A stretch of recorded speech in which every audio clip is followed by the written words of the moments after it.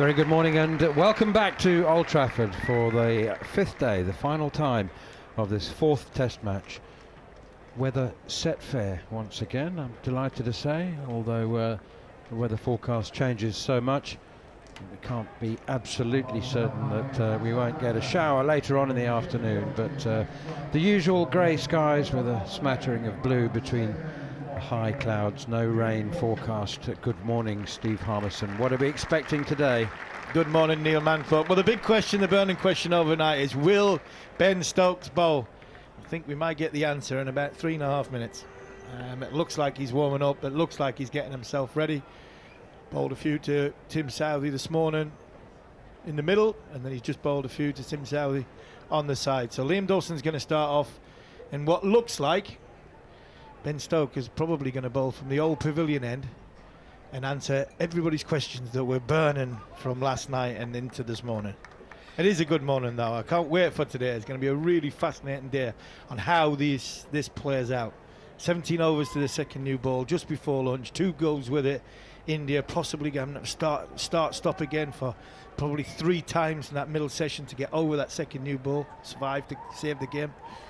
Liam Dawson, left arm spin, first delivery of the morning, and it's tipped away by Shubman Gill out towards mid-wicket, straight to the fielder, Joe Root, no run.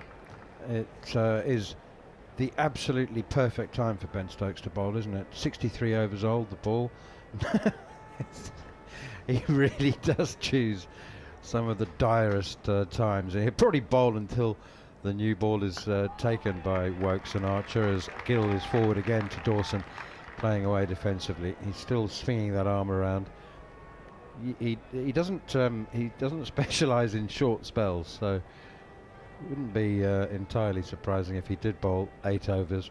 Depends how he feels, I suppose. Might give Bryden Cass a couple of overs. So Dawson is in again, chopped away by Gill for a single to the man sweeping at deep backward point. India's deficit still a formidable 136, but 8 wickets in hand. The other smouldering question rather than burning question is whether and when, if he does, Rishabh Pant will bat. And the broken foot, more speculation overnight that the ICC will approve in October a change to their laws. That will have to be adopted by the MCC, of course, or wouldn't have to be. I mean, it is possible the ICC can make their own playing conditions that would allow injury replacements for what is termed as an obvious external injury. Here is Liam Dawson again, bowls to KL Rahul, playing away defensively on the onside. There's no run. Can't wait for that. I really can't wait for that. I'll tell you why at the end of the over. I really can't wait for that. An obvious external injury. Wow. Yes, exactly.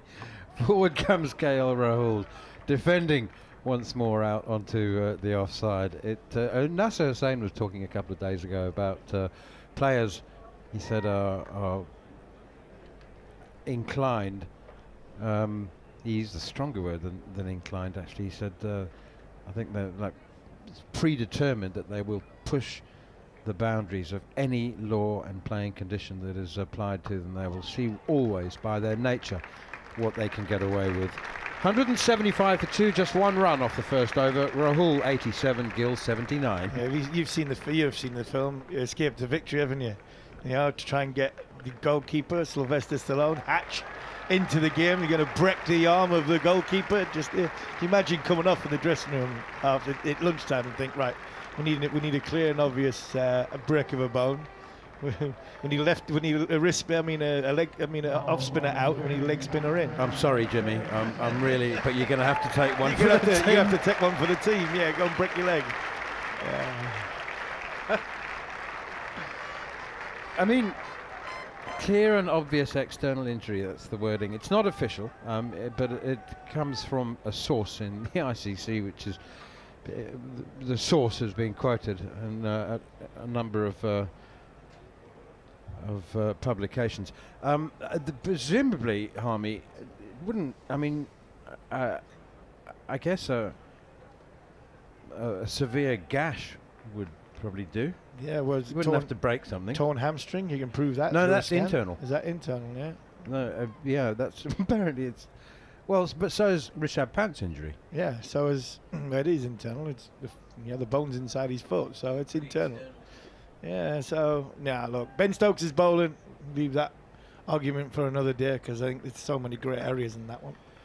Here is Ben Stokes from the Jimmy Anderson end, the old pavilion end, tucked away by Shubman Gill. First delivery in at the pads, and it's flicked away to Dawson behind square on the leg side. Shubman Gill runs the first. Initially was ambling, and then he realised that he could get 2, so he suddenly accelerated halfway through the first run and came back comfortably for the second, and it takes him into the 80s. This is a phenomenal partnership coming together at 0 for 2 after 5 balls. Now 177 for 2. People may ask, well, what will their approach be today? It's the simplest day of batting that they could possibly have. Here is Stokes again, and defended by Shubman Gill. Very often there is an objective, and we must do this, we must try and do that, and this is our target. Today, none of that applies. It's just BAT. Yeah, it is. It's about batting. But I think they've still got to look to score, because the best way to save this game is to get rid of that 134, especially when the new ball comes.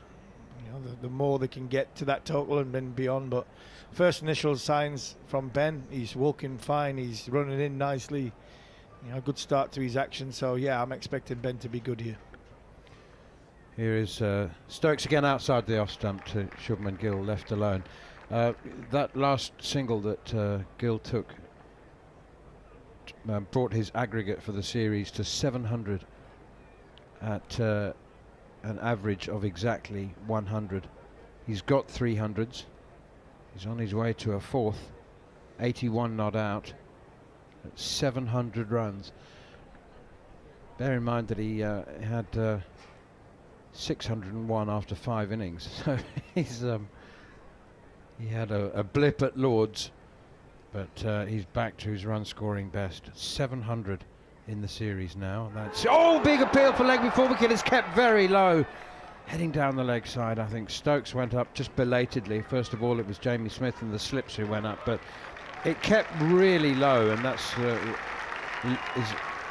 leads you towards an appeal instantly when the batsman is so undone. But definitely heading down the leg side. Gee, that was a shooter. That was a shooter. That's just gone straight along the deck.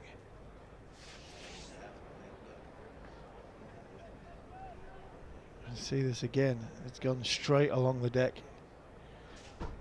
The thing with Ben here, the last 2 balls, he's felt his fingers as he's walking past. Here's Stokes again. Bowls. Gill drives firmly down hard into the ground. It bounces over Ben Stokes' head in his follow through, but it is fielded by Wokes at mid-off. He's grimacing, isn't he? Yeah, but I think it's his hand. I'm not sure of his shoulder. He was feeling his shoulder when he was warming up before. He's walking back and he's gripping his hand. He's gripping his hand behind his back, and I'm not sure if it's something in his shoulder or. Oh, it has. Its head is kept really, really low. Wow, how close could that have been? It's marginally just missing leg stump. Here's Stokes again. Up to the crease now, bowls, and Gill pushes at one outside the off stump. It's gone the other way there. This is his shoulder. It's his shoulder, this. It's not his legs, it's his shoulder. He's not happy at all, is he? That was a very fine delivery, by the way. He's definitely uncomfortable. He's holding it almost like he's got a dead arm. Do you know what I mean? He's coming off here. I think he's coming off here. Yeah, he's got something going on in that shoulder that he's not happy with. Is he coming off? No, he's putting his hat on. And Jon Norman's right. He was feeling this in Birmingham as well. So whether he's got a little impingement in his right shoulder, but something's not quite right with Ben Stokes.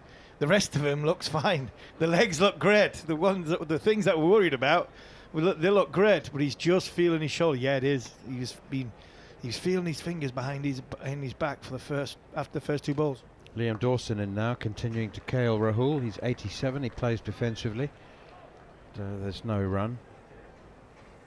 He's got his arms crossed in front of his chest at the moment, and it's the bowling shoulder as well. Just uncomfortable, isn't it? Here's Dawson again, and K.L. Rahul clips it away very nicely through the leg side against the spin, but it was played on length rather than line. Very full from Dawson, and it was angling in towards the leg stump. Clipped away for another couple. Rahul moves on to 89. And fielding done by Joe Root, running back from mid-wicket. Got a slip and a silly point for Liam Dawson. Close catches, backward point, cover, mid-off, mid-on, mid-wicket, and 45 degrees on the leg side. Quicker one from Dawson, keeps a bit low as well. K.L. Rahul defends it. Get a sense, Harmy, that the destiny of the game, the result, may well be decided by what happens in the first 10, 12, 15 overs of that second new ball. Yeah, 100%. And the factor is as well, India have got 4 left-handers to come after this partnership. Here is Dawson, and that is pushed firmly by K.L. Rahul, reaching for it a bit. Slides off the face of the bat to backward point, Archerfield. And the significance of that is Dawson's bowled 23.4 overs so far, 0 for 39, doing what we expected him to do, to hold and end up. You know, it's not really spinning too much off the straight to the right-handers, but left-handers come in 4 in a row. There's a little bit more assistance for Liam Dawson to be more effective against India's left-handers.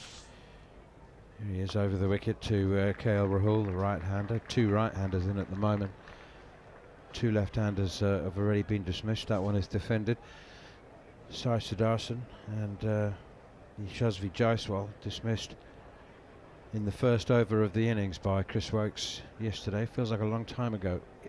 It is a long time ago. We've had 65 overs as Dawson is in again. K.L. Rahul leans forward and plays it defensively out on the onside. Talking about Shubman Gill's series, K.L. Rahul's had a pretty good one too. Over 500 runs for him. And now with 89 to his name, Shubman Gill has 81. Won't be any problem with England's over rate with Liam Dawson bowling like Ravi Jadeja at the moment. Yeah, he is, isn't he? Which I don't think is helping Ben Stokes. But I think it looks as though body-wise, waist down-wise, he's fine. Yeah. I think waist down-wise, that was always going to be the worry. Has he got the energy levels and he got it, the blood pumping in the legs to get himself in a position to bowl? It's not a problem. But it just seems as though there's something going on in the sort of top corner of Ben Stokes' right shoulder, impingement, which is giving him a little bit of grief. Here is Stokes again, bowls his second over of the morning, and it's pushed by Shubman Gill up towards mid-on, fielded by Archer. We were chatting about this last night, weren't we, after play, about,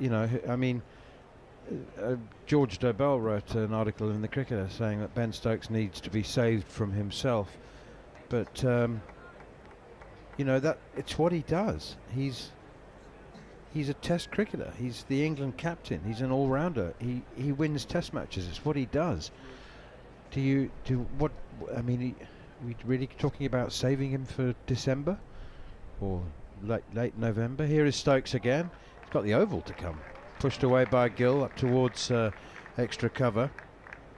Yeah, he's not right here. He's not right here. You can't save him.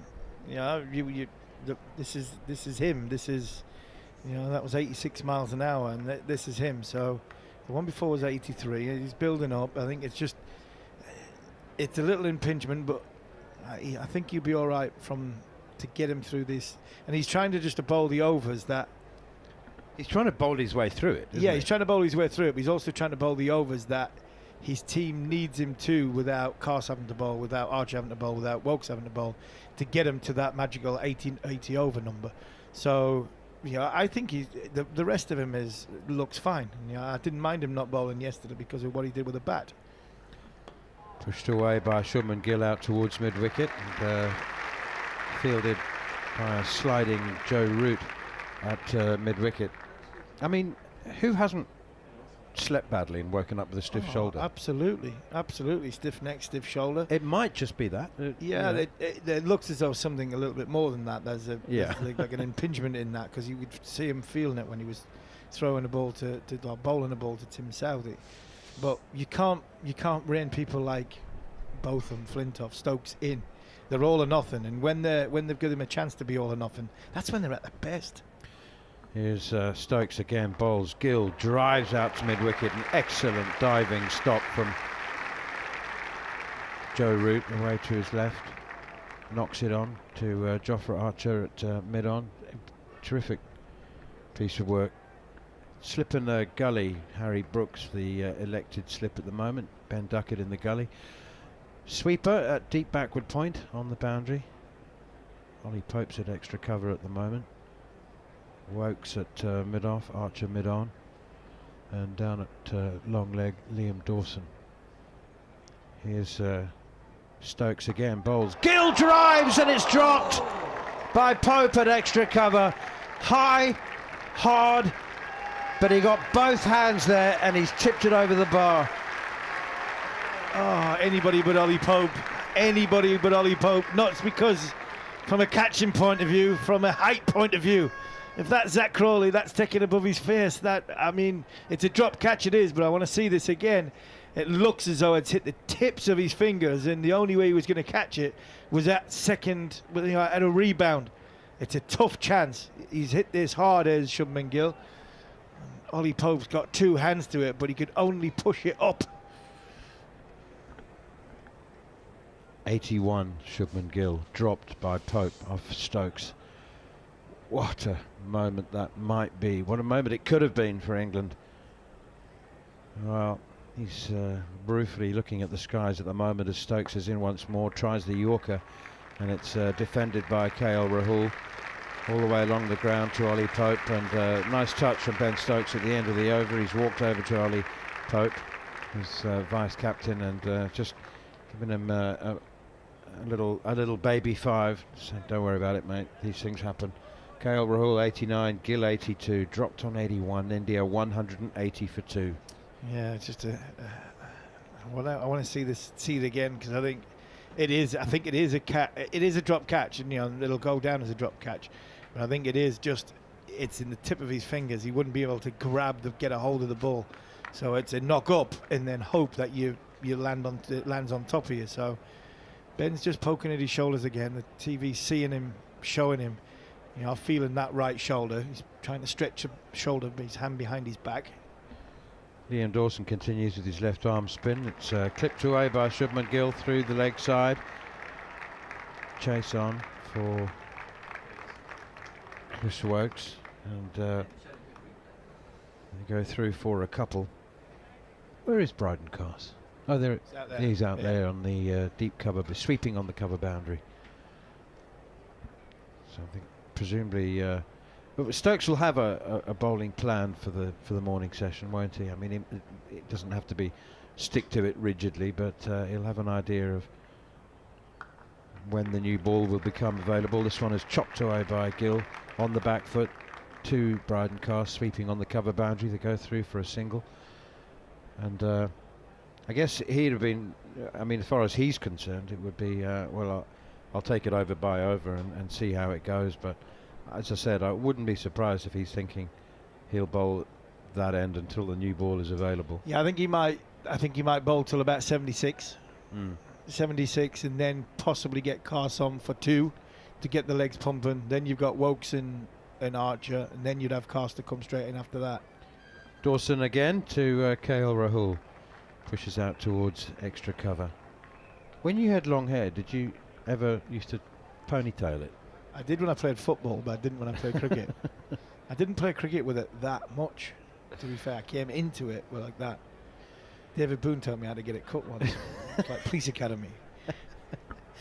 Dawson in again, defended by KL Rahul. I asked because he ties his up. He's in the field, but not when he's batting. Not when he's batting. Yeah, he lets it all hang loose, because there's no way to tie it up when it comes to, I think he'll have an Alice band under his helmet, but there's nowhere to ponytail that behind the within the helmet. with them new secure safety things at the back. Oh, that's right. Yeah, of course. That's Dawson once again to Kale Rahul, the neck protector. Slip and a short leg now. There was a silly point, but he's popped over the other side now. He's on the leg side. Slip, short leg. Man on the sweep at 45. Backward point, extra cover. Mid-off, mid-on, extra cover. I mean, mid-wicket. So, Dawson, can he get one to turn? Keep low, anything, something different. Quicker one this time. Rahul comes forward, defending it resolutely out towards extra cover where Duckett fields. He's really getting through his overs at quite a lick at the moment. That's the double benefit for England. It means that they've got no problem with their over rate, and also the new ball comes that bit quicker. The new ball comes that little bit quicker before lunch, and they get 2 goals at it, really. It's been a great effort from these Indians. Yeah, again, yeah, I'm just seeing it again. It just looked as though he just got the tips of his fingers. It was a middle of the bat. Yeah, it's the tips of his fingers. Then he just palmed. He can't do anything other than just flick through his fingers. Fortunately for Stokes, the anguish on his face. They've got enough 6-footers. Yeah. You need to get Pope in at short leg. Here's Stokes. He is continuing, grimacing his way through. He's holding the arms straight down, rigid after each delivery.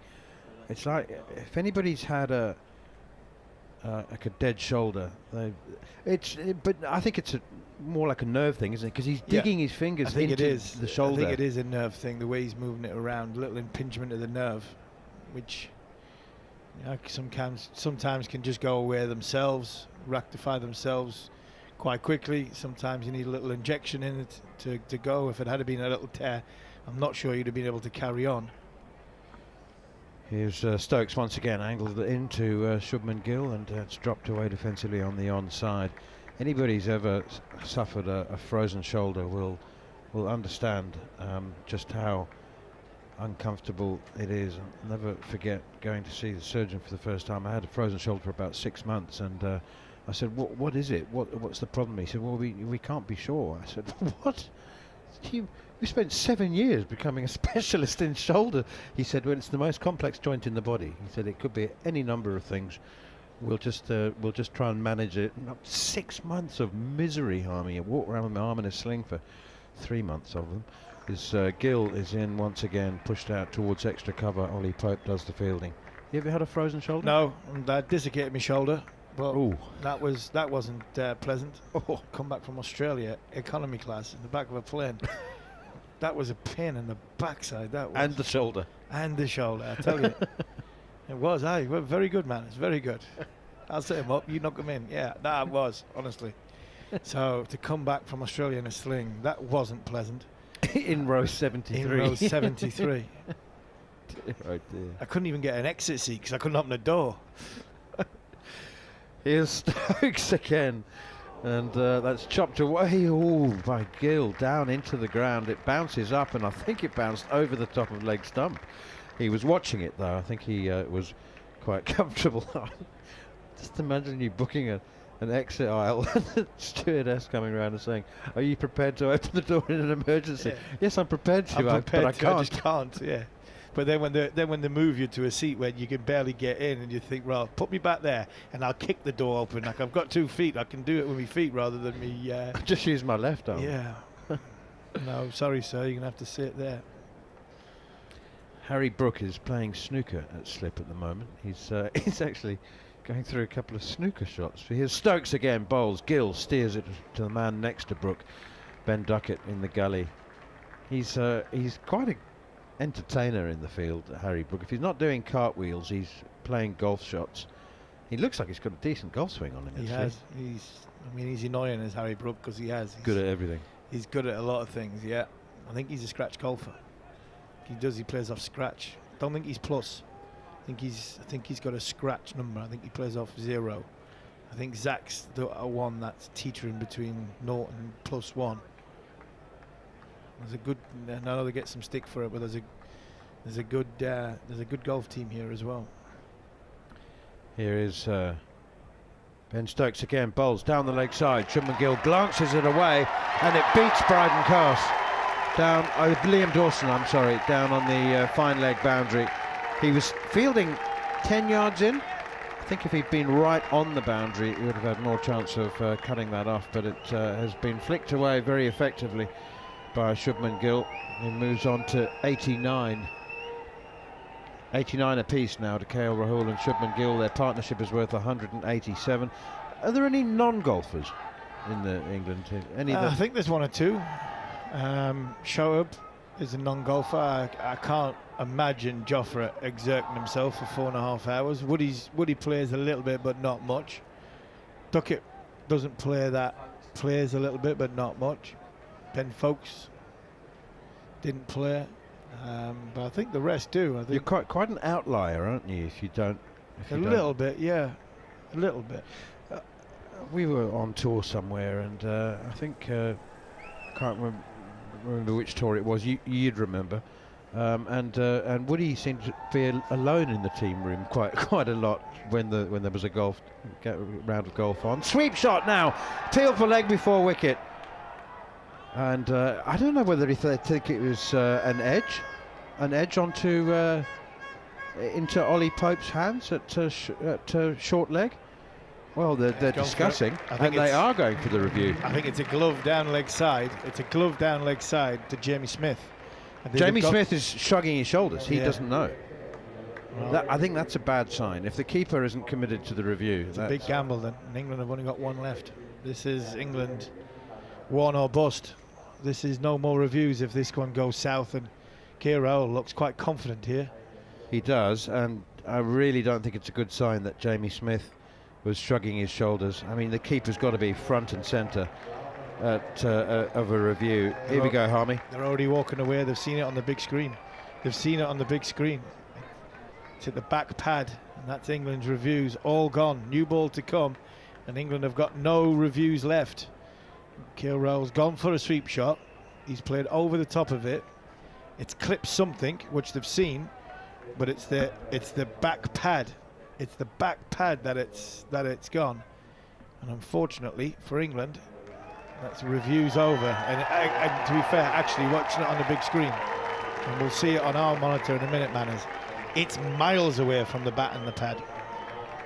Ollie Pope was the instigator at short leg. He was the one who was running around and convinced that they should go for it. Because he did it really well last year, didn't he?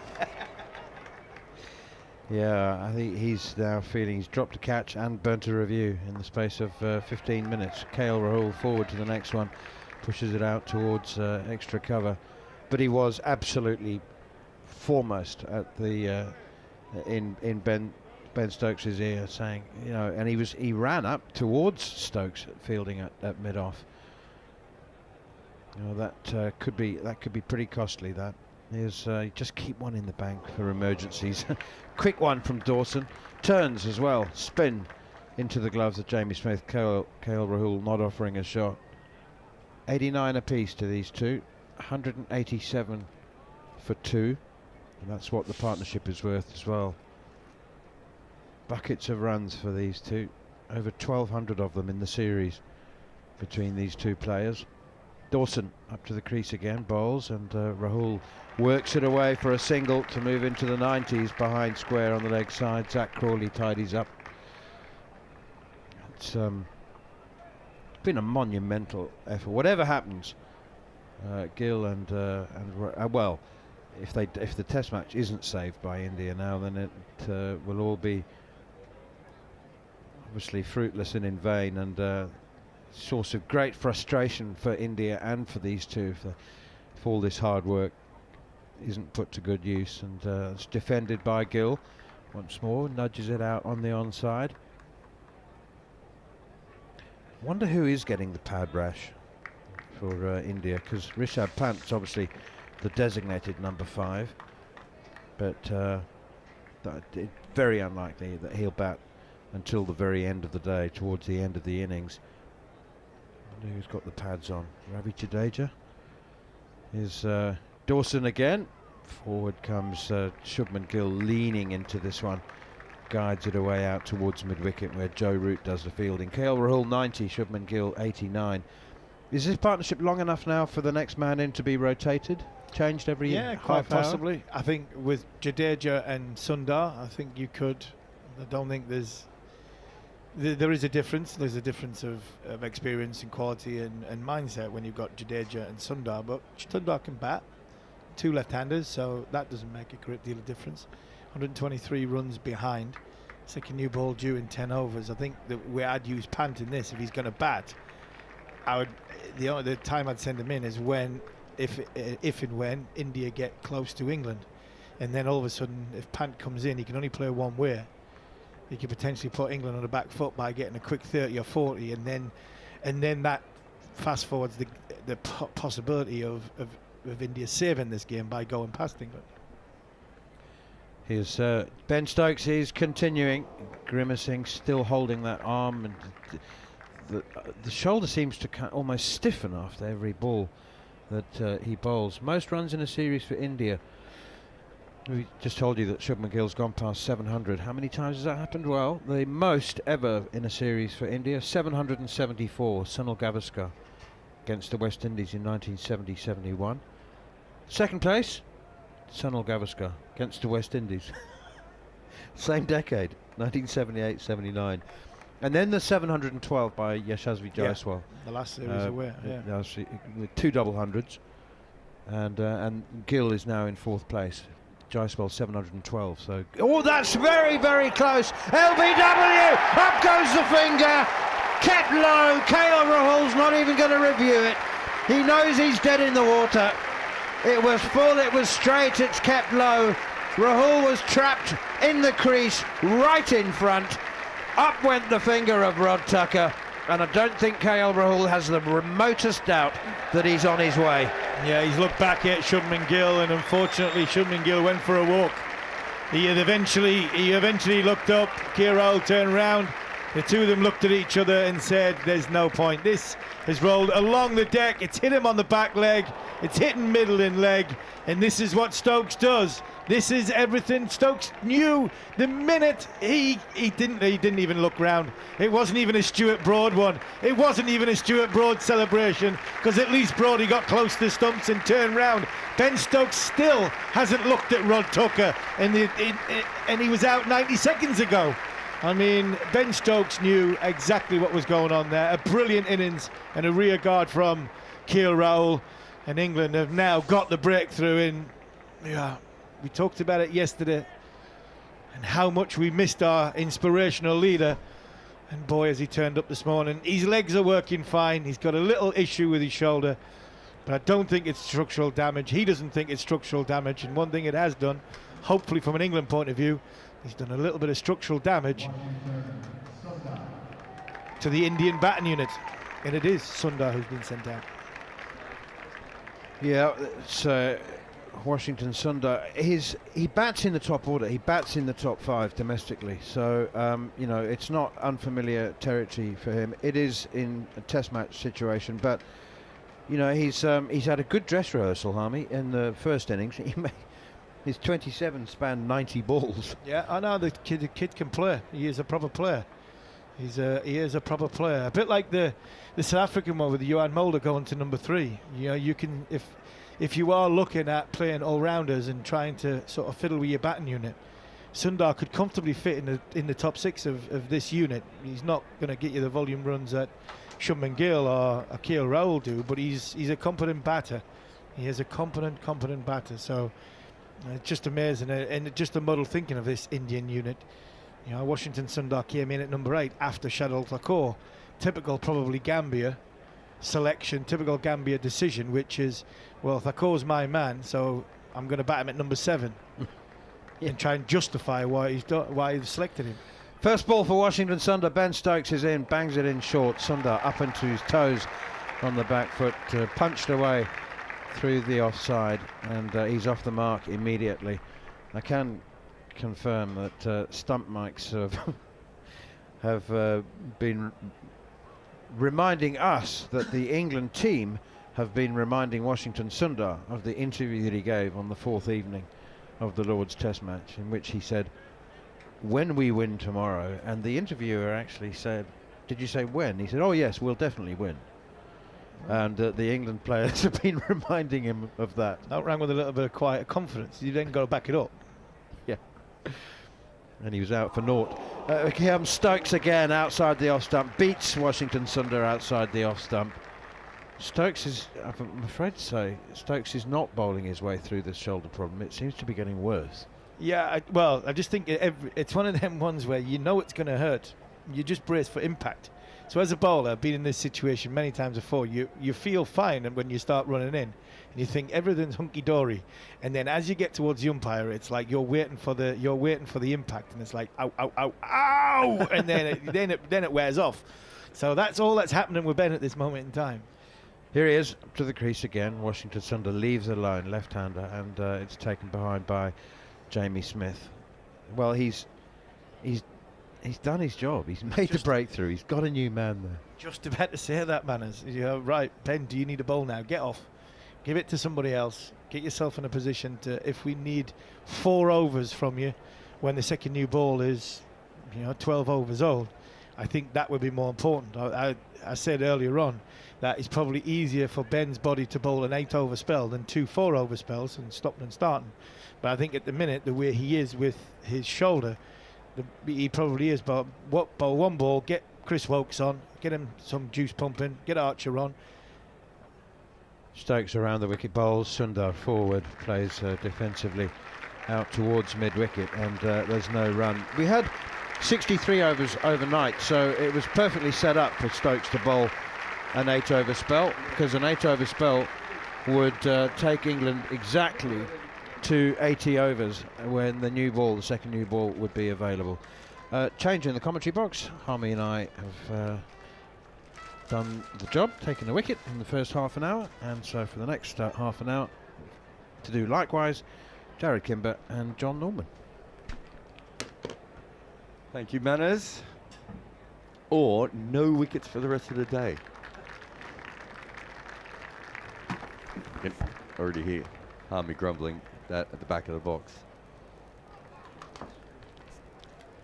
All batted beautifully yesterday, but he got the shooter. Bumble told me the shooters were so slow here that it wouldn't cause any problems. That's the first one other than maybe Chris Woakes' one that we've seen. Yeah, Chris Woakes got one, didn't he? And there was one other one as well.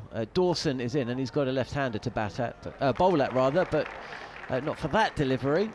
As Shubman Gill somehow manages to get this ball past Jofra Archer. Oh, it's just a laboured lean into the ball, and he kind of watched it go past him, did Archer.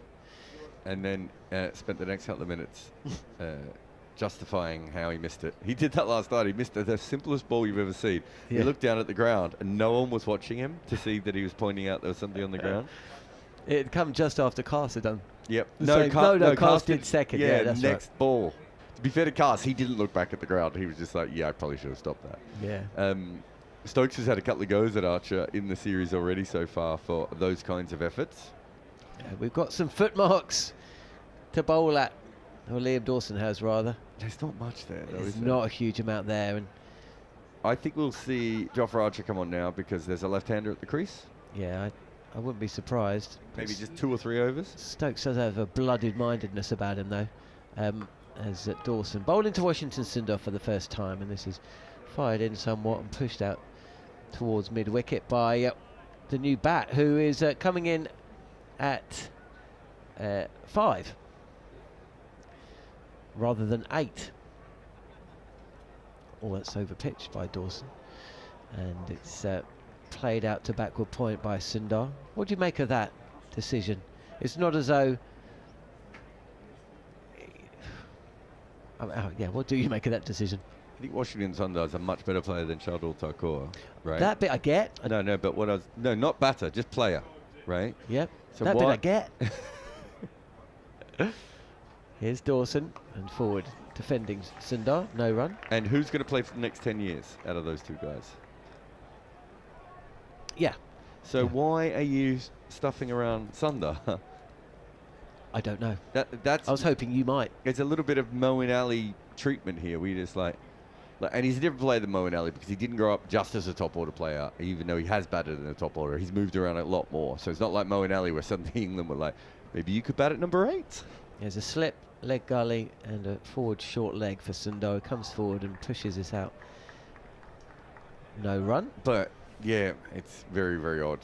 You would have just thought that Jadeja, you can make an argument they needed a left-hander to come out, which is fine, but Jadeja's a left-hander. Yeah, that's what I don't get.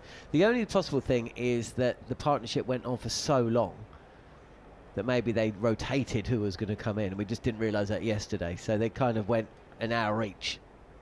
I don't know.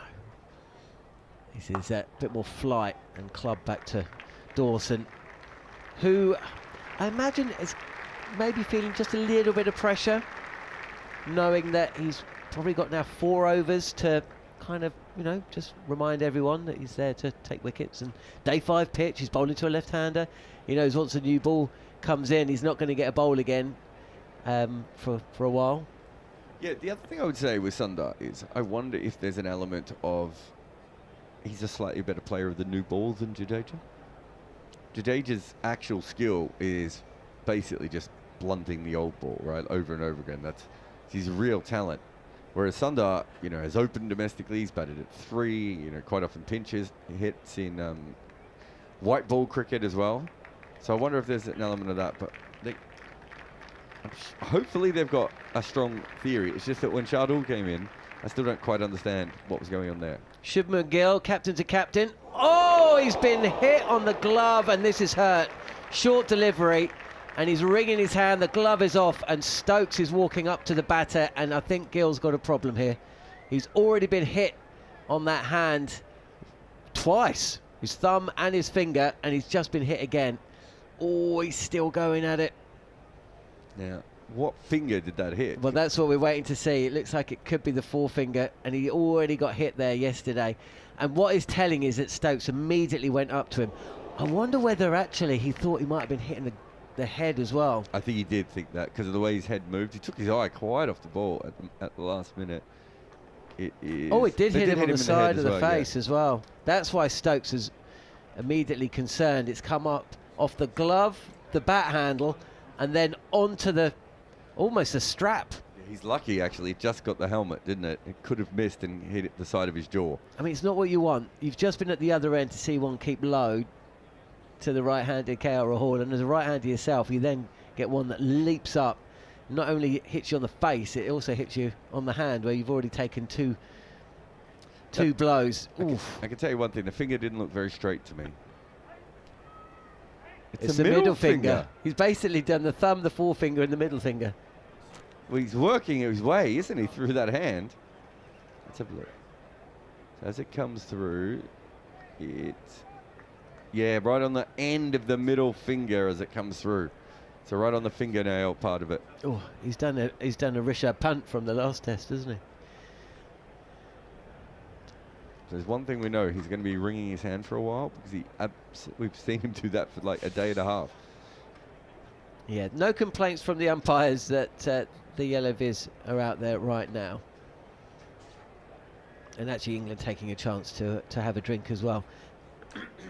If you are just joining us here on the talkSPORT Cricket YouTube channel, good morning to you. 191 for 3 India, they were 174 for 2.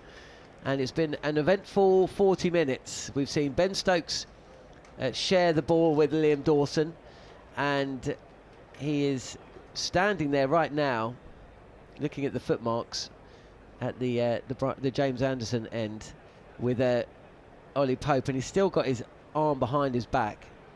And his way of stretching his shoulder, isn't it? He's basically stretching his shoulder out. So we've seen him bowl, and we've seen him take a wicket. A ball that kept low, trapping KL Rahul so palpably LBW that Rahul was almost walking off before the umpire's finger had gone up, didn't review, which, considering the state of the game, tells you all you need to know about just how plumb it was. We've seen a drop catch at extra cover. Ollie Pope putting down Shubman Gill, but I don't know if it was just one of those fingertip ones that he actually fielded. But that was a big moment, and England have burnt their final review to a caught behind decision down the leg side. Ollie Pope, the man who wanted it, the keeper wasn't interested. Dawson, the bowler, obviously keen, and Rod Tucker being proven correct with his not out call. It was a bad review, wasn't it? It was a bad review. Because It never really looked out. And he went on sound, didn't he? Yeah. And well, it definitely hit something. I'm not... exactly, and he heard it, and it was just a back pad. I mean, maybe things are going to... like, this pitch might be about to break up. We've seen two run along the ground today, and we've seen one spit up. So possibly it's about to do that. You get the new ball due in a little while. Might not matter at all. But if they get to the middle period and Jadeja's just knocking the ball around off his hip for hours on end, really at that point, that was a very, very poor review. And it's a poor review, I'd say, for 2 reasons. One, you can't. There's no umpire's call on that. Right? It's binary. It's either out or it's not out. There's no. It's definitely hitting the stump, so we may as well go for it. And so, I thought exactly the same thing. Manners was on comms, and I don't know. So if that's the case, everyone needs to be sure. And as you said, Jamie Smith basically said no. Also, Jamie Smith needs to get a lot better at reviews. It's certainly a weakness, isn't it? Broke a little bit off his helmet. Yeah, actually, Harmy was shouting that from the back of the box, and I forgot to say, with all the which finger was it, where did it hit him, and the fact that everybody else seems to be injured at the moment. A little bit of the helmet did break off. But we are just about to get back underway. We've got 15 minutes until midday, so India would have dearly loved to have got through this period before the second new ball, which is 8 overs away without losing a wicket, but the ball is keeping low from the Sir James Anderson end, and this isn't a good sign for Shubman Gill or India, because Shubman Gill has taken his glove off again after meeting this ball on a forward defensive block. It's a little inside edge actually, and he's wringing his hands again. I think you're right, we're going to see this a lot. You can see the England fielders are just watching on, and he's in trouble here, isn't he? Yeah. I mean, it's hurting him to put his glove back on. So what it's like to actually hit a cricket ball with a... Also, that didn't hit like a toe or a high up or anything. He shouldn't have reverberated the way it did. Stokes again, and this is left alone by Gill. Gratefully, I imagine. You've got at one end, you've got the batter playing a forward defence, taking his glove off and shaking his hand. At the other end, you've got a bowler who, the minute he finished that ball, started stretching his arm like it was about to fall off. 5 Test cricket. Oh, jeez. Don't you just love it? You got a keeper with a fractured foot. There are kids at home just being like, I don't understand why these guys don't play T20.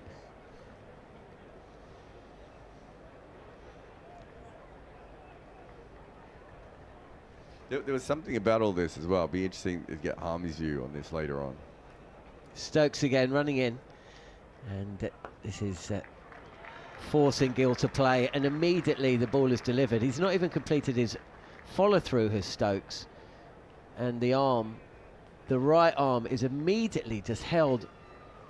I thought he was clutching his hamstring. If you're watching and listening, imagine someone clutching the hamstring. You know that immediate grab to the back of the hamstring. Stokes is essentially doing that, or looking like he's doing that, after every single delivery, and he's not even waiting to complete his follow through before his arm is almost involuntarily going to that position.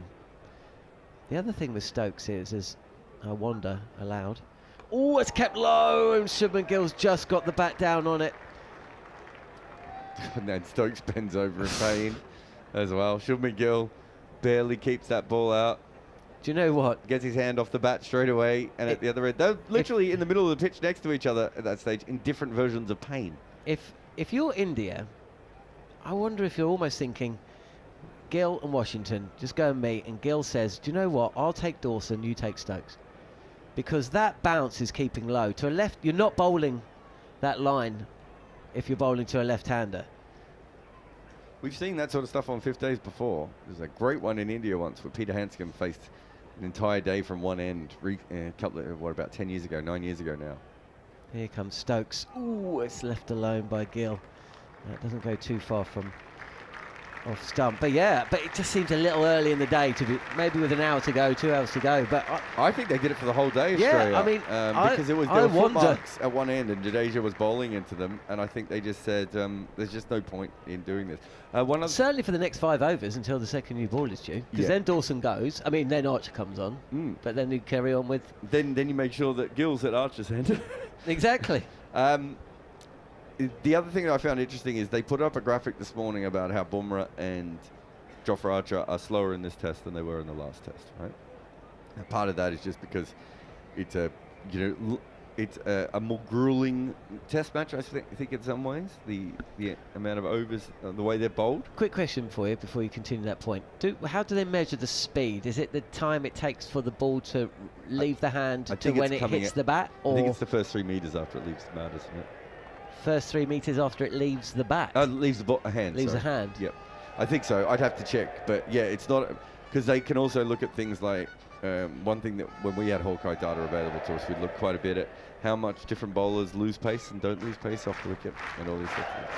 But they put that up, and it does tell you that you can't bowl slower these days, because the minute you bowl slower, someone's going to put it on the screen. So these players have to be at 100% all the time. That was not how cricket used to be played.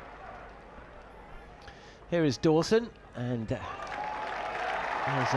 certainly a couple of runs, and they do take 2. It did seem like almost a single wouldn't be the worst thing in the world there. There's a comfortable 2 for me. And they come back for 2. Washington moves to 4. India trail by 118. They're 193 for 3 after being 0 for 2. Incredibly. Just before lunch yesterday, but they have lost a wicket this morning. KL Rahul, LBW for 90. There's a good comment about KL Rahul on the chat box. I'll have to go back and just read it. As Dawson is in with a silly point and a short leg and a slip. Also Stokes at short mid wicket.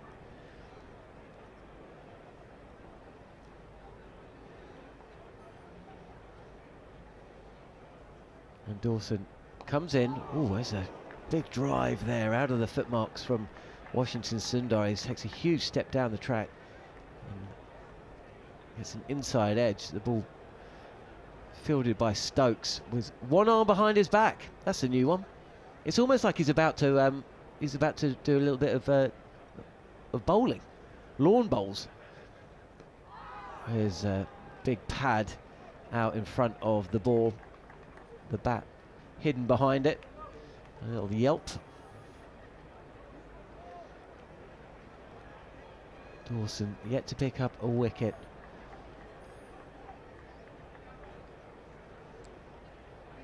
But with a left-hander to bowl at. And a bit of rough to aim that ball at, and he's in now. And on the back foot, punching, pushing really. Jessica, the Transmetal Alchemist, says John's wearing his Starry Night shirt, which we last saw in the previous test. Jarrod is wearing the same open jacket plus white t-shirt ensemble he's been sticking to all test match. What a breaker. If it works, eh?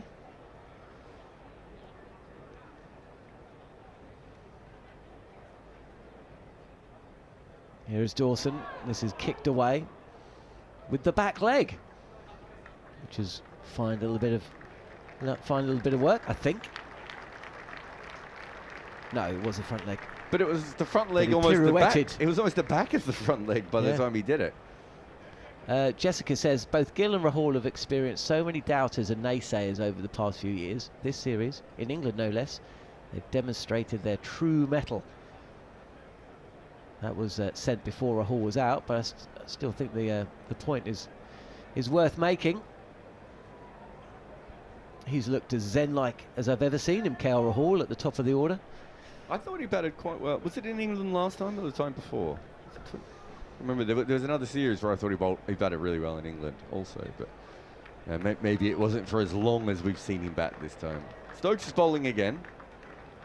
You know that long break with Shubman Gill and his finger, and at no stake did Stokes actually get a professional on to look at his shoulder. I'm not sure they can do anything, can they? This is pitched up and pushed out to extra cover, no run. Well, at the very least, it will ensure that he doesn't have to use his left fingers digging into his nerve. Oh, what? joint. Oh, you mean get someone else to massage? Yeah, give him a massage. that's what I was thinking. Like, I just don't think it's. I mean, he's doing it every delivery. The analyst says if India draw, I hope Akash Deep will be back for the last test. I think he'll play, won't he, Akash, as long as he's fit? Yeah, he'll certainly play. But I don't think he's going to be fit, is he? I don't know. Here is Stokes, and this is Well, it's ran down to backward point, but Ben Duckett at gully runs round to cut it off. England want to be bowling at Stokes. England want to be bowling at Shubman Gill at this end. He's taken a painful blow to his middle finger, and we've seen the ball keeping low and then leaping up off a length. So if you're a right-handed batter, beware. I think these Indian batters need to possibly try and rotate the strike.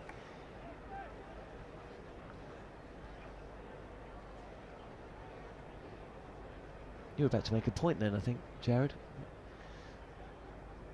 Here is Stokes, and this is dropped down in front of Ollie Pope, who put down that chance at a similar position earlier on today, giving Gill a life. He's had 2 lives. He was, of course, dropped yesterday at gully by Dawson on 46, and then earlier today on 81 at extra cover, and he's now moved on to 90. Will Stokes bowl again? That's the other thing. Ever. Today. I wonder if it's one of those ones where, well, you never know with Stokes. He'll bowl if he possibly can. He'll hope he won't have to. But still 7 wickets to get for England today. As Stokes comes in, and this is defended by Gill. No run. Yeah. So the Indian lineup's interesting, of course. Let's assume that they draw this, because then they have to go into the next game for a win. They can't play Shardul, and they can't play Cambodge, right? They need a third seamer. Arshdeep Singh, I think, can play that test, can't he? Or has he been ruled? Because he's still here. Yeah, well, he's been bowling. So he doesn't look like he's fully fit, but well, he has been bowling. He injured his left hand, didn't he, in the nets? That's what ruled him out of this test. He had some strapping on it. But if he can't bowl in the 5th test, you would have thought they'd send him off. This is push to the leg side, no run. It's 193 for 3. So if he comes in and Akash is fit, I think, and even Kuldeep, they just have to pick 5 bowlers and try and bowl England out in the last test. Exactly. Whatever happens, they're going into that series either 3-1 down or 2-1 down, and so they need to take 20 wickets. They need to win the game. A draw's not good enough. And so you would have thought that they would throw caution to the wind and just bowl or select a team. I'll explain that in a second. Here comes Stokes again, and fields from his own bowling with his left hand, because his right hand is behind his back, which is quite a good trick if you can do it. They've just been showing the inconsistent bounce this morning. So the wicket ball bounced at about 8.5 metres, I think, maybe 8.3 metres. So between 6 and 8 metres, you're looking at sort of, like actually these days more, 5 to 7 metres is considered a good length. Anything behind 8 metres is considered short, if not, quite a bit back of a length. And considering that hit KRL on the knee roll, and not particularly going up on the knee roll, I think that tells you a lot. Whereas the other ball that hit Shubman Gill on the helmet also bounced at around 8 metres. So they're getting more variable bounce up and down than we've seen. We have seen it at times. We haven't seen it as closely put together, I'd say, John, is probably the best way of putting it. So get a left-hander on at that end, you'd think. Well, you've already called for it. But it's the left-hander at the other end, and he's Sundar just trying to turn this ball around the corner, but it's fielded by Archer. So we move on. How long to the new ball? Second new ball available in 5 overs. But I think England will be quite happy with where they are. They just don't want Stokes to bowl anymore, so forward and defending is Sundar. No run. He kind of has to now, doesn't he? Take it. Yeah. No, I mean, he has to keep bowling until the second new ball. Yes. Because India delayed the second new ball, didn't they? No, I mean, Stokes has to keep bowling until they take the second new ball. No, I get it. Yeah. And yes, he does. Or, Like he brings Root on for a couple. Yeah, that is possible as well. Dawson again, and defended by Sundar. Because if Jofra was going to come on, it's kind of too late now for him to come on and come off again. Yeah. I was saying to Harmy last night, it's that kind of like neither close enough, not far enough away kind of zone for Archer to have come on. 63 overs. So now he'll take the second new ball for sure. As Sundar is forward, and this kind of pops up a touch, but he's really trying to smother any movement. There's Sundar, disrupt the line. He's and getting outside the line. Where's he batting? On off stump? Yeah, he's trying to get out towards the foot marks and just... Yeah. Although the ball's actually... I haven't seen too many land in the foot marks and play up, but the ball, just in general, even around the foot marks, has popped up a couple of times. Let's have a look at this one.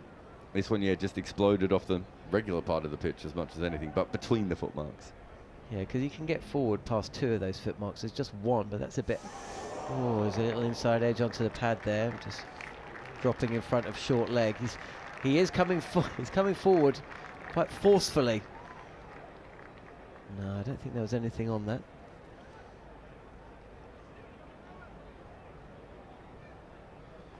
Last ball of the over.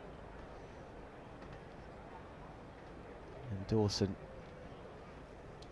is in, and it's defended away.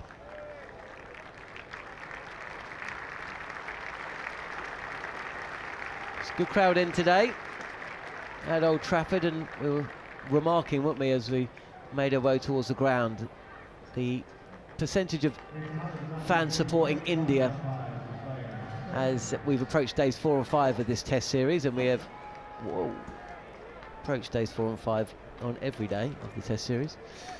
It's got more and more in favour of India as the series has gone on, and that's certainly the case today. You heard that with one of probably the last boundary that was hit. Huge cheer. It almost sounded as though a wicket had fallen. It was that kind of cheer. We haven't had a lot of boundaries today. One, maybe? One boundary today. It's been slow going, it's been intense, but then that's how the majority of this series has been played.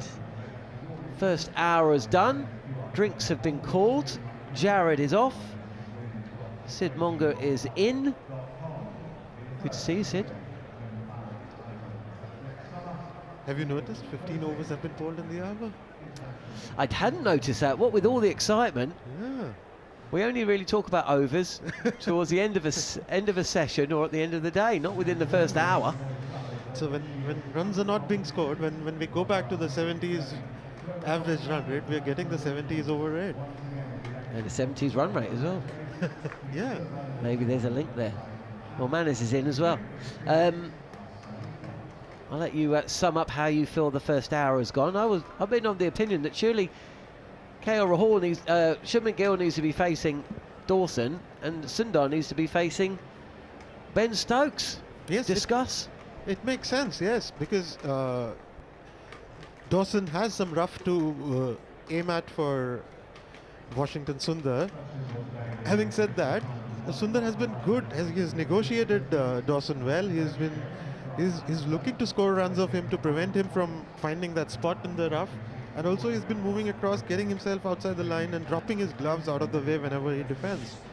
But yeah, at the other end, it can actually help to have a left-hander because the spot that the ball is keeping low from is just outside the right-hander's off stump.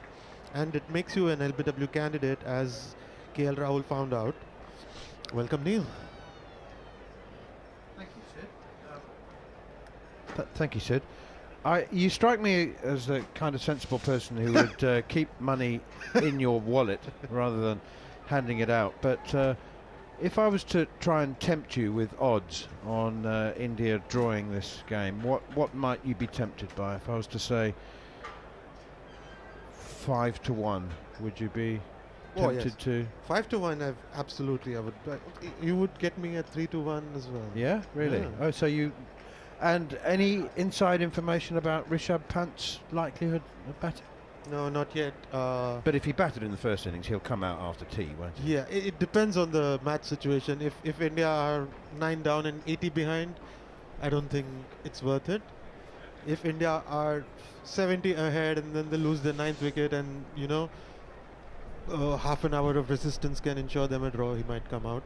And you never know with Rishabh Pant. He might be the next man coming in. It'll be Jadeja though, surely, won't it? And then, Could be Shardul Thakur. The batting order has been very, very flexible. Tom Gambier, a huge fan of Shardul Thakur. Was he? I don't know about Gautam. You just rolled your eyes.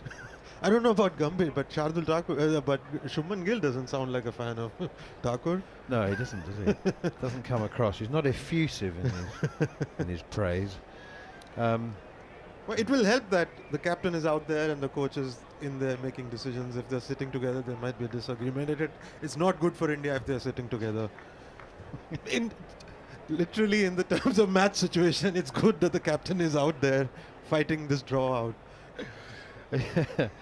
He's on strike now, and it's Ben Stokes, in the middle of a wonderful, wonderful spell of bowling, and the first delivery after the drinks breakers, defended by Shubman Gill. The ball rolls gently up towards Archer at mid-on. Just stating facts.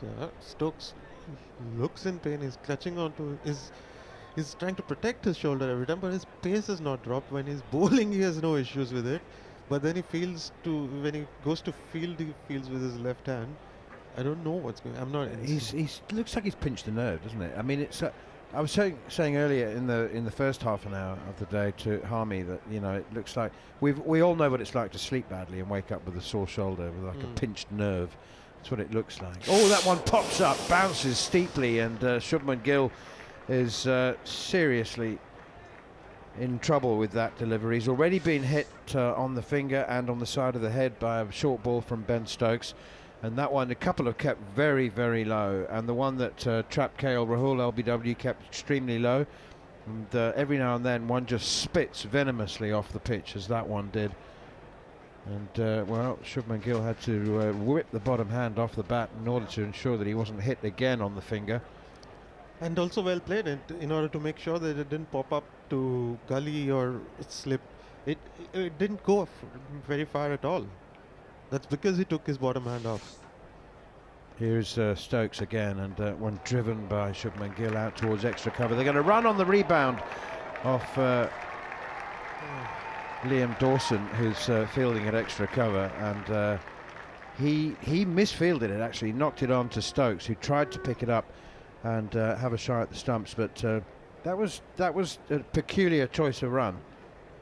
It's actually good for India that Gill gets away from this end, and Washington Sundar, because that spot, if it even if it jumps from or stays low from that spot, which is short of a length outside Gill's off stump, it will be outside Washington Sundar's leg stump. It's not going to bother the left-hand batter that much. So it's good, and also Dawson is actually honing in on the rough from the other end. So it works for both of these batters if they are at these ends. Here's Stokes bowls to Sundar outside the off stump, and it's left alone. We were talking earlier about Shubman Gill's aggregate. He's I think he may just have gone past Yashasvi Jaiswal, who scored 712 runs. What was that, 18 months ago against England in India? 712 in the first two places, both occupied by Sunil Gavaskar with 774 and 732, both against the West Indies in the 1970s. Also 5 Test match series. As Stokes is in once again around the wicket, bowls to Washington Sundar, leaps onto the back foot, knocks it away on the onside. Ollie Pope does the fielding. I guess that'd be a big deal in India if Shubman Gill gets himself to the top of that list. Right now, nobody's counting runs. It's if India do not go to the Oval 2-1, these runs are going to come with even if he gets to 775, it's going to be with an asterisk, with a kind of an unsatisfactory feeling. Yeah, it's a lot of hard work that he's put in, and if it's to no avail, then Stokes in once again, fields it once more with his left hand as it is pushed straight back to him. I said right from his very first over to Steve Harmison that it looks like he's going to try and bowl his way through the pain barrier, and sometimes with a running injury you talk about running it off, But I think he's just getting worse at the moment, and he's in very, very clear pain. I think you are onto something. It might just be a nerve, because if they felt that he's going to make any muscle worse, I think he would have been advised not to bowl at all. I don't know how useful it is advising Ben Stokes of anything. In fact, it may be a bit counterproductive. If you say, my medical opinion, Ben, is that you shouldn't bowl. Right, I'm bowling. Here's Liam Dawson continuing to the right-handed Shubman Gill, and knocks it away out in the onside. Turns down the run. Just exactly as you were saying, Sid Mongia. You are onto something there. Shubman Gill turns down the run. He's protecting the number 5. So early in the innings. Interesting tactic. It makes sense. It's just that if you get out now, you will be embarrassed, pushed away by Gill defending it out on the offside. Not embarrassed. We would just be looking back and thinking and wondering if we should have trusted the other batter to just play it out. It's not like it's been spitting cobras. So yeah, it's a very interesting turning down runs, 3 wickets down. Here is Liam Dawson again outside the off stump, left alone by Shubman Gill again. It's taken by Jamie Smith. 194 for 3, the only man out so far today. KL Rahul LBW to Ben Stokes for 90. He also has had a terrific series, an aggregate of over 500. We've got a slip, a silly point, and a short catching cover. Shubman Gill stretches forward, pushes it up towards mid-on. I also feel like I should make a note of that, turning down that run. There you are in your homework book. It could be a very, very interesting moment if we look back on it as a potential turning point. As Dawson is in again, it's cut by Gill out towards Bryden Carr, sweeping on the cover boundary. This time they do take the single, so maybe it'll just be the first. First 2 balls. Yeah. Or first 4 balls, and then, well, it's actually good that Gill stays away from Stokes. It's not like Gill is protecting Washington Sundar, the batter. He's just protecting him from the rough from this end. Well, maybe he's protecting himself from Stokes as well. Yeah, but now he's at Stokes' end, unless Washington takes a single. That's exactly right. 3 catching around the bat, and Stokes himself is in at short mid-wicket. And a slog sweep from Washington Sundar, and he's gone straight down the ground. It's plugged like a gap wedge in the outfield as Wokes chases. Big, powerful slog sweep from Washington Sundar. Looked like he was trying to hit it over mid-wicket, and it's gone over long on for 2. That plug was the perfect result, because they turned down the second, and now Washington stays at Stokes' end. If it had gone for 4, we would have had Gill back on strike against Stokes. Now Washington just takes the single. It's very, very early. I'm always I'm slightly superstitious when it comes to changing the natural flow of a game this early in the day, before lunch. See, this is what I was looking for when I was saying I wonder if he gets out, and if you look back and you've summed it up in words perfectly. You will question yourself, did I do right by disrupting the natural organic flow of the game so early in the piece? It doesn't feel quite right, does it? It's a bit like telling lies. You need to remember what they are so you can repeat them later. Here's Stokes again, bouncer to Washington Sundar, and it's left alone. If you always tell the truth, you never have to worry about being caught with your pants down. And it's so. Hang on, what are we doing again? Which end am I supposed to be at? Well, hang on. But in cold light of the day, it actually makes sense for Gill to stay at that end where the rough will be outside his leg stump, and for Sundar to be at this end when Stokes is bowling from the Anderson end, where the spot from where the ball is misbehaving is outside his leg stump.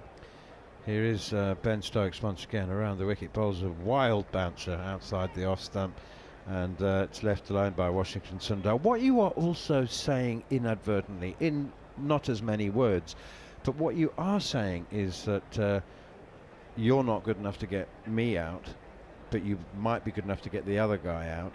And, Yeah. you know, hang on, they're all international cricketers here. They should be good enough to get anybody out, whatever they are, left-handed or right-handed. But we'll see. I mean, it does. It makes absolute sense. We can follow the logic. It just seems a bit early in the day. Here's Stokes around the wicket again. Bowls. Sundar plays defensively up towards mid-off. He won't be in any way awed by batting at number 5, is he? I was saying earlier he's batted 5 plenty of times domestically. Yeah, absolutely.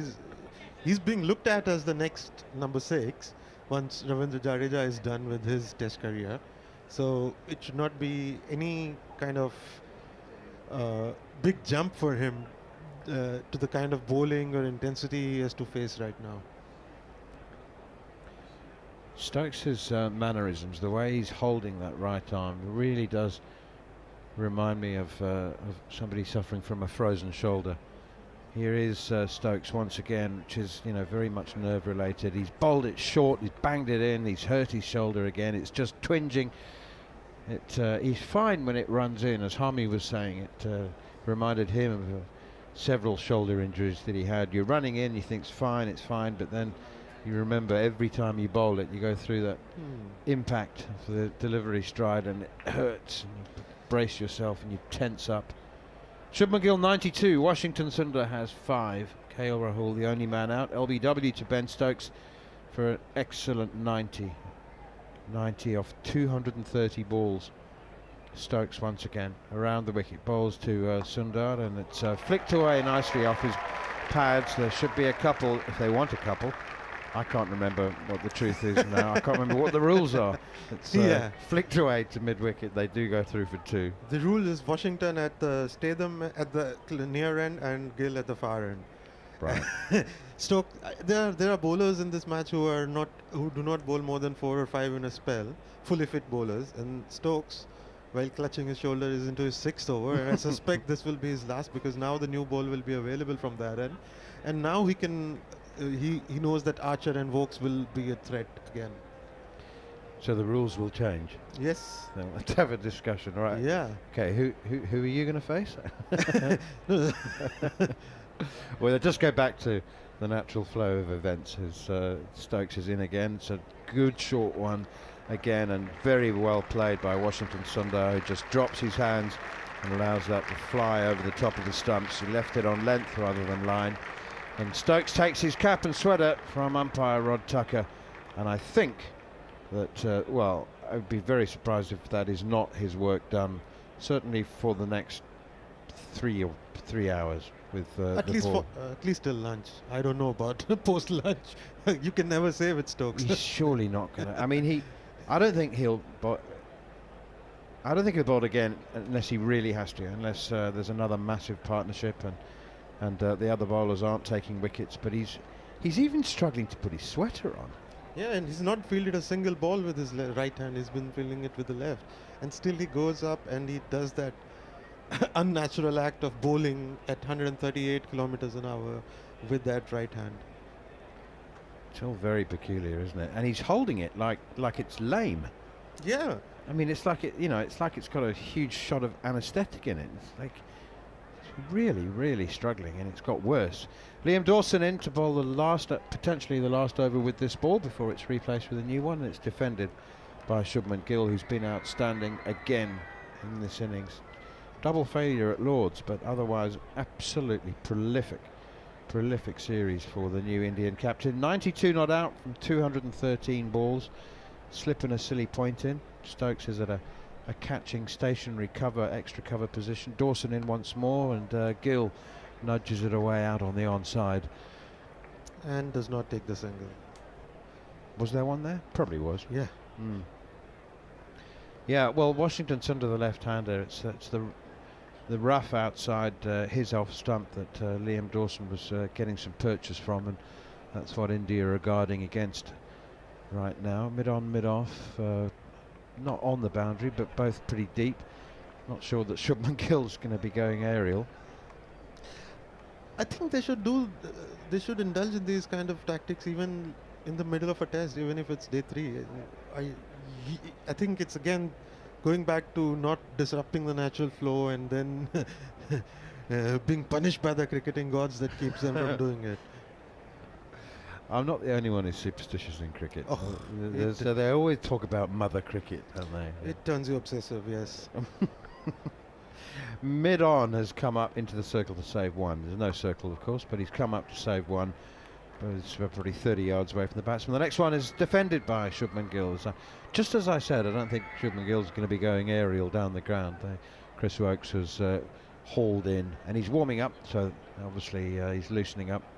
New ball is due, and I suspect will be taken immediately after this over. Dawson in again. Forward comes Gill. Ben Duckett's still pretty deep, 3/4 of the way back at mid-off. Cover sweeper, backward point. Archer isn't warming up. Loosen up, Jofra. Well, 80 overs. Maybe during the next over, yeah. Maybe he doesn't need to limber up. Maybe he's just maybe Yeah. he had a long physio session this morning on the masseur's bench. Everybody coming up to save one now, including deep backward square. Everybody apart from the cover sweeper, that is. There's a silly point to slip. Everybody else saving one. 3 on the offside, 3 on the leg side. Dawson in, bowls. Shubman Gill is rock solid, resolute in defence. He wasn't even bothered about attempting to take a single, the last ball of the over. So Chris Woakes is taking his sweater off. He's handing it to umpire Rod Tucker, and the new ball is about to be escorted onto the field. Woakes will take it. I'm just looking. Jofra Archer still hasn't so much as rotated a shoulder, let alone swung his arms around or loosened up the back. It was almost 24 hours ago that Shubman Gill came out to bat against the first new ball with a few minutes to go to lunch. We are now into the second new ball, about 40 minutes to go to lunch. This is an absolutely crucial 40 minutes for him to see through. This new ball is what the test match rides on. If in the next 20 overs India lose no more than 1 wicket, India still have a good chance to draw this match. But if England can take 2 or 3 wickets, it's going to be England ahead. The whole series is on the line in the next 1 hour, 1 to 1.5 hours. Absolutely, profoundly agree with that. I mean, it's the biggest hour of the series coming up, and there's been some big ones, but it's the series result which is on the line. What you reckon? 20 overs, right? Yeah, this next 20 overs decide whether we go to Oval with the series alive or not. And I think England need a minimum of 2 Yeah. wickets. I think that they can somehow find a way to get to dismiss the bowlers, but. Here is Chris Woakes, first delivery with the second new ball. It's outside the off stump to Washington Sundar. Leaves it alone, taken by Jamie Smith, with England reinforcing the slip cordon now. We've got the old firm back in place with Root at first, Brook at second, Crawley at third, Duckett in the gully. There's Bryden Casters at backward point. Ben Stokes, the captain, at mid-off. Jofra Archer at mid-on. Ollie Pope under the helmet at short leg. And Liam Dawson it is who's down on the long leg boundary as Woakes is in once again from the Jimmy Anderson end. It's wide of the off stump. Don't want to be bowling too many of those. He knows it. He's a pretty undemonstrative chap, Chris Woakes, but he doesn't angrily berate himself, but you can tell he just that little shake of the head. Come on, Christopher, bowl it straighter. Must be doing it internally, yes. We don't see either Karst or Archer warm up. Don't tell me Stokes is going to go into his 7th over. No, surely not. No. Here comes Woakes again. Bowls edge, falls short of third slip. Crawley makes a very good stop on the half volley. Genuine edge though. I think if Ben Stokes took his sweater off and handed it to the umpire, you might well see Rob Key or Brendan McCullum or both running onto the field to prevent him from bowling. He's surely not going to bowl. Surely not. It'll be. Why would it not be Archer? Except that he still hasn't shown any sign. Oh, there we go. Yeah. He's touching his toes. Yeah. Maybe Archer doesn't need to loosen up. He is effortless pace, isn't he? You're just naturally agile. Here's Wokes again, bowls, and Washington Sundar plays defensively. The crowd really have come alive now. I think those who weren't paying attention, I think there's a ripple of information has gone round the ground. Guys, the new ball's been taken. It's going to liven up. I think that edge woke them up. That's true as well. Yeah, Washington Sundar has 7 off 35. Very good dress rehearsal in the first innings with his 27 spanning 90 balls. He's playing the same sort of innings now. Wokes in again outside the off stump, left alone by the left-handed Washington Sundar. India will take another 90 balls from him. If They prefer 190. There's a lot of cricket left to be played. Yeah, Chris Wokes at 79 miles an hour, yep. There might be shake of hands if he reaches 190. Well before that. That's 190 is 30 overs, and that means 30 at the other end. If India bat 60 more overs, I think they will be safe. Yep, I think so. Pushed away defensively again by Washington Sundar, and there's no run. Not necessary, almost certainly, but not necessarily. Depends how many runs they scored. Yeah, it's exactly what I was coming to. India right now are not looking at the number of runs, but there will be a time when India get close enough, and then runs will become a factor. They're 113 behind. Once they get close enough, then every run scored is a run that England have to come back and score. So it's almost like worth 2 runs, because we're just talking about time and not about whether England have the wickets to score them or not. Ben Stokes is giving the brand new ball a little bit of a shine on his sweater, and he's walking back to the top of his run-up with Jofra Archer. Absolutely crucial spell. Archer dries his hand with the sawdust. Is that Simon Finch, the Barmy Army trumpeter? Here's Jofra Archer, bowls short ball to Shubman Gill, and he pulls it away for 4 behind square on the leg side. What an emphatic start by Shubman Gill against Jofra Archer. Gill's been struck on the glove and ricochet onto the side of the helmet by a bouncer from Ben Stokes. Jofra Archer quicker, although that was 80 miles an hour. He's not at full pace, but that was an emphatic statement from the Indian captain. Bit of a loosener there. Interesting from Stuart Broad in the morning. I think Jasprit Bumrah told Ravi Shastri that the footholds are not very reliable here.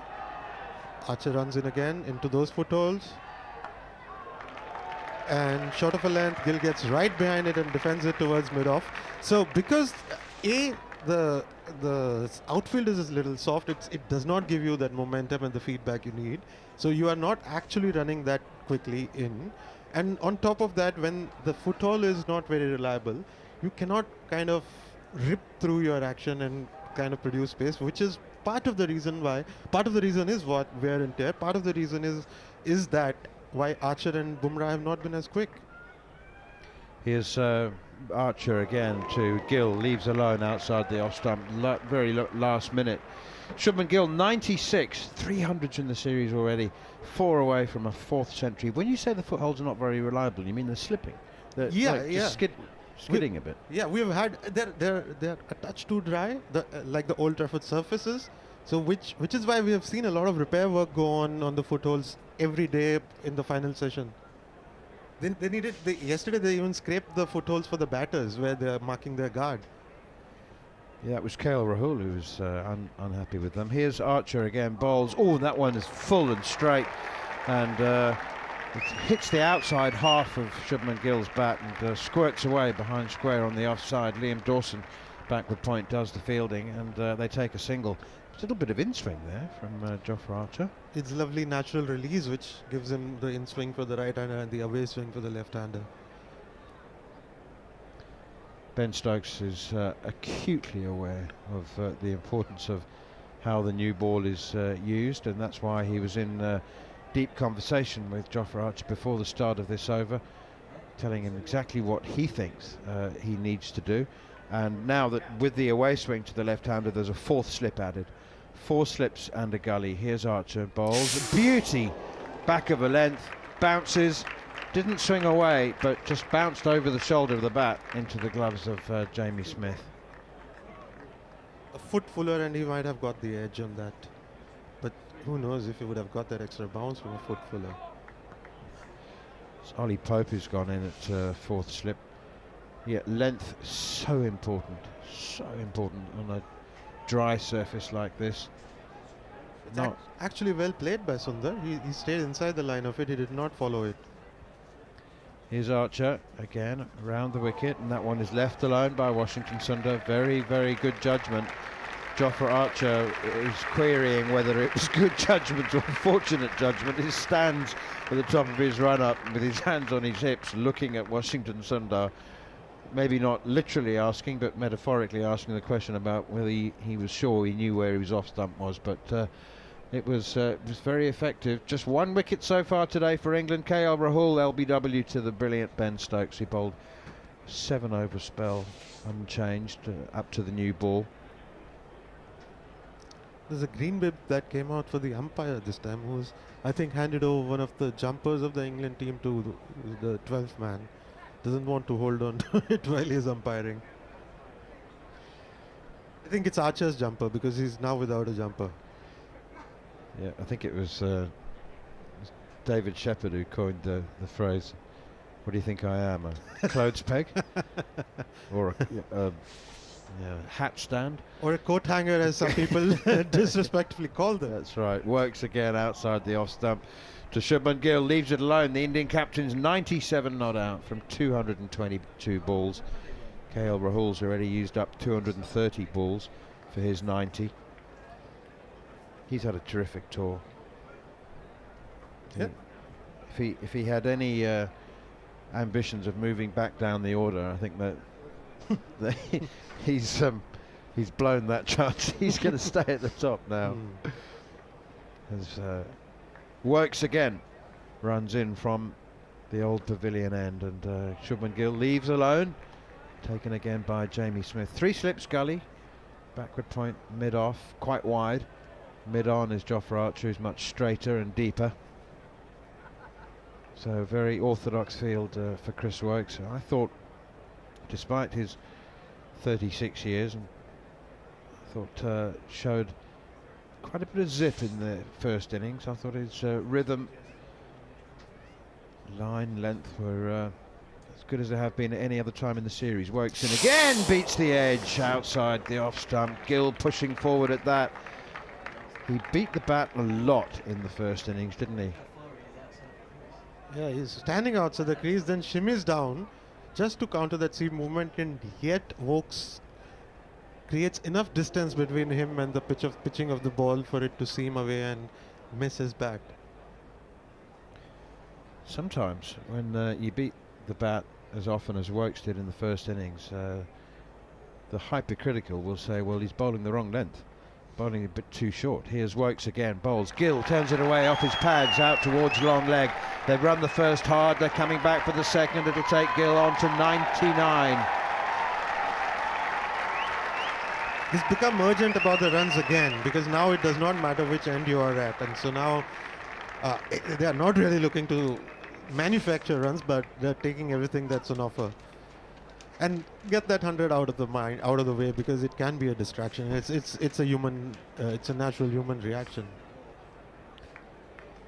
Also wastes 2 minutes while you're celebrating the 100. Well, 300s already, career best 269 in at Edgbaston. Quite remarkable. Well over 700 runs now. He's in third place. Here is Woakes, bowls to Gill, pushes it out in the offside, wants the single. So does Washington Sundar at the non-striker's end. Stop it, India. You've already lost wickets in pursuit of personal milestones. Let it happen naturally. Washington. Absolutely do not disrupt the organic flow right now. Gill has been walking down the wicket because also Woakes is bowling at 80 miles an hour. That's in the Anshul Kamboj category. So these guys do not like military medium sometimes. Here's Woakes again, bowls. Gill pushes it out, square of the wicket on the offside, and takes an easy single. Shubman Gill take a bow. He takes his helmet off, acknowledges the applause from the Indian changing room, and the applause and the congratulations of his partner Washington Sundar. There's a standing ovation at Old Trafford. 18,000 tickets sold at a reduced cost on the 5th day, and they have appreciated another magnificent innings from the Indian captain, his 4th century of the series, his 9th Test 100 overall in his 36th match. Absolutely brilliant.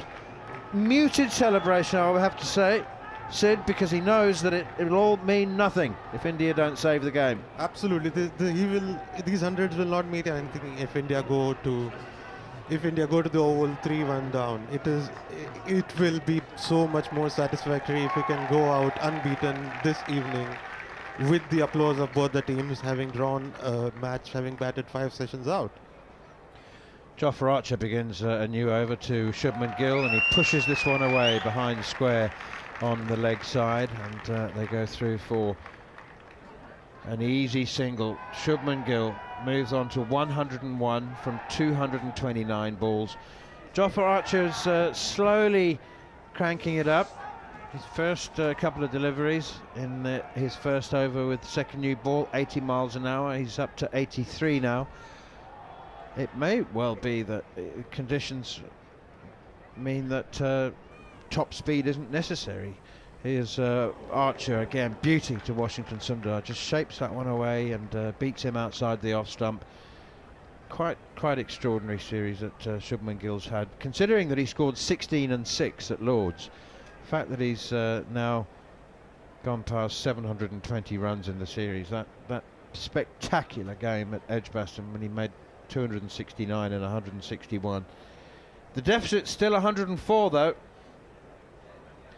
147 in the first innings at Headingley, and now 101 not out at Old Trafford. Here is Archer again, bowls, and Washington Sundar steers it away behind square on the offside. Diving effort at backward point by Bryden Cast, but he's unable to stop it. It's I think Ben Duckett who does the chasing from gully all the way down to the boundary, and does manage to overhaul it before it reaches the ropes. 207 for 3. Heroic effort this from Shubman Gill. Steve Harmison? Yeah, absolutely, Manners. It's been a brilliant effort. Do you think what he went through to field and captain 157.1 overs, knowing that his bowlers hadn't backed him up, knowing that probably the series was gone when he walked off the field at about 12:35 yesterday, about this time yesterday afternoon. What a difference to 24 hours makes. I mean, it really does. He walks off the field yesterday afternoon at this point thinking, right, I'm going to cop it from all angles. And all of a sudden, Jarrod Kimber, 24 hours later, having walked in at 0 for 2, he's standing there. His team's still on the brink of a defeat. But what an unbelievable innings this has been. Jofra hits the pitch hard, and it's defender right off the middle of that man's bat. Back to the bowler, who picks it up at cover. There's no run. Nothing else, Hummy. He's maybe deflected some of the criticism of India towards Gambia. Yeah, I would hope so. You know, away from him in the short term, so which allows him to settle in just a little bit more. Got a leg slip and a short leg, a long short leg, probably worth saying. Mid on, one fielder in front of point on the offside is covers, which is Stokes. Archer and again full straight, and again defended to Stokes, and there's no runs. Yeah, I think the Gambia one is a relevant question mark on Indian fans and Indian commentators, former players, on who is selecting this side, who is giving the team's game plans, because it was obvious that from afar that Gill didn't want Thakur. He didn't want Thakur. What else is involved, I'm not so sure. Thakur, Cambodge. Archer full straight, and the inside part of his body a little bit tentative is Shubman Gill. ends up at short leg. Yeah, there's no doubt. That's the end of the 84th over. They are trailing by 101. I'll just mention that because they might eventually get in front. So we do have to keep a bit of an eye on that, even if they're blocking out for a draw. 210 for 3 here. And obviously Gill brought up his 100. It's 101. And Washington has faced 41 balls for his 10. Yeah, and I think a lot of Indian fans are looking at Gautam Gambhir's win record since taking over. And they're very upset. But we all knew, no matter whether Rahul Dravid had stayed his coach or whichever Ricky Ponting had taken over or Justin Langer, all the different people that they talked to and then said they didn't talk to, all of those different people, whoever took over, it was going to be tough in Australia, it was going to be tough in England because they are a regenerating side, right? You had to win that series against New Zealand and he lost 3-0, and that for me is what's tipping the balance. Exactly, and that's the one of like, that started off, I mean, they did very well against Bangladesh just before that. They won that test that almost only them and maybe England in the history of the game would have even gone for a win in that sort of situation. But since then, that series against New Zealand is so dramatic. Wokes around the wicket to Washington Sundar off the toe of the bat and just dribbles out to short leg again, no run. Yeah, that was so dramatic, that one, that it's hard to come back from it. And then you were always going to have the regeneration off the back of that loss and the two tough tours. It would have been tough even if Ashwin and Shami had been fit, and Ashwin, Virat, and Rohit had been around. Like these were going to be tough tours anyway, even if those guys are in form. It's a lot tougher when you're changing what your side is. But as you said, they do make a lot of odd decisions with their selections of recent times, and they're not really coming off. This one is left alone outside off stump. Yeah, and I think that's the puzzling part of it, because they've got an array of quality, haven't they? You've just got to look at the IPL. There's an array of quality. Yes, the IPL is a different format, it's a different way of playing, but you can't tell me that in India that Cambodge is the next best. You've got Krishna, where's Hatish Rana? These bowlers. I know Arshdeep was injured, so he probably would have played in this game. He probably does, doesn't he? He would have played, but I mean, they seem to have a weird relation with Prasidh Krishna. Yeah. I really, if there was a surface to play him on, it was this one, because his release point and bowling into the surface was probably with the different bounce is probably going to suit. Wokes is coming back over the wicket, and Washington pushes at this outside the off stump and misses. So we might end up here, Army, with an old-fashioned day 5 where batters stick to an end, because the main bit of inconsistent bounce for the seam bowlers is bowling over the wicket as a right-arm seamer from the Jimmy Anderson end. And that is going to be bowled or LBW, and that's how KL Rahul went out. That's how Chris Wokes went out a couple of days ago as well. At the other end, you've got the foot marks. And you've also got Jofra Archer, who's a specialist against left-handers. As this one is on the pads and flicked to Jofra Archer, who misses the ball, I think it's probably fair to say, and now has a very long, slow run after it. I want to see where... There's a lot of hands on hips as the England team stare at him after that. He looks very rough, though. He's thigh at it earlier. They've come back for 3 in the end, walking it. Yeah, Jofra, going from experience, you think you can stop it, and then all of a sudden then it gets closer to you, and it gets a little bit of a spurt on, and then you realise, I can't stop it. And you try and dive for it, and then you have to chase it. It's a bit embarrassing from the fielder's point of view, because not only have you made a little bit of a hash of your angles, you've actually got to get up off the floor and go and chase it. Works. And this keeps low again. That can't have been far from the outside edge or even the outside of off stump, was it? I reckon he's hit this. Ooh. I reckon he's hit this. Let's see. Oh, I don't know. Just the reaction of the slip cord, and I reckon he's hit this. He has. He's looking at the bottom of his bat. You think that hit the toe? I thought it was a bit higher than that. Well, it's not far from the toe, and you're right, he looked at the toe, so yeah, it's possible he hit that. Again, though, he comes back over the wicket. Look how much lower these balls go straight away. That was just rolled. The ball doesn't seem to change. No, I think there's a faint edge here. He was close to it anyway. We might have to see later. Oh, he's left this, and this is just not bounced. And it has come back, and he's now staring at the pitch. But this has been happening for 3 days, Chubman. You've been out there. You're aware of this. It did seem back, but it's bounced almost twice on the way to Jamie Smith. That is a remarkable bit of cricket. To be fair to Shubman Gill, it was wide, but you have to know that the ball is not bouncing here, and that would have crashed into halfway up off stump, wouldn't it? Yeah. I mean, he's left out. It would hit the stickers at the top. I mean, that's nearly gone through the stumps. It was wide. It was a wide delivery. It was like a little off-cutter, wasn't it? It's decked back, and it swung. I mean, a little bit. It looks like it. I've been talking about the inside edge a minute ago. I mean, that looked like it just took a little bit. So this is my point. This is what I'm talking about. A bit thicker stickers, and that's out. I don't think right-handers are going to bat pretty well at this end. I think this is an end for left-handers, and the other end is an end for right-handers. Yeah, but it's an early decision if you make it. You've still got to score. You can't just stay there. Jofra comes in again, and I think Washington's beaten at this. He pokes anyway towards the ball. Might have pulled his bat away at the last minute.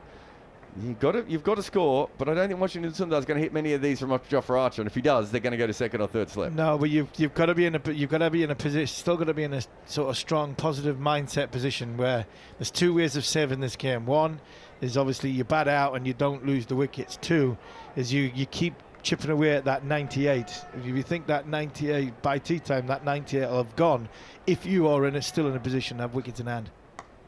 Defended outside off stump.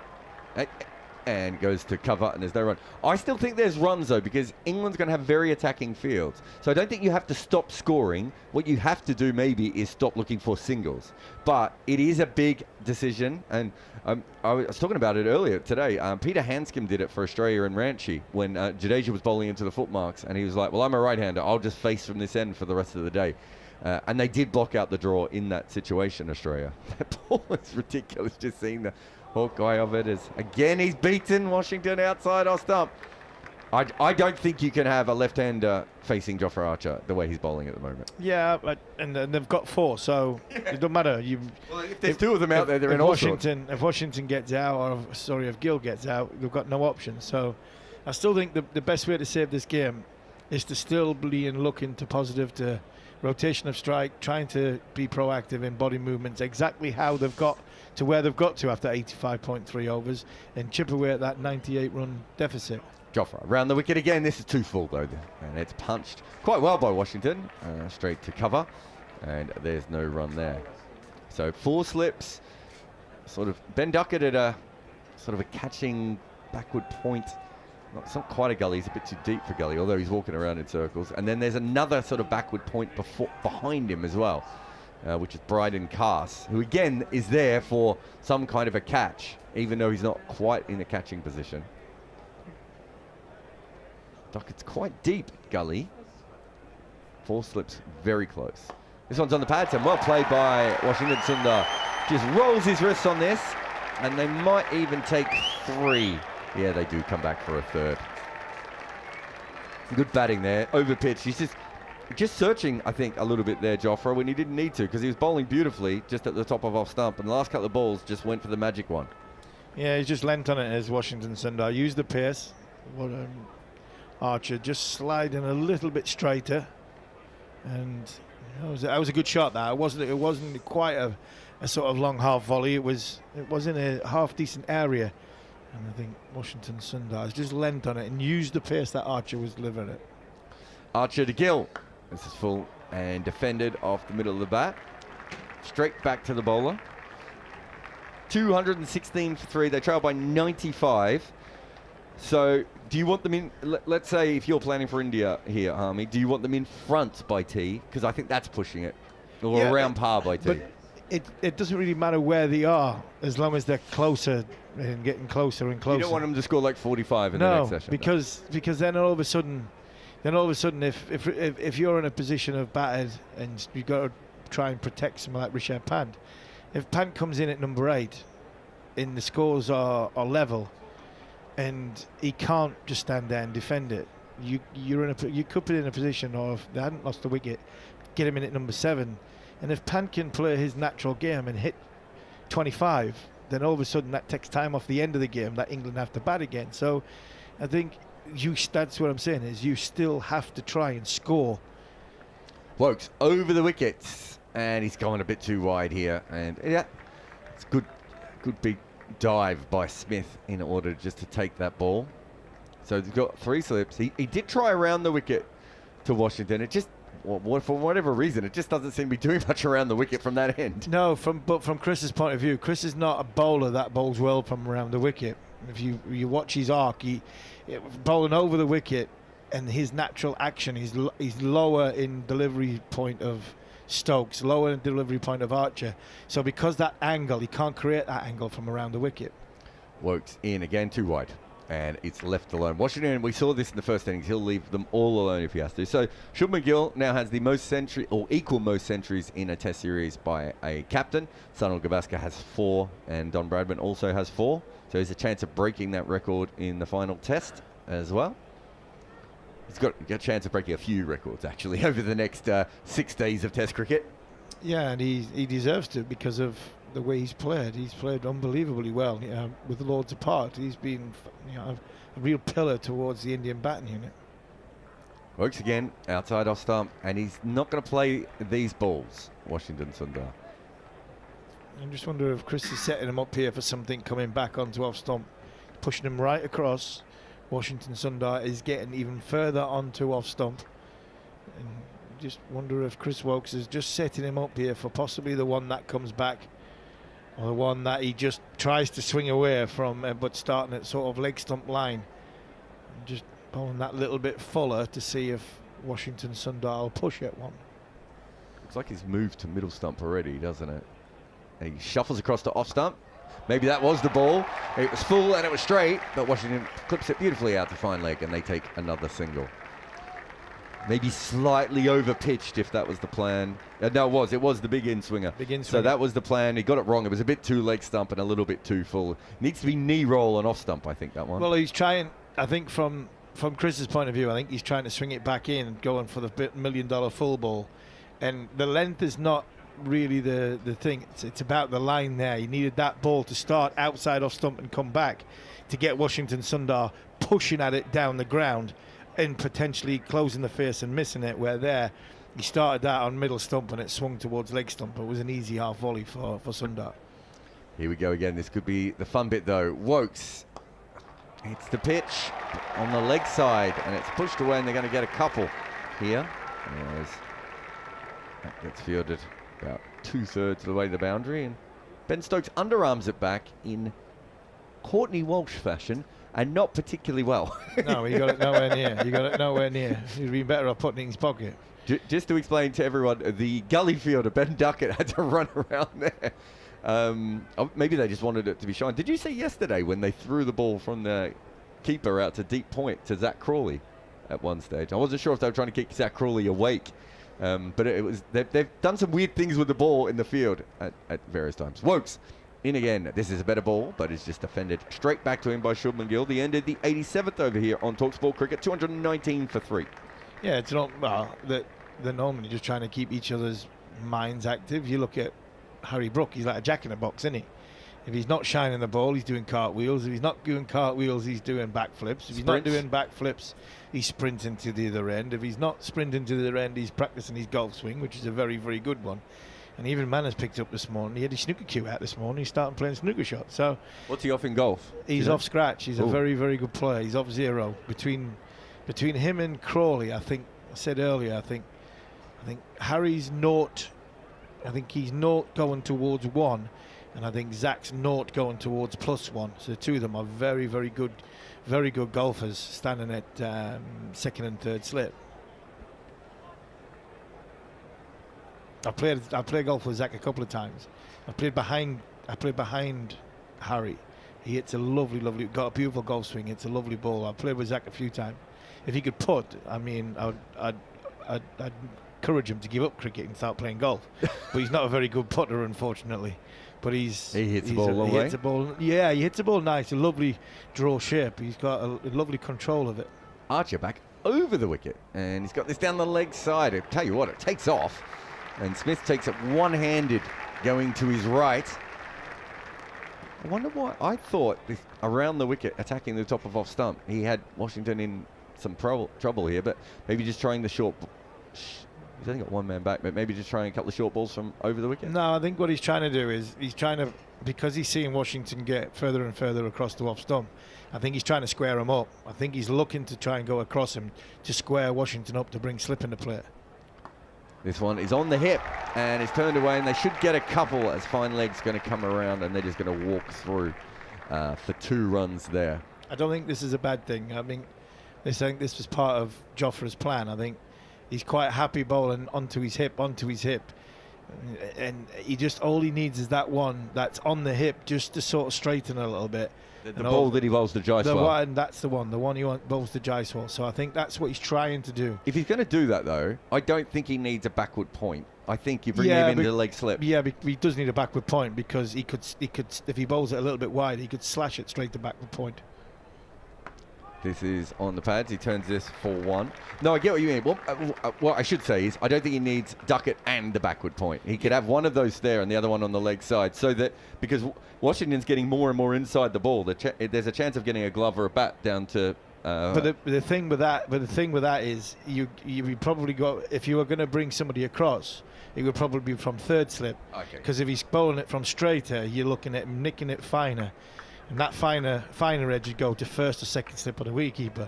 The one that doesn't quite get right and pushes across, that Washington can back foot punch or potentially feel as though he can score off. And if he's leaning back or if he squares up, then all of a sudden running off the face, gully backward points in the game. Oh, this is out. It's back of a length outside off stump, and Shubman Gill has just pushed at this. It was a good delivery.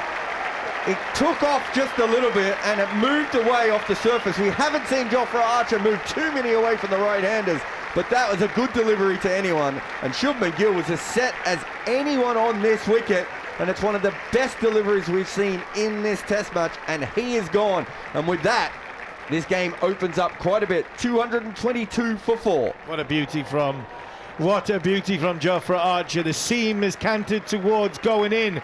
So Shubman Gill is seeing the seam position going in, and then all of a sudden it's decked away. It's straightened, it's bounced, it's decked away. It was going to take a good ball to get rid of Shubman Gill. It looks wide. It looks as though he's pushing away from his body. But Jofra Archer's made Shubman Gill play at that because of the way the seam position was coming down.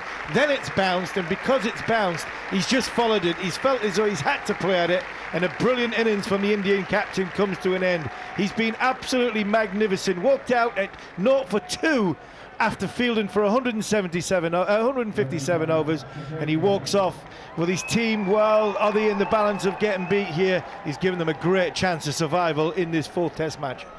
He must have come in at about this time yesterday as well. Yeah, he did. Yeah, he did. So it's almost a full day's batting from Shubman Gill, and he's been magnificent. But this opens up a lot of opportunities from England from here on in. So one of those opportunities is how well Jofra Archer bowls to left-handers, although after that last ball he may not care. The other one is the footmarks later in the day now, because there's no hiding, as we were talking about earlier. They've got so many left-handers here, and Liam Dawson was bowling beautifully to Washington Sundar. And now here you go, you can hear the crowd is back into it as well. And the ball also, the other thing is, Harmy, that it's only 8 overs old. Jadeja doesn't like the sort of the newish ball. He's much better when it's about 20 to 25 overs on. That's why he bats further down the order.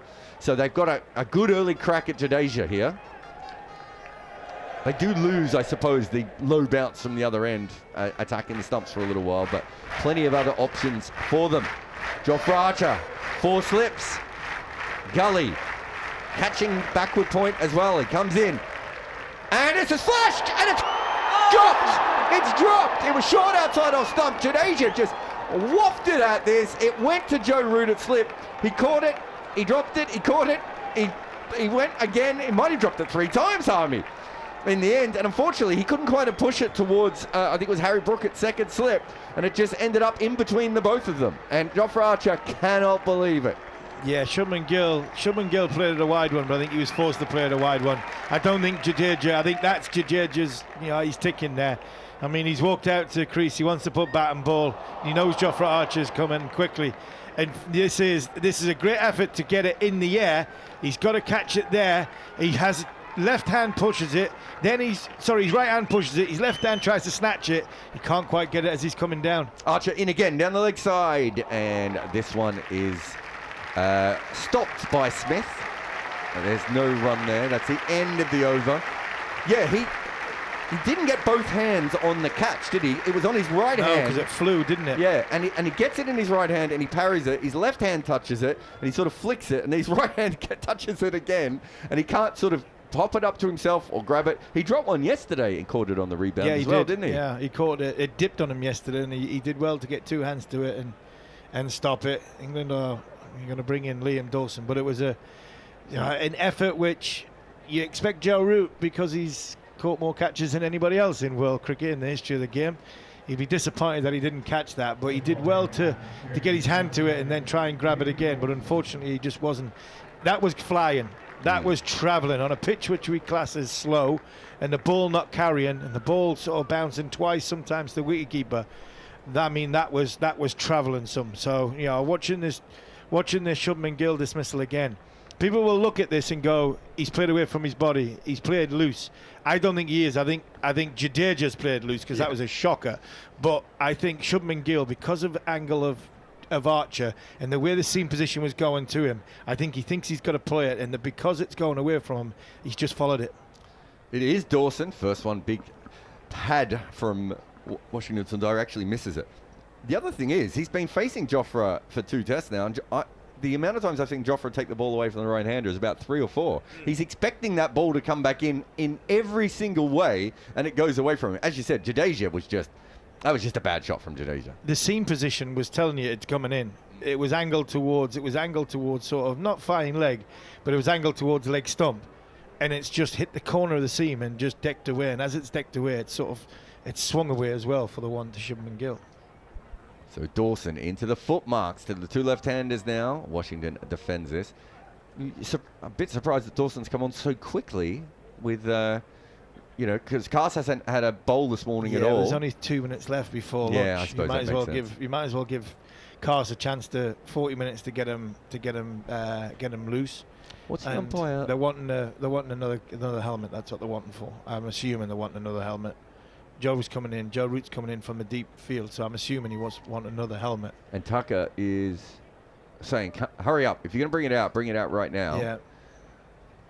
Actually, I'm assuming that's what he was saying, because I now realise he was pointing in a completely different direction. Yeah, but I think he was trying to say, Rod's trying to get them to hurry up. Carter's, to be fair, Carter's done the job. He's gone and getting it for them to try and hurry things up.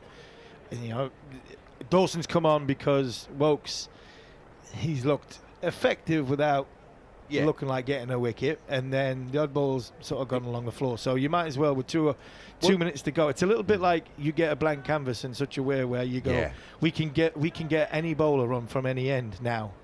Now Liam Dawson's bowled the last over of the session. You can bowl any bowler you want now, because you're not really going to bowl Liam Dawson after lunch with a new ball. And Wokes was looking a lot better against the right-hander than he was a left-hander anyway. So I just thought it was a little bit early, but you're right. I hadn't really factored in the lunch element. But there are left-handers at both ends, and there are foot marks at both ends. And very soon, Joe Root will be available to field in close at Silly Point. He's ready. Washington Sundar is ready. There are 5 catches around the bat. Dawson is coming over the wicket, and he's going to dump this in the dust. He doesn't, actually misses the dust. He hits the normal part of the pitch, and Washington turns it on the leg side without any issue at all. So we've got a slip, a leg slip, a short leg, a silly point, and then a short catching mid-wicket. And then a ring field on the leg side and a mid-off. Dawson, again, misses the foot marks a little bit, and they take the single as this is flicked out to Bryden Cass, who's a little bit deep on the leg side. Just trying a bit hard here is Liam Dawson. He's just getting a bit excited. He's obviously got what he wants, which is the left-handers on strike, and he's got the foot marks. Just needs to calm down a little bit, get the fingers relaxed, and nice rhythmical action. Them last 2 deliveries, because he's now got Joe Root and Ollie Pope in slip and leg slip, he's just snatching it a little bit and dragging it down. This one, he snatched it a little bit and he dragged it down. And Jadeja just stands upright, really, and defends it. He did miss the foot marks a little bit at the other end, I noticed, but it seemed even when he was missing them, there was something happening at the other end. Maybe not quite as much at this end, so it'll be interesting to see how often he bowls from this end for the rest of the day. Dawson in again on the pads. Great fielding by Ollie Pope. Jadeja wants to steal a single because Ollie Pope takes it at short leg and flicks it back underhand. And there's no one there, but Washington doesn't really care. And that is lunch here at Old Trafford. 223 for 4 after 89 overs. So India is still 88 behind. Washington Sundar is 21 of 61. And Jadeja just faced the 4 balls. He's already been dropped, though.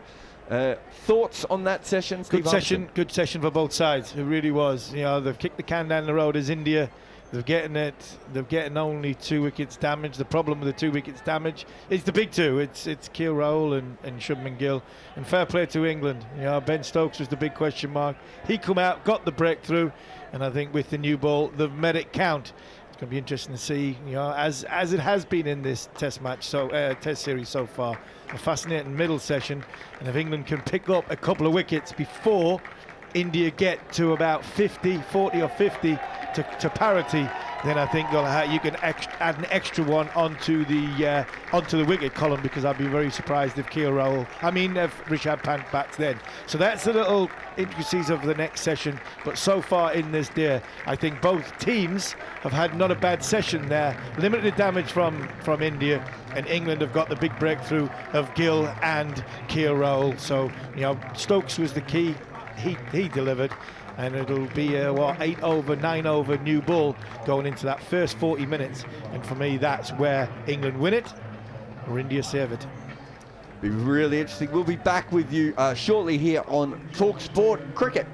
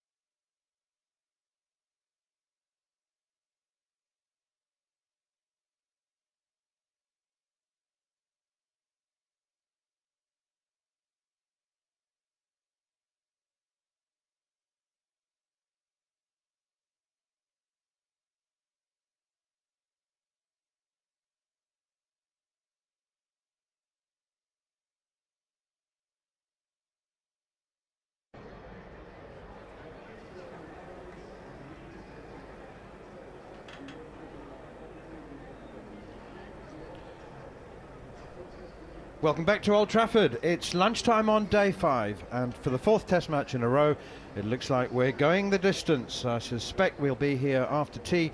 All 3 Test matches before this one have gone to the final session on the 5th day, which is not something that we've become accustomed to. In fact, we've become accustomed to quite the opposite.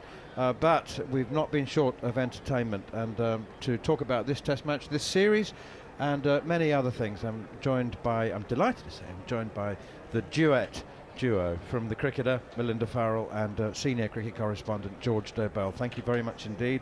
I'm sorry to be depriving you of the lamb curry, but I've already had mine. I got in early. Okay, good on you, Mel. George, I'd like to start with you. Really interesting piece, as always, about Ben Stokes, and saying that he needs to be protected from himself. Harmy and I were having a chat, Steve Harmison and I, yesterday evening, about the Stokes phenomenon, and this has been a truly epic Test match for the England captain. The gist of it, I think, of your point was that he needs to be protected from himself, and England's grand plan and grand design may be its Achilles heel, maybe its strength, and that is Ben Stokes. And Harmy was saying, yeah, it's a difficult one though, because what is he? He's an all-rounder who wins Test matches with the bat and the ball. That's what he does. That's what he loves doing. And it must be quite hard to say, we need you to do a bit less of it. Yeah, that's exactly the problem, isn't it? That's exactly the problem. England need him. They're addicted to him. And you can see why, because he is a wonderful cricketer. I mean, he was getting the old ball to do things that England's other seamers couldn't do with the new ball. And he looks in constant pain. I mean, there were moments there where he was yelping as he delivered and the batter was shouting no, and they were kind of echoing around the ground. He looks in constant pain. I mean, he's an inspiration to watch. But yeah, I really worry for him, and England are half the side without him, and it would be really nice if other players were able to step up and fill the void sometimes. But we've been saying this for 10 years or more, haven't we? He's an absolutely amazing cricketer. Melinda, where do you stand on workload management? I mean, there are those who say, it's maybe a bit uncharitable, but those who say, well, Jasprit Bumrah is a fast bowler, that's what he does. How can you arrive and say, well, I'm only going to play 3 out of the 5 because my workload needs to be managed? In some ways, it's a bit self-defeating. Same with Ben. Well, I guess they're cricketers and they're there to play, aren't they? But just on that, I was just talking to another one of the Indian journalists. We were talking about how Ben Stokes was actually bowling quicker than Jasprit Bumrah when he was holding his shoulder and trying to stretch it out and putting the thumb. It's like he's trying to cure himself with his thumb in various positions around his body. But I think George touched on it there. The thing is, when you've got wonderful players like that, you still need others in the team. You say, maybe do a bit less, and difficult to be asked, but you've got to ask your other players perhaps to do a little bit more. And I guess in both cases, that's for both teams, that's what we've seen a bit of this week. I mean, I was getting low-key anxiety watching Ben Stokes in that session. It was so stressful to watch, but at the same time, absolutely compelling, that battle between him and Shubman Gill, 2 great captains going at each other like that. Do you remember, and I can't remember which Olympics it was, do you remember Seb Coe pulling out of either the 800 or the 1500 because he had a mild virus? He was favourite in the 800, wasn't he? And he won the 1500. Yeah, and then he won a silver or bronze in there. But I might be in another Olympics. Maybe people could email in and tell us. He pulled out of one of them because he had a virus, and he gave an interview and he said, look, I'm not at death's door or anything, but I know that I'm not going to be able to compete at the level that I would need to win a gold medal, and therefore I'm going to save myself for this other race. Bumrah could no doubt, and Stokes and all these other people could no doubt get through at 80%. Well, that's not what we're after, is it? I think people have to understand these are incredibly well fine-tuned athletes, and we want them to be at their very best and produce that incredible, fast, skillful bowling, and not just eke out a career. And we've seen, someone was saying to me actually just on Twitter just now about Ian Botham used to go back to Somerset and play loads and loads of overs. Well, I remember that as a Somerset supporter, and I remember him hurting his back, I think playing in the Parks in a properly meaningless game in the early 80s, and actually he was never the same. If you look at Botham's career as a bowler, he's probably on the downhill from 82, and it was playing too much cricket. So I think we have learned some lessons, but the pendulum swings and sometimes it swings too far, and at the moment I'm not sure that they do play quite enough. But that's not really the case with Stokes and Bumrah. They're special cricketers who are coming back from quite serious injuries, and they do need to be looked after. And England are a hell of a predicament with Stokes because they need him, all the time. But they're half the side without him. And to see him yesterday on the pitch, even in the field, he looked in pain all the time. It looks to me as if he's got 2 injuries, and let alone worrying about the Oval, I worry about the Ashes. Yeah, I really do. He's joined a number of extremely elite clubs. The first English captain to score a century and take a 5-wicket haul, and he's alongside Sir Garfield Sobers and Jacques Kallis with 7,000 runs and 250 wickets. But he's not interested in personal milestones, Melinda, normally. He's made that very clear, hasn't he? And at the beginning of his captaincy era, he sort of, on a point of principle, walked out there and threw his wicket away, just to sort of make the statement to the team that it's not about us as individuals, it's about winning games of cricket for England. But having said that, I'm so pleased that he took scoring 100 so seriously, because to me it's like planting a flag in the history of Test cricket. We'll look back and at that performance, and you know, I was looking back at the other milestone, the first England captain to score 100, and you know, I was saying, oh, who's C.S. Forrester? And you kind of look back at that era of cricket, and I think that, you know, it is about the team, and it is about a team milestone as much as anything else. I mean, he's one of, you said a battle between 2 great captains. Shubman Gill may become a great captain. Stokes is already, isn't he? We can say that absolutely categorically. He certainly is. He just elevates the game to a different level, and I've always said he's the kind of player who at times seems to be able to bend the game to his will, and there aren't many cricketers that you get that feeling around. I thought that that innings yesterday was incredibly important, well beyond the milestone. It's the first time that I've seen him bat fluently, certainly since he came back from his surgery. And while he's been bowling brilliantly all summer, it's almost looked like he's been fighting himself when he's at the crease. And I think that's probably just because he hadn't played enough cricket, he hadn't batted enough since he came back. There was one shot he played when he was in the 80s off Mohammad Siraj, where he drove, he just absolutely creamed the ball through the covers on one knee, held the pose with the bat above his head, and that is the first time since he's been back that I was sitting there and I just went, he's back, baby, he's back. And it just was that moment, and then to see him go on, and all of a sudden, particularly once he passed that 100, you started seeing him be, you know, that whole idea of bending the game to his will kind of thing. I hadn't seen him bat like that for a long time. At Headingley, I saw something I had never seen before. And when he was out there batting, I think it was the first innings, India was setting fields to keep him on strike. They were basically giving him the single at the end of the over. And I'd never ever seen that before.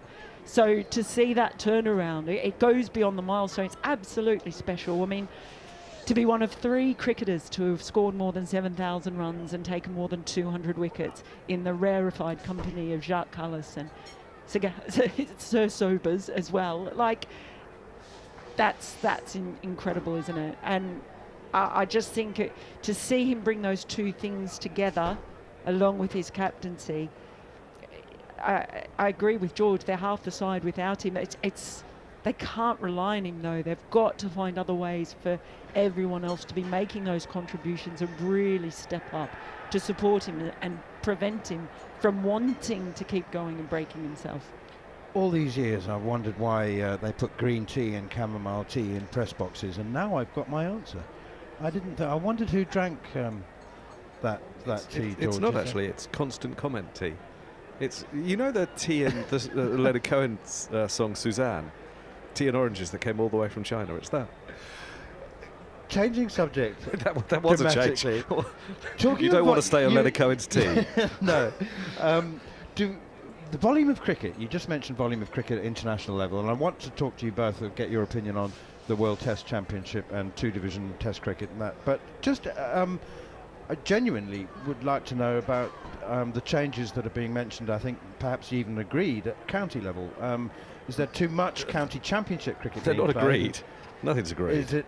Well, I mean, county cricket wouldn't be county cricket if people weren't constantly wanting to change it and tinker with it, even when it seems to be working quite well.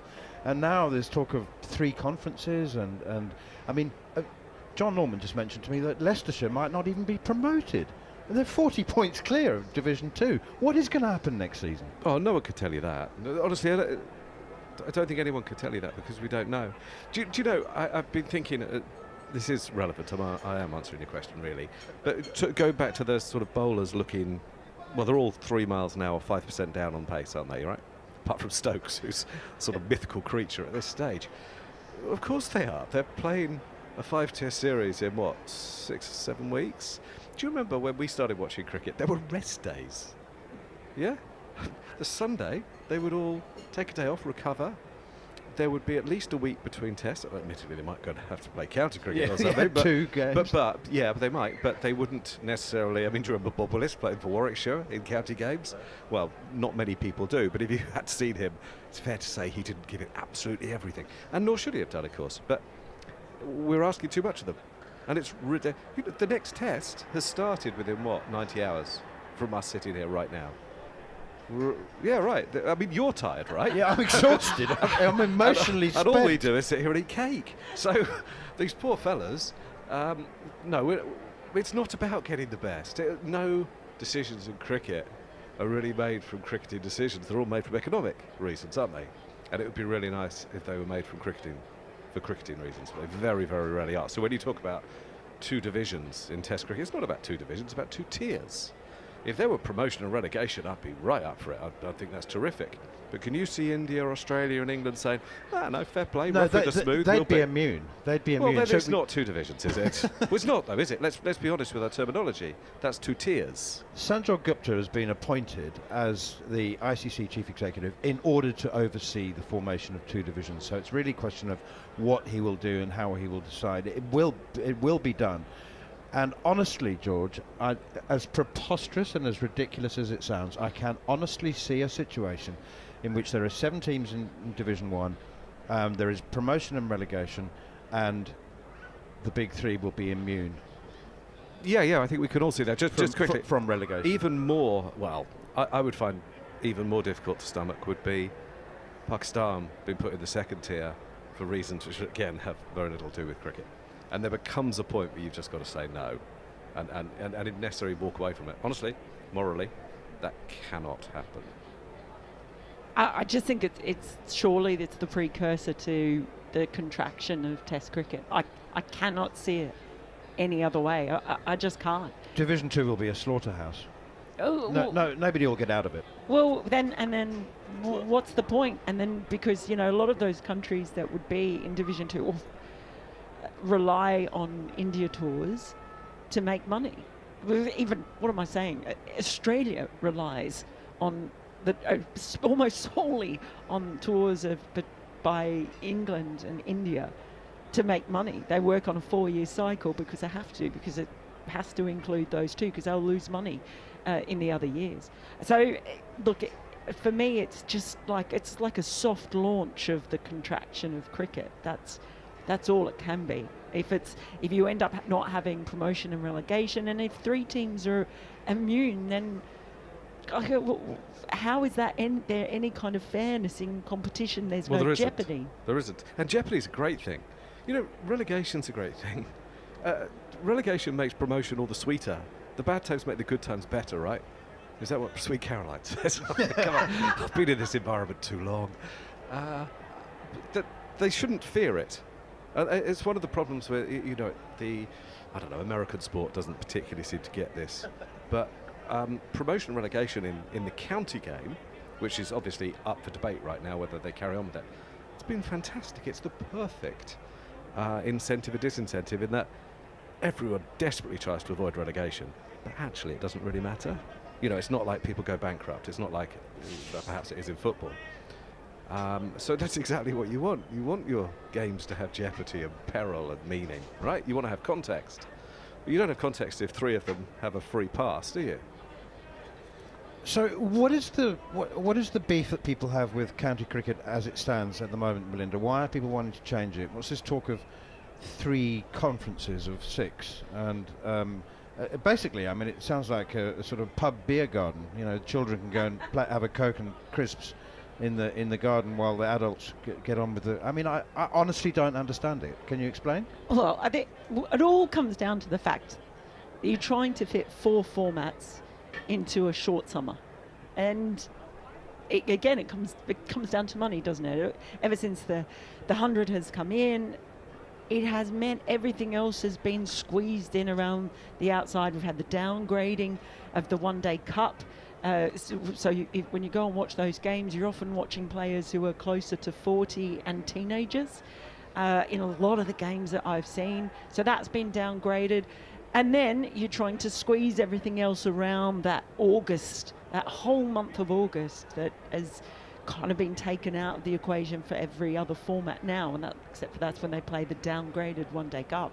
So how do you squeeze it in? You've got the PCA has come out and said that the majority of players want to play less. They want to play fewer games, so you've got this possible reduction of the amount of games in the county championship.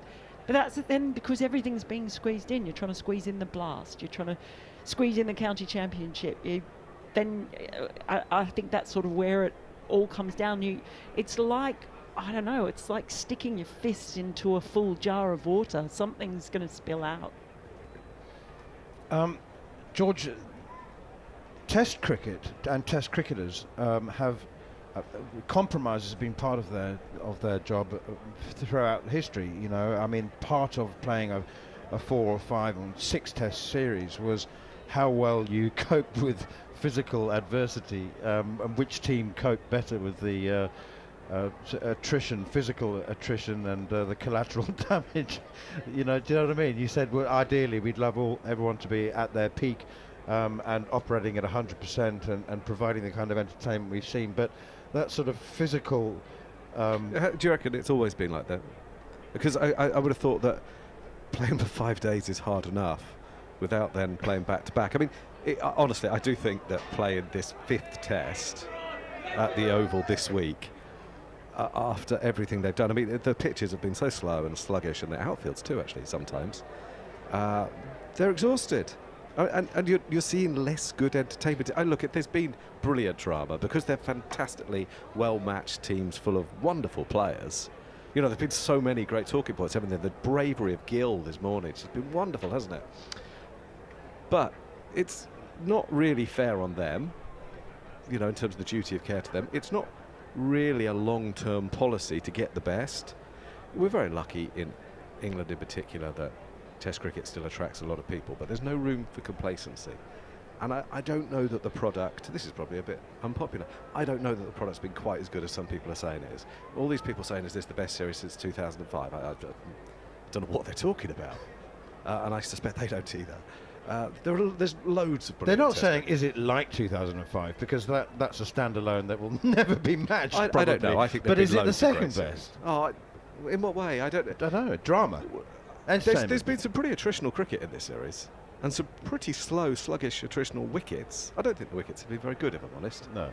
Okay, so I think that's different. And I think actually the players have done really well to sort of make it as entertaining as it's been, but sometimes it's been quite slow burning. I mean, I don't think aspects of yesterday weren't vintage, and the day before, weren't there?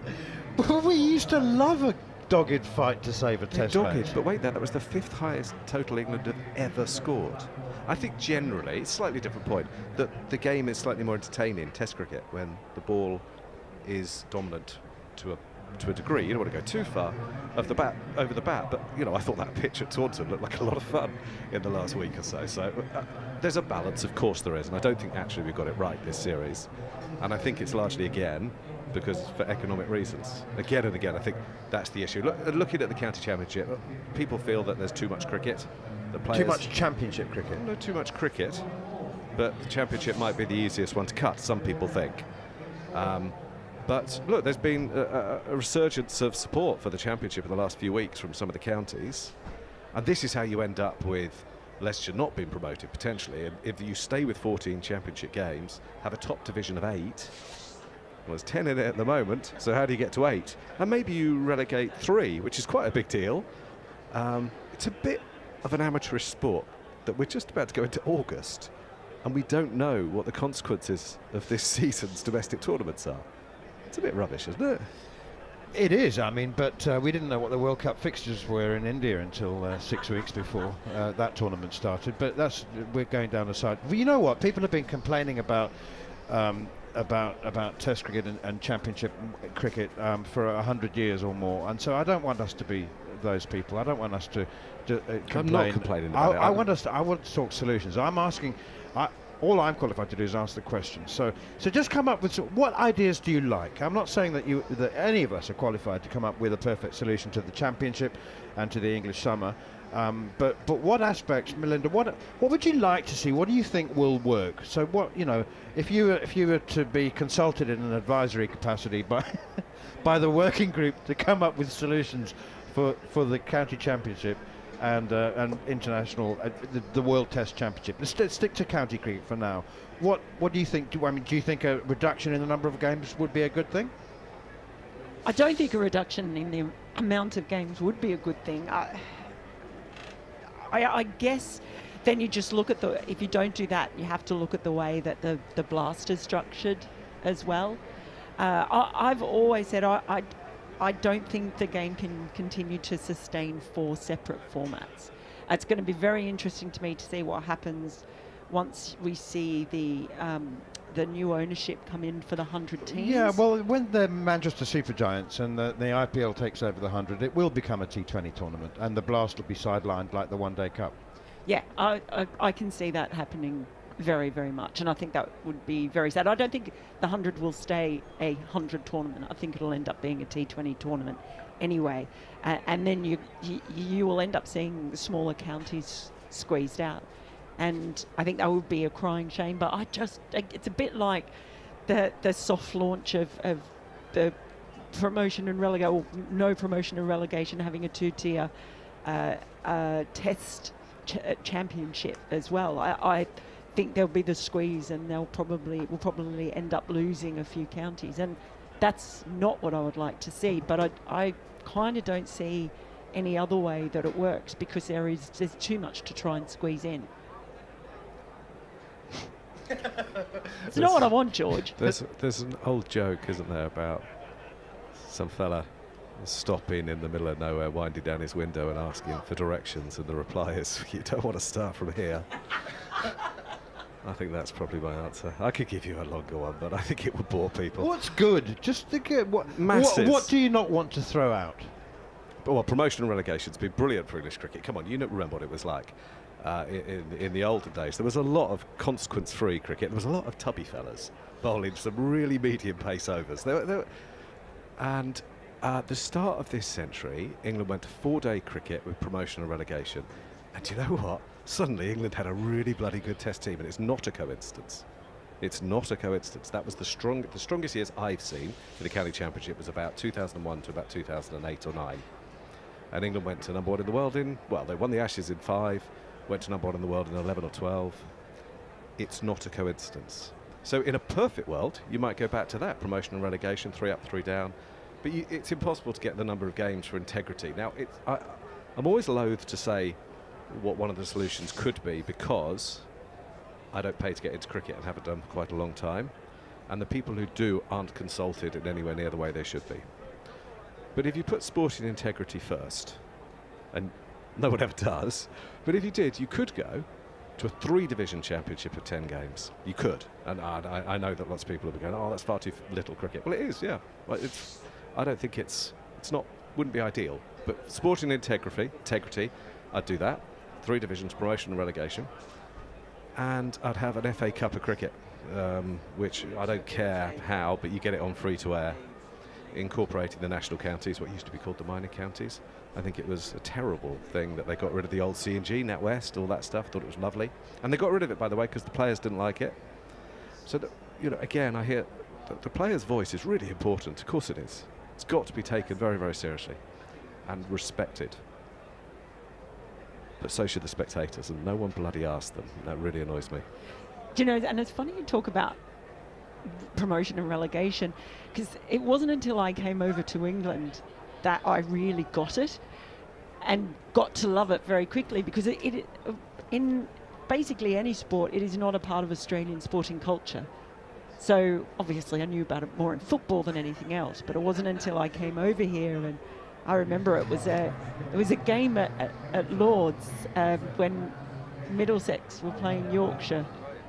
Was that 2016? It was, and Somerset were fighting Somerset for the championship were fighting as well. for it, and there were 3 teams basically involved in this, and Somerset were all watching on a screen somewhere, and the whole day was just like, oh my gosh, the bonus point was so important, and they were fighting for this, and every time there was a bit of rain or bad light, I walked out the back, and I don't know if George remembers this because he was also there, walked out the back, and there were literally people running from St John's Wood Station up past the nursery ground, because this was so exciting. And it was. And for me, that was the first time I really understood why promotion and relegation is a good thing, because Australia is such a small sporting culture. And it happens every year in a different way or another. Just bring it back full circle to what we're watching now. Do you know, a couple of years ago, 3 years ago, Warwickshire were in danger of going down, and Liam Norwell raised himself off the physio's bench and bowled forever and took a 9-for, and it was magnificent. Absolutely brilliant stuff. He kept on bowling through the pain and through the weariness, and he kept Warwickshire up, and he's never played again. And that taking us full circle back to you couldn't argue with what he did. It was brilliant, inspiring stuff, and you didn't want to stop him. But I don't know what's right and wrong with Ben Stokes. I just don't know. I don't know what you do with him. It's not easy. All these questions, they wouldn't be good debating points if you could just answer yes or no, would they? They're always no with a but or yes with a however. And I don't know what you do with Ben Stokes. We're so lucky to have him. So lucky to have him as media, because there's always something to talk about. Special cricketer, special person. But I do worry, maybe it's cake and eat it. Good Lord, he is eating it fast. I've been trying to suppress a giggle for the last couple of minutes, because you took me back to the beginning of my career, and I'll never forget, beginning of September, I would be commentating on a championship game between a team placed in 14th place against a team in 16th place, well out of the prize money. There was literally nothing. I mean, the behaviour and the build-up and the preparation for those games was unspeakable. I think I never have spoken about it, and so we must remember where we have come from and what we have now, and appreciate that.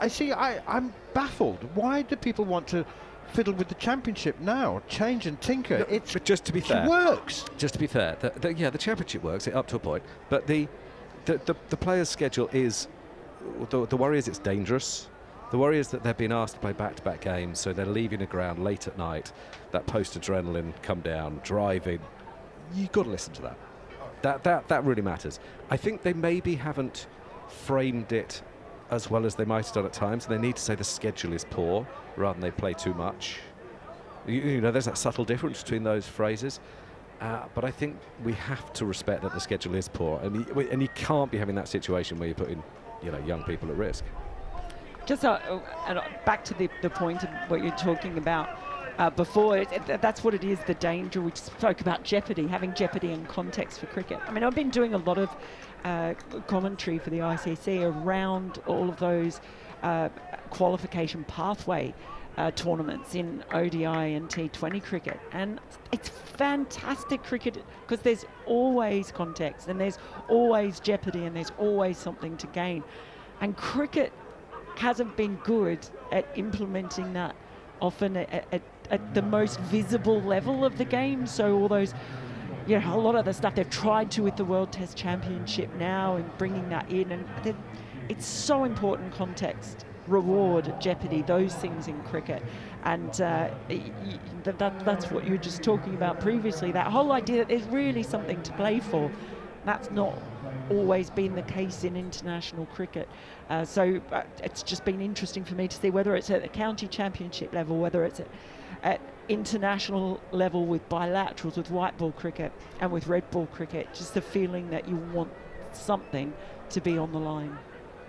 Okay, just finally, the World Test Championship has been bought into by everybody. I can say with as much categorical confirmation that Test cricket in South Africa would be struggling to the point of non-existence. It actually almost doesn't exist without the World Test Championship. I mean, South Africa became World Test champions and they still don't play at home for 18 months, a single Test match. I mean, it's provided absolute context for not just probably not growth, but for the survival of the Test game. Not sure if it will survive in the Caribbean, but in Sri Lanka, in Pakistan, in South Africa, in New Zealand, and those countries, the World Test Championship has given an incentive to players to want to play the format. Australia and India also seem to take it very seriously. It's only England that hasn't really bought into the concept. Is there a reason for that? Is it just because Test cricket is so popular anyway? You know the reasons. Well, you know the reasons. The idea behind it to add context is fine, and it's great that it's worked in some places, and it clearly has. But, you know, as someone who's very fond of South African cricket, well, we all are, it's very flawed.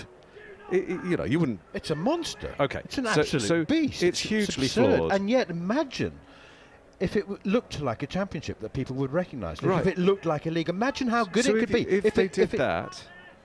But you know why they don't you?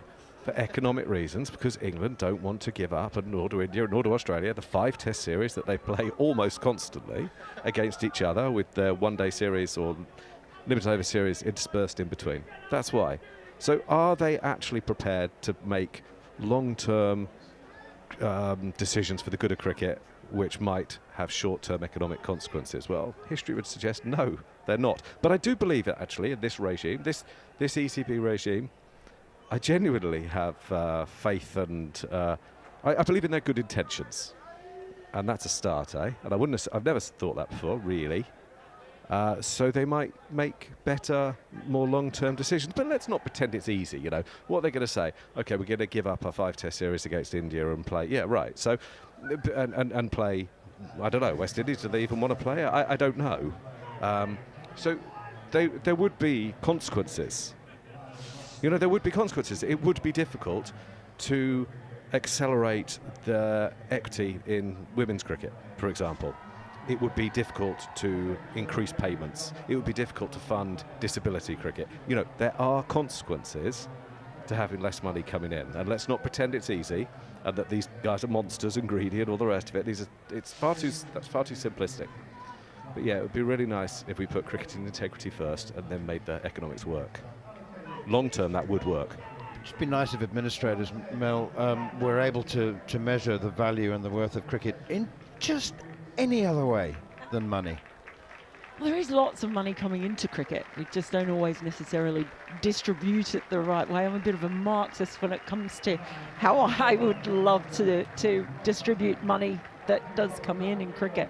But again, it goes back to what I was saying about we're not very good at working out a way to have these tournaments because of various things, because India and Pakistan won't play bilaterals because of those 5 Test series. We're not very good at creating equitable tournaments and championships that have jeopardy, context and real rewards. But World Test Championship is what we've got. I saw that Temba Bavuma was taking the trophy back to his hometown as the start of a tour, which I think is wonderful. And I'm delighted that South Africa and New Zealand have each won, because I think you need those teams to do that to keep it alive. And we've sounded a bit downbeat maybe, but you know, despite all this, cheerfulness does keep poking through, doesn't it? Yes. It has been brilliant. Sensational. It has been a brilliant summer. And I think they nearly all are. No, last summer wasn't, maybe, but the one before that, brilliant. It's brilliant a lot. It's a fantastic game, and there's a lot of reason for optimism. George Debell, Melinda Farrell, thank you very much indeed from the Cricketer. Thanks, Manners. It's been we haven't solved any of cricket's global problems, but I think we've made our feelings known. Terrific stuff. George Debell and Melinda Farrell. It's 234 for 4. 223 for 4 here at Old Trafford. Players about to get underway for the penultimate session of the Test match. Looks like we're probably going to go to a final session on the 5th day. Here's Jofra Archer, first delivery to Washington Sundar. Played defensively out on the onside. and there's no run. Jadeja is at the non-strikers end. Washington Sundar has 21, and it's time for me to vacate. I think there's some lamb curry with my name on it. So Jarrod Kimber says, was shaking his head. There's some lamb curry. It definitely doesn't have your name on it. All right, carry on, Jarrod. Jon Norman's going to take over for me. Actually, I'll do the next ball. I've got a feeling about this delivery from Jofra Archer. Here he is, running away from us, from the Brian Statham end. Bowls down the leg side. It was an ill-placed feeling. Well, you had a feeling, and we had a delivery. Interesting, they've gone with the leg slip. So me and Ami were discussing this earlier of whether they needed the leg slip for this kind of attack. In fact, that was even maybe more for over the wicket. They're coming around the wicket here. But either way, I think it's a good idea with the extra bounce at this end. Archer in again. And this one leaves the left-hander outside our stump, back of a length. Smith takes it as Washington Sundar does not play a shot. See how different that is. No, it didn't bounce as much as the Jadeja edge. Hello, Jon Norman. Hey, man. That Gill wicket just before the break has just changed things a lot, hasn't it? 1 wicket in the session, and with Gill still there, you'd feel they're in a good position, India, just to see off the first 20 overs of this second new ball. But now, as he's in is Archer, with 4 slips and a gully in place, and a leg slip, and yeah, pressure on. I do feel that, as most people will do, that a lot rests on Jofra Archer because of his record against left-handers, and we haven't seen Bryden Cast bowl today. His average against left-handers is 225. Chris Folkes' average against left-handers is 66. That includes those 2 he picked up in 2 balls late last night. Oh no, it wasn't late last night, it was late yesterday morning. So what can Archer do? This is left alone by Washington Sundar. Can't be Wokes' all-time record against left-handers. No, just in this series. Yeah.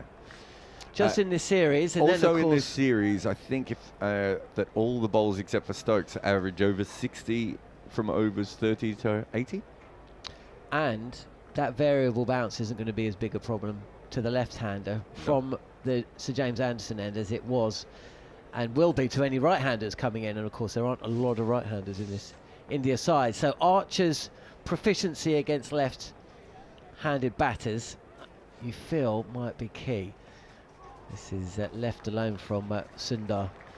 And of course, Liam Dawson, who did bowl the last over before the break, but and is bowling, and he's going to continue bowling after the break. I was going to say, I saw him warming up, so I assumed he was going to keep bowling. The issue is, I think this is the better end for Jofra Archer to bowl from, but I also think this is the better end for Liam Dawson to bowl from. But if he can get it in the foot marks, he'll be fine. He just didn't hit the foot marks. He was trying to bowl a little bit too fast and direct. He can even slow it down a little bit, get some in the foot marks, feel his way through it, and then start to be a bit more direct, as the great man Gareth Batty would say, which just means fast, but he doesn't want to say it. Surrey back to the top of the table by a point. Just listening to the conversation with George and Manners. One of the things I find really difficult with the county. Well, there's 2 things I find really difficult with the county championship. The first thing is that you don't play everyone home and away, which I think is it's actually really common in sport, isn't it? But we feel like it should always be even, but it just isn't. I don't know if it's not unheard of in sport. I don't think it's that common to have a league where you play everyone home and away at the exact same amount of games. I can't think of many leagues in the world that do that. Well, we'll continue that conversation as Dawson is coming in to Jadeja with a silly point, short leg, a leg gully and a slip and a short mid-wicket. Mid-off, straighter and deeper mid-on, and there's a fielder about halfway back to the boundary at square leg just in front of us. This is pushed up to mid-off, where it's fielded. Crawley as well. Kind of a halfway in from the boundary. On the leg side. And Dawson, who didn't take a wicket with the older ball, is going to hopefully take one from an English perspective with the new ball. There is another danger, of course, because if England's bowlers, and this is just played out to vacant backward point for a single, you know, if England's bowlers have that record with the ball 30 to 60, is it 30 to 60 or 30 to 80? Well, then you're kind of taking away that new ball from them. You know, we haven't seen cast today, have we? Here is Dawson, and this is just clipped to the short leg fielder, who gets a hand on it and deflects it back behind him. Yeah, going back to that scheduling conversation, I mean, in American sport, you could tell me about basketball. Baseball is just crazy. Yeah, you definitely don't do it in baseball. Basketball, you don't do it because you have divisions. Here's Dawson again. Ooh, does that keep a touch low? It's defended out. In American football, so what they do in American football is you play everyone in your division home and away. And so then that's the way to do it. Yes. That's the way to make it work. But my point is, I think fans think everyone plays everyone home and away. It's not. Most sporting leagues can't do it because you need the right amount of time and the right amount of teams to be able to ever do that. He's floated up. And one of the... So you're an Eagles fan, right? Yes. If the Eagles are in a weak division and you're a half decent side, you're going to have a better record than another team who's very good but is in a tough division. And you know, that's the NBA conversation for the last 25 years or 30 years maybe now, is that the Western Conference has always been a lot stronger than the Eastern Conference, and so you end up with very bad Eastern Conference teams with very good records and very good Western Conference teams with very ordinary records. And it's always been an issue. And baseball, as you said as well, baseball's not geographical though, is it? It's I don't even know how they do it in baseball, but again, it's conferences and divisions and all of that sort of thing. So it's, what about Premier League? Football? Yeah. Yeah, it's everyone plays everyone home and away. Yeah. But again, where... Once each, or? Yeah. So the same amount? Yeah. Yeah, so that's the magic. Everyone plays 38 games, and there's 20 teams, and you play everyone home and away. Yeah. But, of course, one of the reasons it's possible is that in England, it's not that big a country, is it? So you can get around quite easily. Yeah. Seattle's a long way from Miami. Yeah. It's Archer continuing, and this is Jadeja easing the ball through point, playing with the bat well away from the body, but this is a much more controlled shot than the first shot he played today, which was dropped by Joe Root at first slip. With that shot, I just thought he didn't get enough on it. It wasn't a great shot to play first ball, but he was trying to cut it over the slips, wasn't he? Yeah, it was a really bad shot. Yes, I'm not saying it was it wasn't as bad a shot as if he was just pushing at the ball. No, do you know what I mean? He was trying. He there saw was the ball. there was method. The execution just wasn't great. Archer again, and this is clipped through the leg side this time. There's certainly two here, and Jadeja moves to 6. 2-2-9 for 4. I'm actually working on a feature at the moment of what is a good shot in Test cricket for modern times, because players have changed how they bat so much that what we think of as a bad shot is probably no longer a bad shot. What do you think about the Harry Brook sweep? As opposed to any other kind of sweep? No, the one where he got bowled at Lord's. Oh, right, okay. All right, let me have a think of that. Do you know what? When you asked me that, I was struggling to think of it. He's not a proficient sweeper, is he? I can't think of him. Oh, this is a nice shot, though. And they will continue running, but this is going to reach the boundary. Just below us, through mid-on from the bat of Washington Sundar. Was that? Yeah, he's so still at the crease, Washington, isn't he? He is. He just kind of presented the bat towards the ball and just pushed it past Chris Wokes, and it didn't race along, but certainly knew it was going to be reaching the boundary as soon as he hit it. It's quite low on the bat, actually. It was actually really good timing. It was all timing, wasn't it? Yeah, it really was just a push. Archer again, and on the pads and pushed to mid-wicket. No run. Washington Sundar. I credited a couple of runs to Jadeja. It was actually Washington Sundar. Jadeja's still 4 not out from 8 deliveries, and Washington Sundar is 27 not out from 72. India trail by 78. They're 233 for 4, losing 2 wickets in the morning session. KL Rahul, 230 deliveries he faced for his 90. before he was LBW to one that kept low from Ben Stokes, bowling from the Sir James Anderson end, and then Shubman Gill on the stroke of the lunch break. As Archer is in, and then rides a bounce, does Sundar.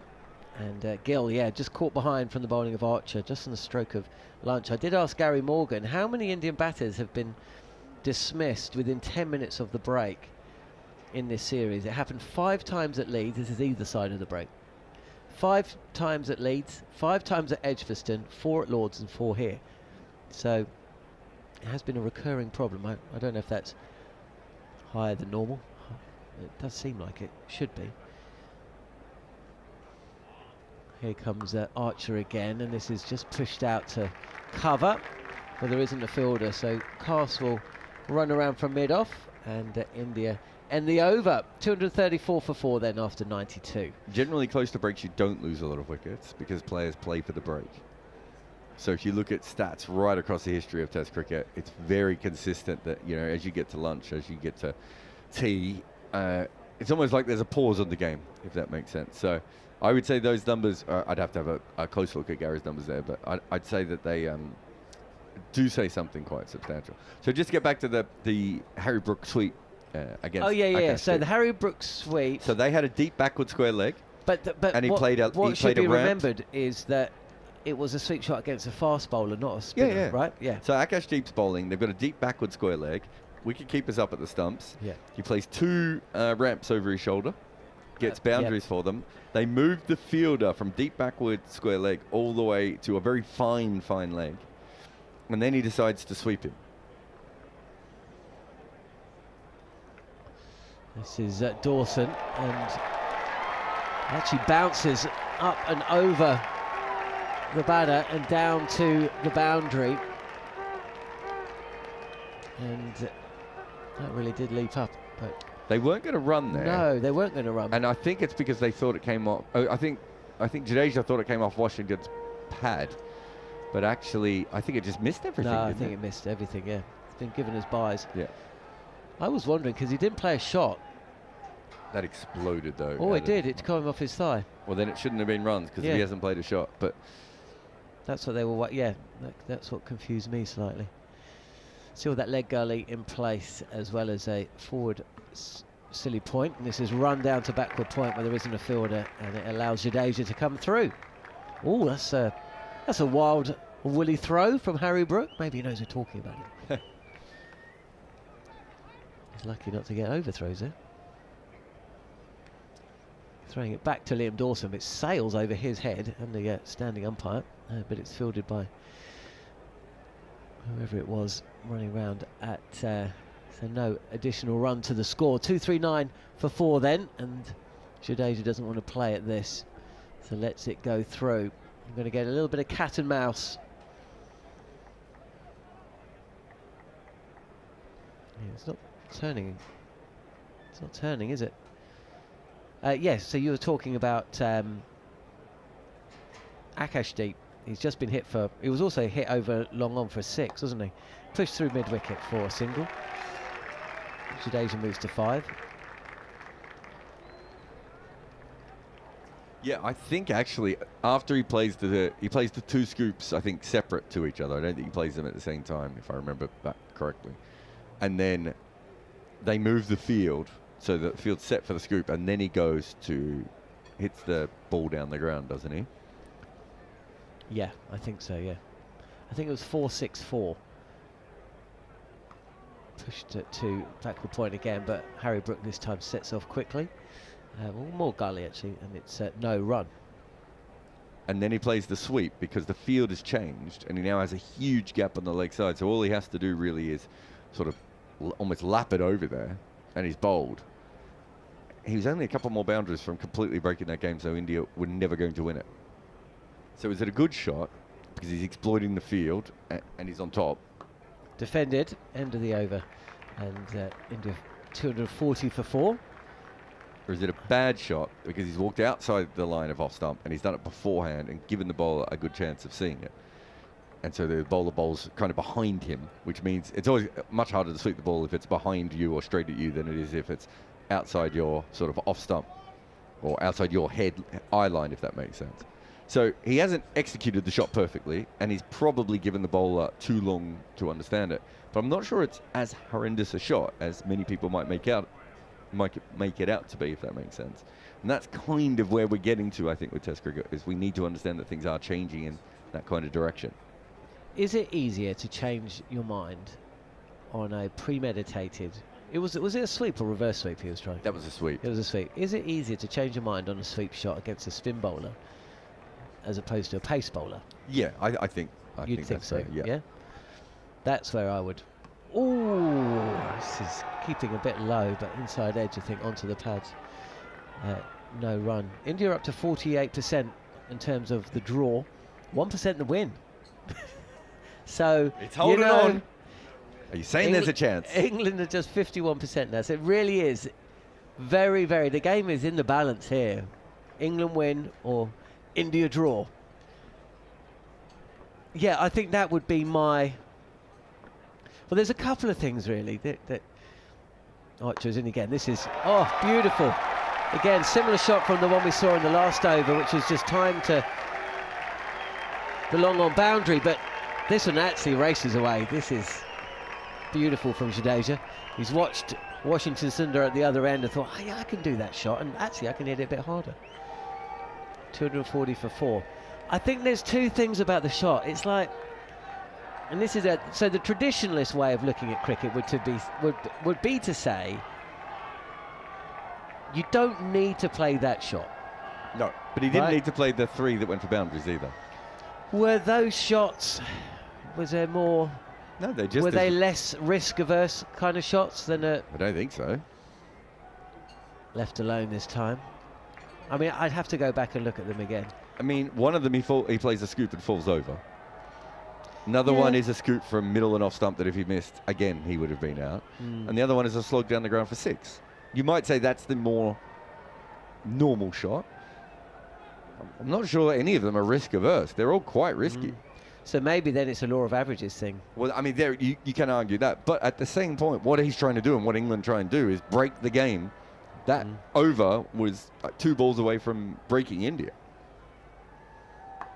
This keeps a touch low, but it's dug out to the leg side. Comes through for a single. I mean, I think we're at a stage of the game where I don't even really remember that shot as being particularly bad. I mean, the Joe Root one as well, he got bowled round his legs, didn't he? So I think you're right. I don't think there was as much fallout from Brooks' shot as there would have been even a year ago. You know, the shots I've been looking at are the Root playing a reverse scoop to Bumrah when he just got the angles wrong and made a mistake and shouldn't have played it to that bowler on that delivery. Here is Archer, and this is placed between backward point and Gully. But again, no run. That was the one that broke everyone's brains, right? Because he'd already done it to Wagner once. He'd been out that way. But he did it to Bumrah. Whereas I don't think that's the worst shot he played in that series. He played another shot to Ashwin where he came down the wicket and then tried to slog sweep. No, that was the worst shot. Right. Because it also came at a stage of the game where that really made such a difference to where that game was going. And the fielders were out. And the field was out, and also he had time to abort. Exactly. And he didn't. He carried on going with it. So. Archer again, round the wicket. Oh, and he gets on past the outside edge of Washington Sundar's bat. He's 29 not out. What was that you were saying about Washington in terms of the runs? Where is it again? I said he's a 30 to 60 man. Right, there we go. He gets to 29. He's 29. And he always nicks off straight away, of course. And Archer's just giving him an absolute volley. Washington's acting like he doesn't understand. But if you go back and have a look at the reaction to both of those shots, the Root reverse rant was talked about for days, and the bad shot against Ashwin was I'm not saying people didn't have a go at it, but it was largely forgotten straight away. There's also a Ben Duckett shot where he went out bowled to Ashwin, where he just makes a series of terrible decisions. Again, doesn't get anywhere near the amount of scrutiny or anything of Joe Root, whereas I would say that Joe Root's shot makes more sense than what Duckett and what the Joe Root versus Ashwin shot was. So that's what I'm saying. I just think the conversation has moved on with how we have to look at these shots, because we can't say, oh, Luke Rishabh Pant, he's played a great shot, and then also turn around and say, oh, he's gone out now. Oh, Azilian inside edge onto his stumps. Jadeja coming forward to Liam Dawson, who's continuing to bowl from the James Anderson end. He's gone for a big drive, and he missed it. Has he missed it? He missed it, so he edged it back Oh, on, right, okay, yeah. And then when it was in the dirt, he tried to whack it away from the stumps while it was spinning, and he just missed it. He's inside edged it onto his left boot. Oh, and then it stayed there on the crease. Oh, and this time he goes across and tries to play across the line. Just a couple of moments here. Dawson. He's found his range now. He's found the footmarks. Actually, I take that back. That just spun off the pitch. Yeah, that's turned and bounced. And Jadeja's just had a little walk towards square leg, the old telltale sign. 2-4-5 for 4. India. They trail by 66. And Dawson is in. This is a bit flatter. This is not the... Oh, and there's a misfield as well. Is that Bryden Carse out there? He's just taking his eye off the ball, I think. There's never, ever going to be a run out there. Yeah, he's taking his eye off the ball. But we've seen this quite a lot, haven't we? We've seen quite a few misfields. I think that's tired brains and bodies out there as well. So 2 runs. That keeps Jadeja on strike. 2-4-7 for 4. 3 balls left of the over.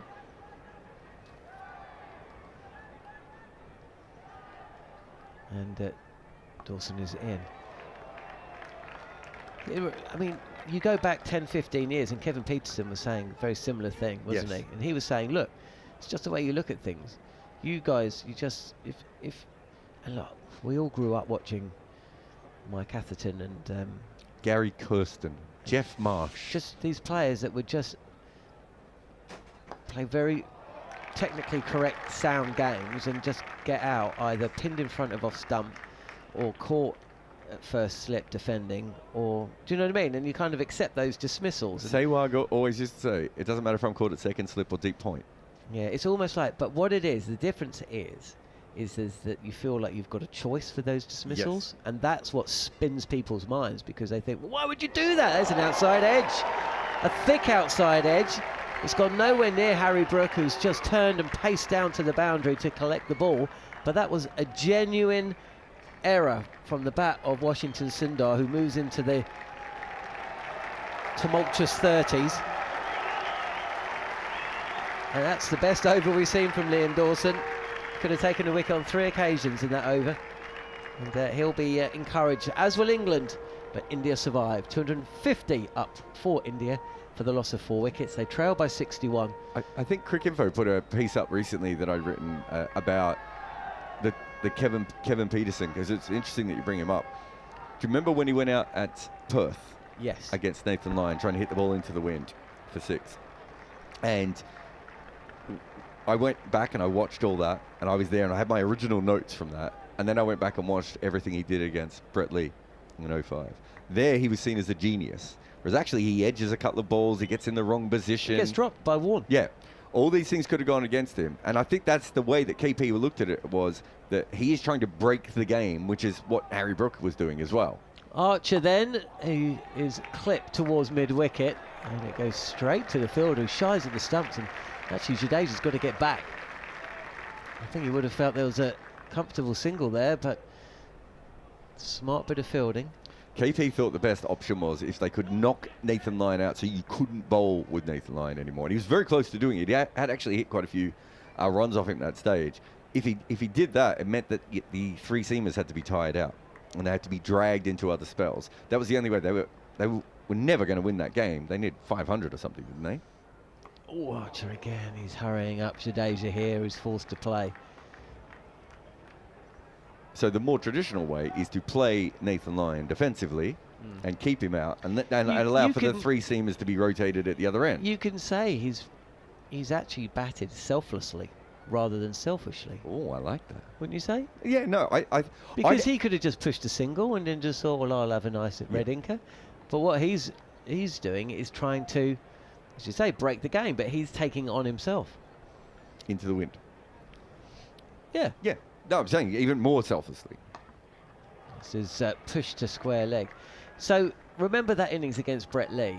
I watched that, and that profoundly changed the way I looked at cricket as an English kid. Well, that wasn't a kid then, I was 12. But essentially, in the history of watching my team play, I'd never seen someone take on the bowler in the way that Kevin Pietersen did. And I kind of, at the end of that, felt to myself, well, it's because he wasn't born here, right? And he's just got a different mindset to the English way of doing things, which you can see in all sport, in football, rugby and cricket. This is down the leg side. But what I found really interesting was, after that, when Kevin Pietersen talks about that innings, it wasn't bravado that saw him hooking Brett Lee off his nose. He was absolutely bricking it, and he just went with it, and he thought, he was so nervous, which you don't see. I think he does the same thing against Morne Morkel in the Headingley one, and Steyn as well, maybe, I can't remember, but certainly Morne. This is pitched up and driven. The square leg fielder is earning his money in this over. And I saw him when he was, he must have been about 39, when he was playing for the Melbourne Stars. And he was facing a guy called Billy Stanlake. He was a 6'10", 90-mile-an-hour bowler. And Billy Stanlake sadly never got the most out of his talent. He was maybe the most naturally gifted bowler I've ever seen, who didn't go on to have a really good top-level career. It just didn't work. But I watched him face him, and you could see the way that KP was like, well, I'm not going to be able to face this. Archer again, helped at square again on the leg side, and it's square leg who will run over and field. And so he decided to try and hit him out of the attack in his first over with wild slogs. They were terrible shots. And I've seen Shahid Afridi do the same thing. There was another player I was thinking about who I saw do something similar, where they're just like, I saw Chris Gale block out Tamal Mills over once, right? So you either way, you're going from one extreme to the other. It's very rare you see. I remember Mills was just bowling incredibly to Gale, and Gale just went, okay, well, I need to do something different here to what I normally do. So sometimes you might go to that style, and those are still attacking players. And other times you're like, I need to put damage onto this player here, and to get away from them. What was that, Manners? You might have just mentioned it there. There was the partnership, was it Collingwood and KP, when England were well behind the game against South Africa, and then they put on a really good partnership, and then KP just, I think they were pushing to 80 ahead or something with maybe 4 wickets to go, and then KP, Edgbaston in what, 12? 13? 14? 13? 2008. 2008. Was it that long ago? Dawson back. We had all the fun and games in the last over, didn't we? But this ball is a touch too straight, and it's pushed to the leg side, and that takes Jadeja off strike. In 2013 Ashes, here, was it here? Or certainly in the UK anyway, that first Ashes, they kept putting in 2 short mid-wickets Australia to him, or 1 short mid-wicket and occasionally 2, and he would flick in the air over and over again, and every time Australia would be like, oh, we're going to get him. And another single to square leg. And that was all part of their plan, was to say, oh, he's so close, he's so close. And KP, after every one of these flicks, would go, you'll never get me out this way. You'll never get me. I'm just going to keep playing the shot. You'll never get me out. You're not going to stop how I play. And eventually, Australia got a couple of catches, but it didn't change him at all, because if he takes that shot away, suddenly he's a different player. And I think the way that we, he's probably a canary in a coal mine, but you could put Sehwag and Gilchrist and certainly other players. You go back, there's some really bad shots that Viv Richards has played, right? Like, there really are. People have forgotten some of the swipes across the line that he played to be dismissed with as well. It's Jadeja facing Dawson, and he comes forward, pushes it out to silly point, where Joe Root is one of 5 close-in fielders around the bat, plus Jamie Smith behind the stumps. And the pressure is on India, but they are starting to tick after the lunch break. Oh, he's nearly inside edged onto his stumps. How was that missed leg stump? I think that might have been off the middle again. That might have been the Siraj run, wasn't it? Let's have a look. Does that spin back? No, it doesn't. He doesn't know where it's gone, Jadeja. I think he's hit the bottom of the bat, and it's kind of gone under the bat and bounced up and back. So No, it was. I don't know. No, it was the Siraj one. It was the Siraj one. Yeah, it just had a lot more spin on that one, and it just violently went back, and it's just missed the outside of off stump. Have a watch, right off the middle. Oh. Wow. Another little moment's gone India's way. Feel like a wicket's coming. And this is what you also see. India counter-attacking. I don't think they're going to be able to just sit there and block this out. This is punched up to, well, it's up to long on, actually. Very, very straight. And Jadeja moves on to 19. The deficit down to 54. And this is important because it did, of course, do quite well in that morning session. But they lost 2 wickets, 2 overnight batters, but didn't really push the runs along. How many runs scored? 49. When should they declare? With 3 overs to go. England will chase up until 3 overs to go, I would thought. This is too short, and this is meat and drink really for Jadeja. The chase is on for Wokes, who is doing really well to pull the ball in, but will they run 4? No, they're going to run 3. This is... See Jadeja move to... They will have a look at this, but I think Wokes has done terrifically well. Change in the commentary box as well. Manners and Harmy to come in.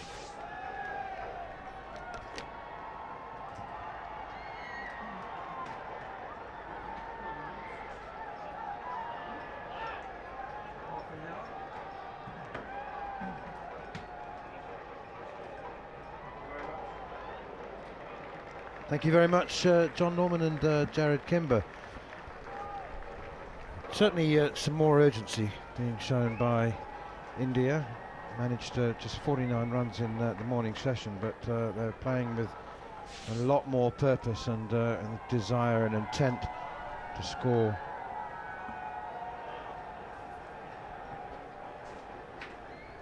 Jadeja 22, Washington Sundar 32. 97 overs gone, trailing by 51. So this second new ball is 17 overs old. There's not many overs of hard ball left, and I mean, I'm not suggesting that England will be feeling desperate, but they're acutely aware that the Duke's ball has started to go significantly soft by about 25 overs as Archer is in for another over and whipped away by Ravi Jadeja for a single behind square on the leg side. The deficit now is 50. And as Siddharth Monga was explaining in the morning session, once they get into the lead, it's effectively a situation where the runs virtually count double, because every run they move into the lead is another run that England have to score, and it time starts to tick away that much quicker as well with every run that sees India move into the lead. Still a long way to go, of course. There is a long way to go. We're not halfway through the day. It's clipped off his toes, off his hip rather, by Washington Sundar, straight to the fielder at square leg. Ollie Pope, no run. Question of staying patient, isn't it, Steve Harmison? Just not rushing things, not trying to get ahead of yourself, and almost just don't look at the scoreboard. Is that right? Just yeah, it is from India's point of view, and just, as well as from England as well. Stay patient, knowing that one might keep low, and, yeah, and open the sort of the door for you. Archer in again, and again banged it in short, and it's pushed away out towards square leg. There's nobody there. Archer has to run and do his own fielding. Can't prevent the single. Both sides just sort of, you know, metaphorically keep your shape. Yeah, that's it. And you know, 55 overs left in the day. Now that's a long time. England just need the 6 wickets, and they'll be buoyed by knowing that they've got 3 bowlers in Kamboj, Siraj and Bumrah, who average under 10. You've got a guy coming in with a broken foot, so there's 4 wickets. So just the impatience and making sure that you limit the damage that at the other end. Here's Archer once again round the wicket. It's tucked away by Jadeja again. Another single. There's a man out on the hook, or he's a deep square leg anyway. It's Ollie Pope. Can't prevent the single, and at the moment it's the hip tuck is very productive for these two left-handers. Earlier today, Shubman Gill equalled the most centuries scored by a captain in a Test series. Two decent names he's alongside. Donald Bradman and Sunil Gavaskar. 400s in a series as a captain. As Archer is in again, round the wicket bowls, and solidly defended Washington Sundar once again, up to Chris Wokes at mid-on. Good crowd in, very good crowd. Ticket price is £29.50, is that right? Yeah, I think it was something like that. Yeah, it was under £30 for an adult. And there's a lot come out and took up the option on this overcast day. I don't think the rain has threatened too much. It's been windy, be a bit cold, a bit grim, but I think it's been a good day for Test match cricket and a good crowd. Here's Archer again, and that's flicked away out on the onside again, straight to mid wicket. Ben Duckett does the fielding, and there's no run. Have you walked through the passage underneath the permanent temporary stand while there's a crowd in it during play? No, I haven't. No, I haven't. I haven't gone that way. I went the other way. I went to the hotel yesterday, and that hour I had off in between, I went across to the hotel, and the older one of the two, and I went round the side. I didn't go that way. I went for a walk. Did you go that way? Underneath that stone, and can I just tell you that rather disconcertingly, it leaks. It leaks, yeah. There's a lot of poles, isn't there? What is There's it? a lot of, yeah. I don't think it's that. What you're possibly thinking? Well, spilt beer. Spilt beer, yeah. Spilt Stale things. beer. Stinks of stale beer, doesn't it? Really stale beer. I think what it is, though, because it was raining again this morning, wasn't it? It rained quite heavily overnight, but I think you're right. The scaffolding kind of fills up with rainwater, doesn't it? Scaffolding fills up with rainwater. That leaks a bit. I can't imagine Michael van Gogh and younger brother had drank every part of that beer yesterday that he was downing. Short and wide from Bryden Carson. It's cut away behind square on the offside. Bryden Carson in for his first bowl. I was wondering whether he might be unwell or have a niggle that was preventing him from bowling, but maybe it's just it's part of the Ben Stokes grand plan, just to keep him for the back end of the day. I think probably keeping Bryden, didn't see the point of he's pounded a lot into this series as Bryden Carson, probably keeping him for the second new ball, and he's obviously the first spell in it. Here's Carse again. It's nudged away out on the onside. There's a lot of very productive nudging and nurdling being done by Washington Sundar and Ravi Jadeja. It's another single. Jadeja 25, Washington Sundar 33. Deficit now down to 47. India 264 for 4.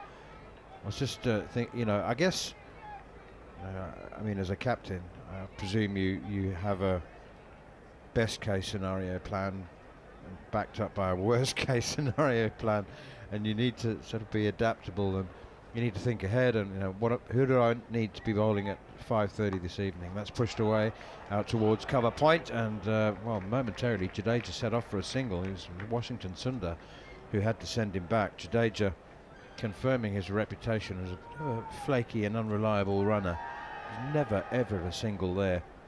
I mean, if like the ball's going to be 50 overs old at 5:30, going to be almost nothing. That was a not a wild guess. I could be out by half a dozen. But who does Stokes want to be having? With some petrol still left in his tank at 5:30 this afternoon. That's pushed again away defensively by Jadeja out on the offside. Himself. I think at this point, I think you don't worry about 5:30. I think you just got to. I think they're still in plan A. I think plan A was to get to the second new ball, to bowl a bit of spin, to bowl Ben Stokes himself. We see he's not got the injury that we thought he had from a legs point of view, and it's more of a shoulder one. Archer a good spell, Wokes a good spell, get Dawson back on with a harder ball, possibly a bit of root and give Cast a good go with a harder ball. Oh, that's short and wide outside the off stump, and just for a second Jadeja fancied it, didn't he? he was twitching. He wanted to give it a big flying cut. Maybe he remembered there's a man at deep backward point. Yeah, he was about to throw everything at that. I think that was coming towards us, Manners, rather than going towards backward point. I think he was going to. It looked as though he was threatening to sort of open the fierce. You could see when he practiced after that. You know, Bryden Cast bowling a bit shorter, a bit wider. Not quite got his line right. He's got his length right, because I think he's hitting the pitch hard on the back of a length. Here's Bryden Cast in again, and Jadeja forward, almost walking into a push drive there up towards Stokes at mid-off. And England still searching for another wicket. As you said, 3 bowlers and an injured Rishabh Pant. I mean, they need 6 more, but in theory they'll get easy. In theory they'll get easier to take. Not necessarily the case. Didn't at Lords, did they? No, it didn't. But you look at what's to come. You've got Thakur and Pant, whichever way it comes, and then the 3 seam bowlers. Joe Root's going to have a bowl, so Ben Stokes is probably now into Plan B. He's probably into Plan B. His plan here was, you know, a little bit of himself. Dawson with the old ball, and then have a look at Dawson with a newer ball while giving Wokes and Archer a chance. And the Plan B was probably a little bit of Joe to the left-handers. There's a little bit of assistance outside off stump. India have gone nicely here. What are they? They're 46 behind. Sid said earlier, and he's right, if India just creep up to that total and go beyond it, that just takes a little bit more time out of the day's player. Joe Root in, bowls to Washington Sundar, stretches forward defending. He's 34, Jadeja has 25. Total is 222, and Shubman Gill departed for 103, his fourth century of the series. Joe Root's got a couple of wickets in the series. Pushed away again for a single. That's all that they need to keep doing, these 2 left-handers, Washington Sundar and Ravi Jadeja. Just keep taking the ones. 2 or 3 singles and over. Do just nicely, thank you. Trailing now by 46. Joe Root with his mid-off and mid-on quite deep. Not conceding a single if it's hard driven, but will be conceding a single if it's just a gentle push up to Wokes at mid-off and Dawson at mid-on. Man catching at cover. Short leg and a slip as well. Root is in, round the wicket, and pushed, well, blocked out towards short leg. It's Ollie Pope there. 2 catches have been dropped in this Indian second innings. Shubman Gill dropped on 81 by Ollie Pope. Went on to make 103 as Root is in again, and that one is firmly pushed by Jadeja to the man catching at cover. And Ravi Jadeja dropped first ball by Joe Root at first slip off the bowling of Jofra Archer. And that's driven again by Jadeja, and it's misfielded, believe it or not, by Ben Stokes, the England captain. He's in a stationary catching position, quite deep at extra cover. Statistics can be merciless and unflattering. They can also be made to flatter, but there are some that you can't massage, and we are told, unfortunately, dropped catches have been recorded throughout Joe Root's career. Forward comes Jadeja and pushes that one out towards extra cover. Like, I mean, you think of somebody like Ian Botham, you know, one of the great slip fielders of all time. You think of all the blinders that he took there, and you don't remember how many he dropped. Unfortunately, those statistics just began to be recorded at the start of Joe's career. Yeah, so they did. Yeah, he's caught 213 now, isn't he?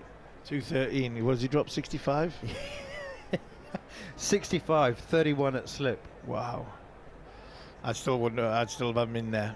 No matter how many, I'd still have him in there. And he's taken some absolute blinders, but he has shelled a few, hasn't he?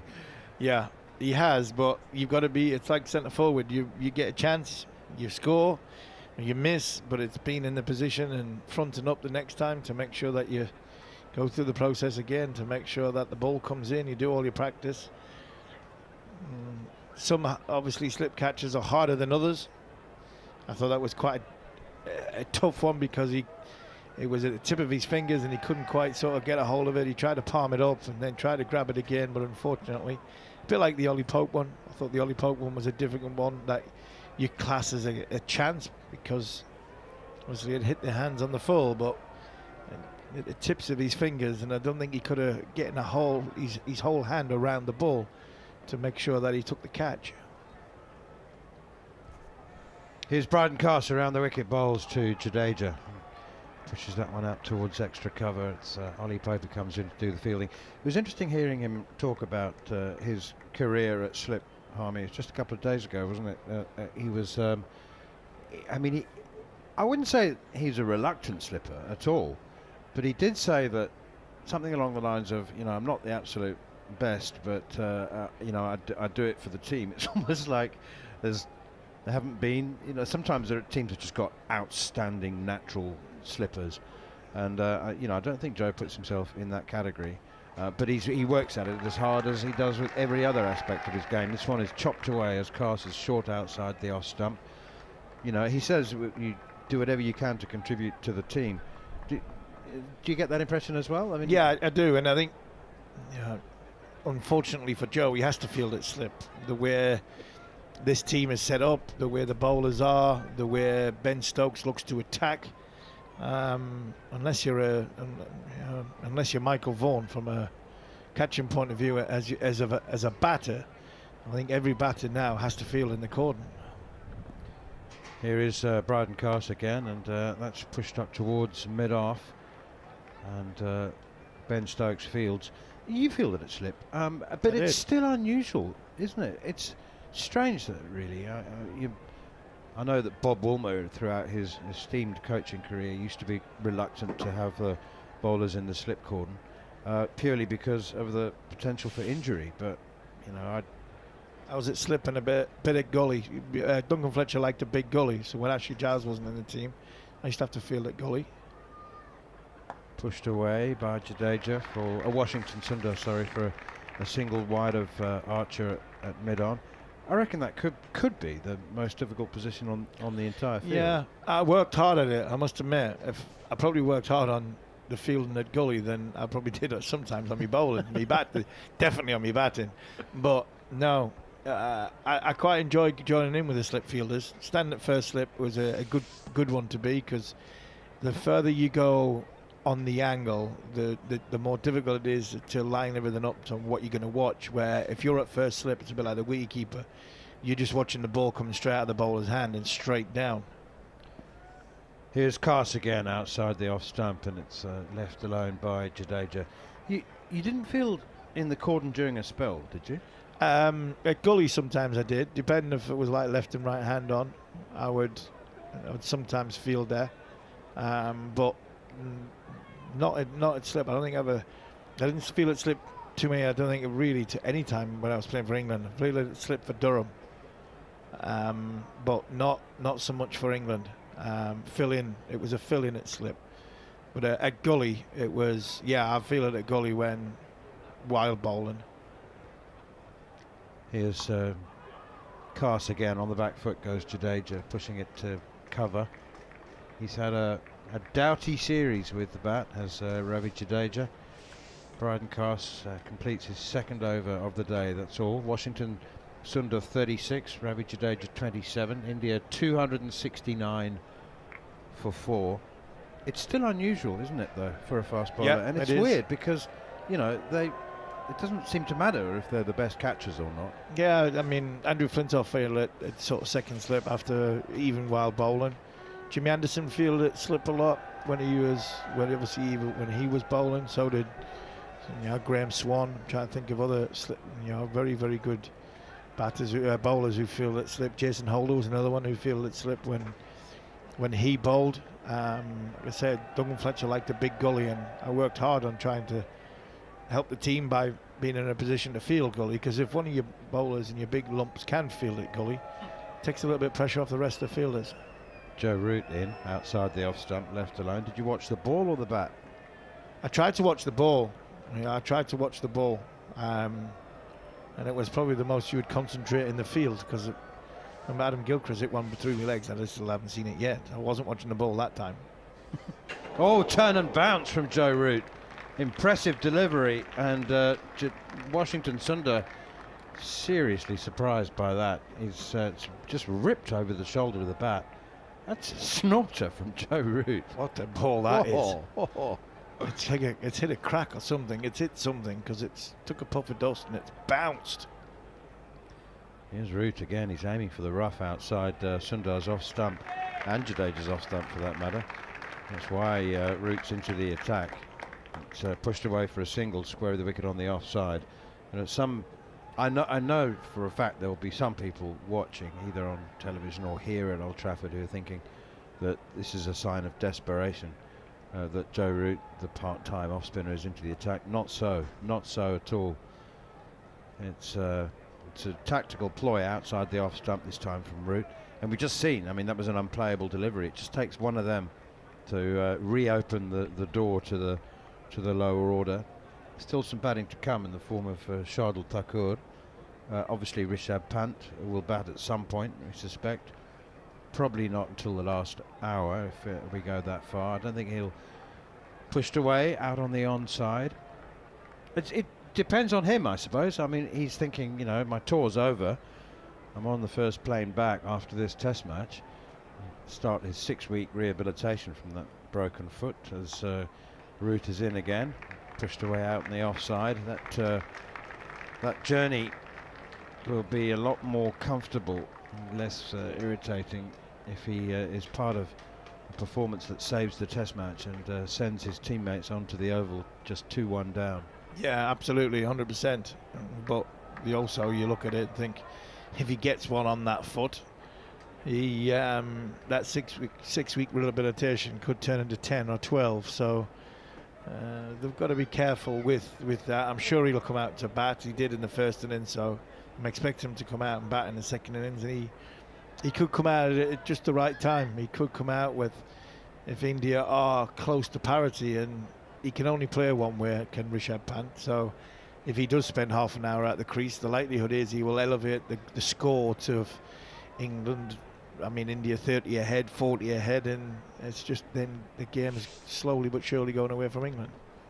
51 overs remaining in the day as Bryden Cast comes thundering in again from the Jimmy Anderson end. 51 overs remaining. That's a lot of cricket, and final day playing conditions are different, Army, aren't they? We still have a final hour, don't we? Final hour, yeah. Final hour at 16, isn't it? Final hour at 16. So we'll get them all in. You look at it, if you think India bat 40 overs, going at what they're going at now, 3 and over, 2 and a bit and over. Here's Bryden Cuss around the wicket, bowls to Washington Sundar, who pushes it up towards mid-on. Jofra Archer down on his knees to do the fielding.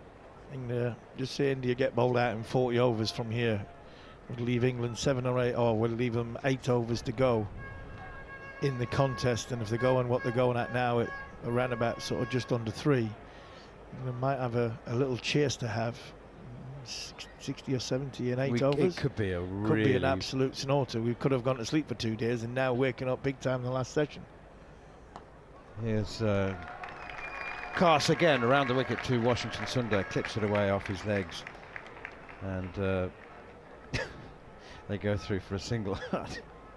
Just thinking, what was the story about Rip Van Winkle? He went for sleep for 100 years, didn't he? Yeah. Then he woke up and he said, "We need how many?" Yeah, we need how what? many? Yeah, we need 70 off 8 overs. Yeah. let's have a go. I reckon come tomorrow I could challenge Rip Van Winkle with the amount of sleep Alan going to need. It's been one of those summers. It's been emotionally exhausting, even for those of us not playing, just covering the series. It's pushed off the back foot again defensively by Jadeja. Joe Root's been off the field. I think he's coming back now, but he's just popped off some treatment. He, like all of the players involved, has got blisters and sores and bruises and bits that need taping up, and he's got a sore finger. He injured that a couple of days ago. Washington 38, Jadeja 27. Washington, Sundar 40 behind now. India trailing by just 40. Here's Bryden Cast once again, and it's pushed out on the onside by Jadeja. His arms are Kimber asking Washington Sundar, are you going to call? You're going to call? Well, I think it was your call, Ravi. You've played it down to your own feet. Washington Sundar now walks down from the non-striker's end. You just, I mean, he's got this terrible reputation, and statistically as well. I mean, he's been involved in 13 run-outs in his Test career, and he's survived 12 of them. Yeah, India's version of Nasser Hussain, isn't he? I mean, I'm all right, Jack. Well, if there is a problem, just make sure I'm past you. Cast again. Peel for leg before wicket. Might have been a bit high. So you just know from the bowler's reaction.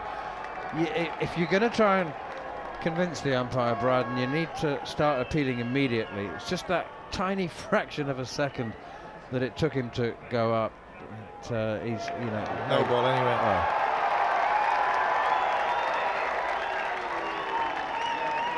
There's a girl with sitting in the permanent temporary stand with a cardboard placard reading. She's an Indian supporter. Obviously, she's wearing an Indian shirt. She's gone to the trouble of making a placard which says, "Dad paid for uni. I paid to watch Jadoo play." Oh well, very good. Wonder who got the better deal. Yeah, I think Dad paid more. Especially if you only paid the $29.95 or whatever it was today. That's guided away behind square on the offside by Jadeja for another couple, as Bryden Cast offers a little bit too much width, and the deficit comes down to 37 now. Jadeja 27, Washington Sundar has 38, with 50 overs remaining in the day now. 103 have been bowled. New ball, second new ball's 23 overs old, Harmy. It's losing its effectiveness. Are you beginning to see it? Joe Root's been off the field, but he only went off, he was only off for 2 overs, so he can carry on bowling. 1 over. He only missed the over because he bowled the last one from here, didn't he? So he missed that one Cast over. So there's no issues there from a bowling point of view. Regulation stage, it's 8 minutes, so it's around about 2 overs that you get grace before you start losing time. Slip in a gully now, or maybe 2 slips. That one is whipped away down towards Jofra Archer's backward square leg. Washington Sundar thought there was a single initially, and took a couple of steps down the wicket, and I think he'd forgotten that Jofra Archer's tucked away there, just behind square on the leg side. As I say, Root turning it away from the left-handers. Has got 2 slips in now as Root's in. That's driven sweetly through the offside by Washington Sundar. He's playing more shots in the second innings than he did in the first. 27 off 90 balls. And he is now, as you said, Harmy, you've got to keep scoring runs. Yeah, you've got to keep scoring runs. There's 2 ways to save this game.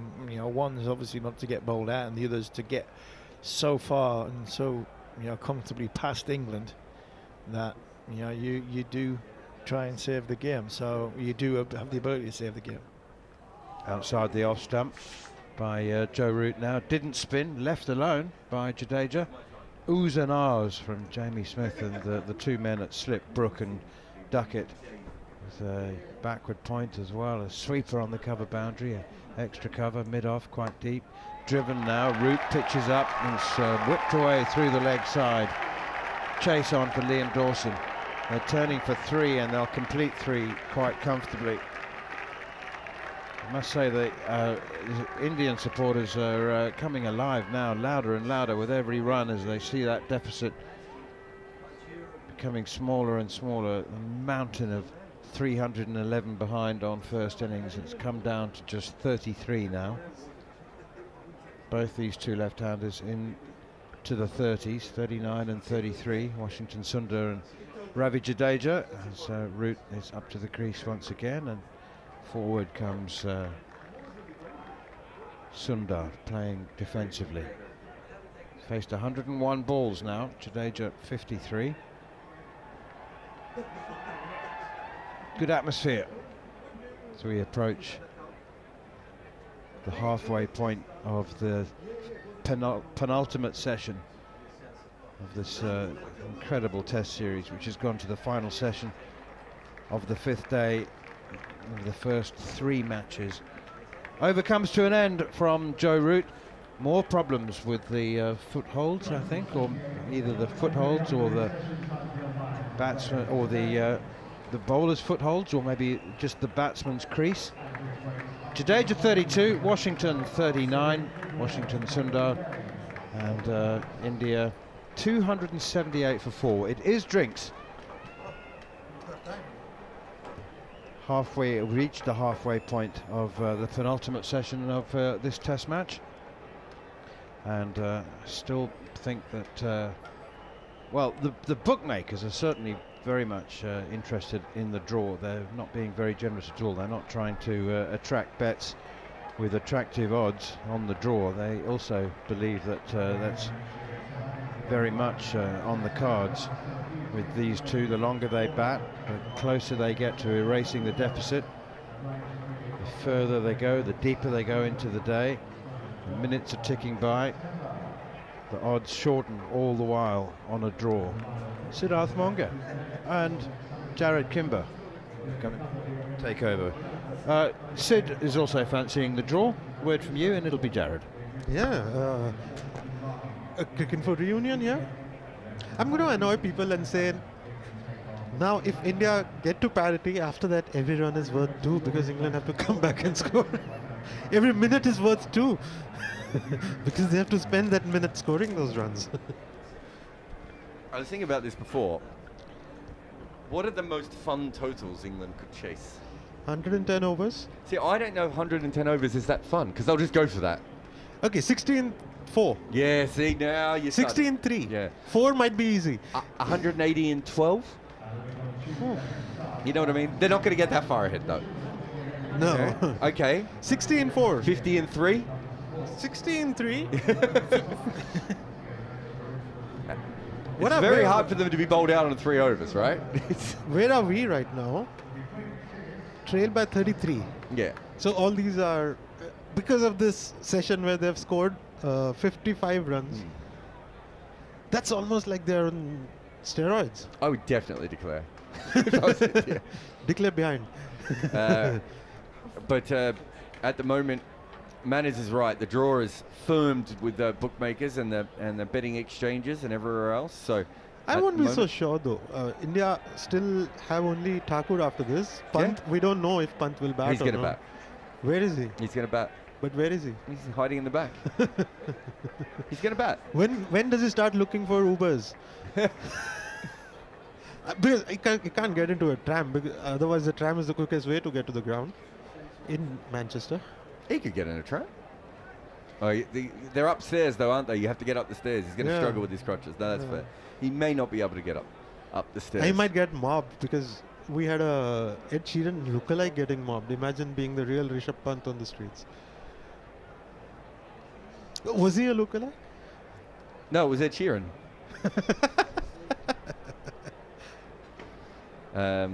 Yeah, so there's I think about. I don't think he would have batted if he was needed this morning.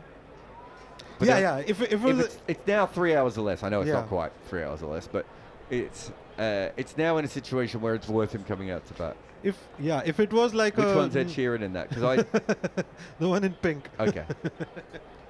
He got absolutely mobbed downstairs. If it was an impossible situation, India are 100 behind and 9 down, then he wouldn't have batted. But now if India need him, he'll surely come out, I think. Except that we don't know if he's here or if he's at the hotel. That's the only issue. I think when... Well, Shardul will come out to bat next. I'd be shocked if he doesn't come out to bat. If a wicket falls, Rishabh starts looking for Ubers. Or whatever he prefers, Bolt or whatever. Yeah, he might, maybe he's a taxi guy. Maybe, yeah. Help the local businessmen. There's local more room vendors. in a taxi, isn't there? Because you know. And you help the local vendors instead of this capitalist behemoth. Talking about capital behemoths, here comes Bryden Cast around the wickets to Ravi Jadeja. And this is defended on the leg side. Just before I get sued, I didn't mean Uber as in the company Uber, but like Uber has become umbrella term for all taxi apps. You said Bolt as well. You said Bolt. You're fine. What's the other one in India? What's the one in India? Ola. You can get Ola in the UK, I think, as well, can't you? They were briefly here anyway. I used to get Ola in India. We've got a short leg. It's not that short. And a fielder right behind the short leg. As Cast comes in again, and it's on the hip of Jadeja. Turns this around the corner, and they're going to take one down to fine leg. India trail by 32 now. I wanted to ask you about left arm finger spin and foot marks. So, left arm finger spinners average a lot more against left-handers and right-handers in the first 2 innings. In the third innings, it's almost exactly the same. And in the fourth innings, right-handers dip again, and left-handers don't dip all that much again. So what? Do they fill the foot marks back in? Like, what's happening here? Cast, bouncer, that hits Washington. It could go anywhere, and it does go somewhere. But luckily for him, it's in front, or to the side, maybe is the best way of putting it. Was that glove? Yo, he took his eye off that, actually. That didn't get up. We didn't have any depth perception because it was nowhere near the stumps. Well, we didn't know because he didn't know. We're at a bad angle here because we knew it was behind his body and he couldn't find the ball. It was in front of his body, come on. No, I mean behind his body from our angle. But we lost the ball for a second. It didn't even cross his body to get closer to the stumps. See? If that hits the inside of his foot, that would have run back onto his stumps. He flicks this to short leg. Again, back of a length in at the body, no run. The bigger issue was it wasn't that short. He didn't play it very well, and he took his eye off it. He's enjoying the luck Siraj didn't. So, what do you think is about the fourth innings then? That might mean that... I just figure that maybe by the fourth innings, the wicket is... I think we need to filter these stats into pitches, and because as an overall, it is... That's what I think. It is not intelligible data. It's noise. Yeah, I think the third innings one certainly tells you that the second, by that point, it's much better to bowl to left-handers, but you still want to bowl to right-handers. The bouncer, and he sways back, plays limbo as this one goes past his left nostril. Right nostril, probably. It would have been right nostril first. Ooh, he's not playing the short bow particularly well. It went past both nostrils. All the nostrils. He's not playing them brilliantly here, Sid, these short balls. You know, sometimes on slower pitches, you struggle to get out the way of the ball, don't you? But he's doing the right thing. He's dropping his gloves and bat out of the way. Except for that a moment ago, he didn't do that. Except for a moment ago, he did the opposite of that. Everyone's allowed one mistake. Cast, bouncer. Look at it. Dismissively, aggressively. I don't care about this ball. I'm not even going to bother to get in line. Is that one just a bit wide, I wonder? Yeah, way too wide, actually. That's a waste from Cast. One of the issues with Cast is you get a lot of good balls, but he struggles to maintain pressure for a long period of time. Cast is one of those where you think he's bowled well, you think he's given it his all, but you look at his numbers, he's averaging 60. Yep. He really struggled with the old ball in this series. Despite that one spell where only two of us are agreeing that there were visibility issues. Hey, we're in complete... 100% of the people on this commentary stint believe that the Indian batters couldn't pick the ball up. Ben Stokes was just warming up. Which is when he took 3 wickets anyway. What over are we up to? So we are at the... Okay. 105 overs in, so 25 overs old ball. So generally, he's been their best bowler after 30 overs, as this one is just defended. No, he's been their best bowler. Oh no, he has, but he's been a lot better with the rest. That's the problem England have. Their best fast bowler and their best spinner are both batters.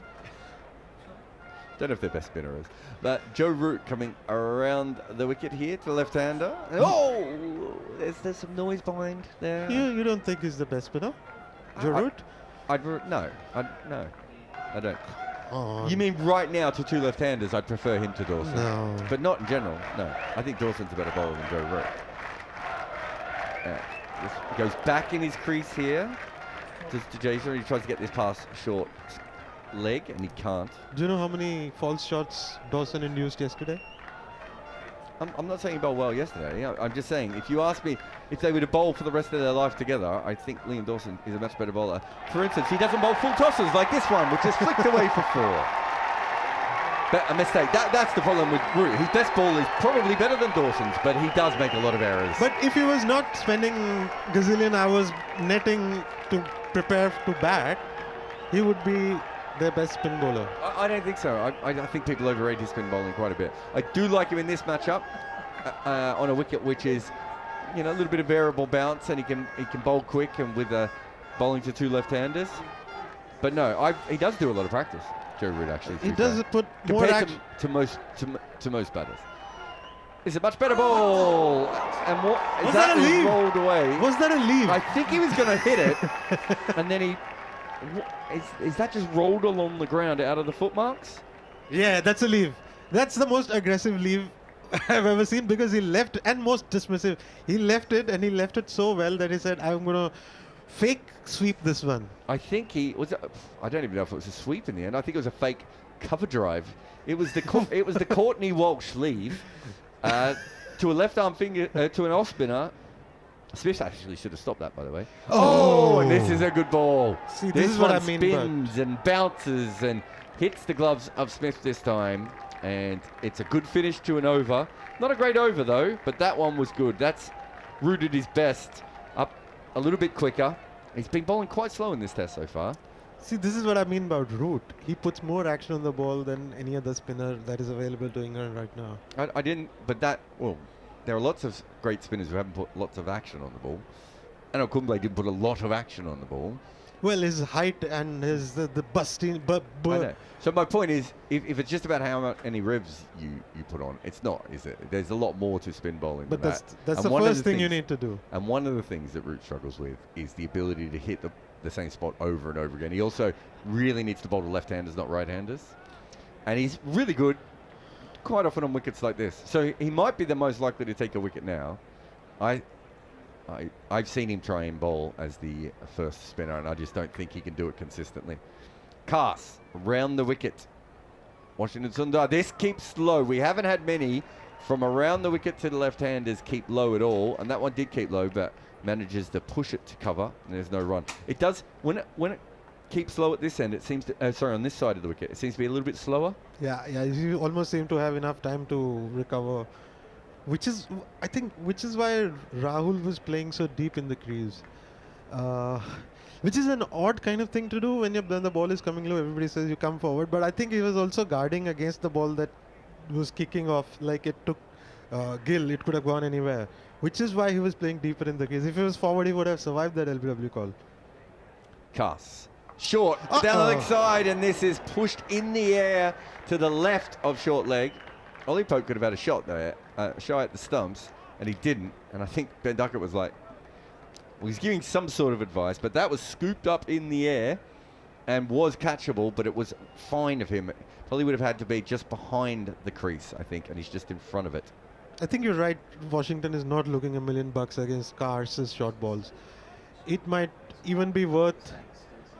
It might be worth Jadeja taking him for a while, just taking this end for a while and letting Sundar play the spinner. This one is down the leg side and left. He wanted to run. He's done two of the weirdest leaves of recent times. He's done the flap cover drive / sweep leave last over, and this one just sort of lifted his bat up and said, it's just going to hit me, it'll be fine, I can't be out here. And then, as you say, he wanted to run for a step there. He wants everything. Yeah. Don't they trail by 25, Sid? Yeah. We're coming to the time where I get to again say, every minute is worth 2.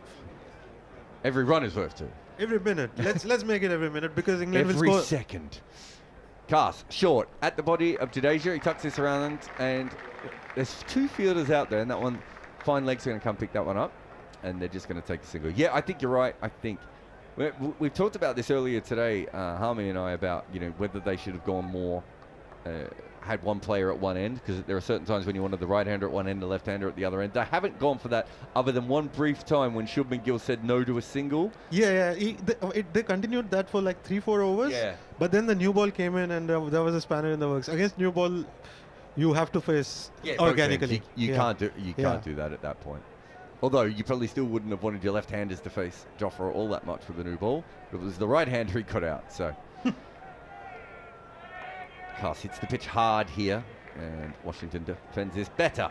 Still not straight into the ground, but off the back foot, turns the bat a little bit. It was in the air for a little while. Old-fashioned short leg might have got there, but we had a short leg like that at Lord's, didn't we? Where they went back to what short leg used to be when Gus Logie could read the read the tag on the back of the batsman's trousers. Oh, I was I was thinking you would say he could read the branding on the ball. Yeah, that too. High shutter speed. 3 catches in place. This does keep low. Now we're starting to get it from both sides of the wicket. Well, that makes it more fun. Not if you're Washington Sundar. This one goes under the bat a little bit, but outside the off stump. We still haven't seen one really run along the ground on the stumps when you're bowling to the left-handers from that side. So the end of the 107th over there. 287 for 4. Jarrod Kimber and Sid Monga. And we are getting the change. I said he was warming up. And Ben Stokes is coming on. You worried about that as an Indian? As somebody who has stakes in keeping the series alive. Because otherwise the steam goes out of the series, and the last test is not that much fun writing or commentating about. No, there's no doubt about that. It does change quite a bit if England get over the line here. Who knows, Stokes might not even play the next test, and then that's no fun. If England are 3-1, he could just play as a batter. Or not play at all. Yeah, the way they're bowling. Yeah. Maybe they can't carry him as a batter? Yeah. He bats at 3 and Pope gets a rest? He's dropped a catch today. He did. Shubman Gill was dropped twice. Shows you how much... Still scored only 103. What a dud innings. Again, we've got a similar field. Stokes is going to come around the wicket to Ravi Jadeja. It's short. He gets under this. Goes over his head. Got a short leg, who's quite deep, so he's there more for the turn off the face of the bat rather than anything onto the pad. There's then another catching fielder behind him, a catching square leg right over Pope's shoulder. Again, for probably that sort of that whip shot, and then Brook is at floating slip, maybe second, 2.5. They've got a deep, I was going to say deep third, but it's not really deep third, is it? It's the chop out man, deep backward point. And then a fine leg and sort of a second fine leg, really. Long leg. Yeah, long leg and a fine leg. And fine leg's in about 15 metres. And we are going to see more short pitch bowling, but this one's down the leg side, and he just leaves this one alone. I find it curious that Stokes has not gone to the same end that was giving him so much misbehavior from the pitch. He's now bowling from the Statham end and not the Anderson end, from where he was. He somehow magically created something out of the pitch, which it was not doing for anyone else. Yeah, he will get bounced from this end. He has bowled at this end in the game earlier, though, hasn't he? Yes. Yeah, so he was good in the first innings, but it was a very different situation and the ball was swinging and things. So certainly has had success from this end. Bounces again, and that's tennis ball bounce, and it's a wide. You see what I mean? This is very predictable bounce. This was not happen from the other end. No. He was getting unpredictable bounce. Well, it's predictably bad bounce, that one. It was down the leg side as well. It was very short, and it looped up over Jadeja's head.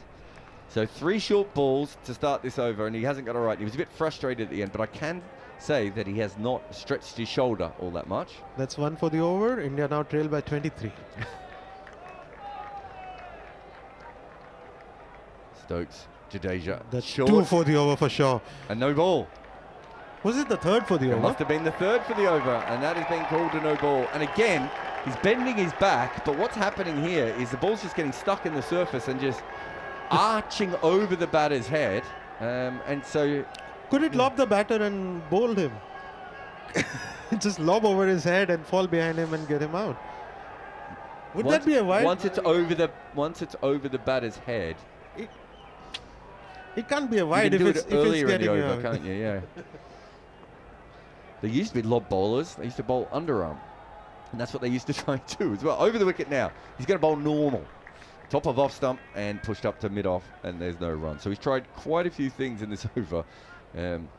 It's really what you want when your captain is falling apart piece by piece, and he's already bowled a wide and a no ball. He's going back in time to Australia to bowl 8 ball overs. Seen a couple cast bowled the 8 ball over to. And nearly got a Shubman wicket Gill. on the 8th ball. That's because you. Jadeja got one on the 7th earlier in this test. Did he? Yeah. Should be allowed to say no to extra balls if you're about it, but that's a different conversation.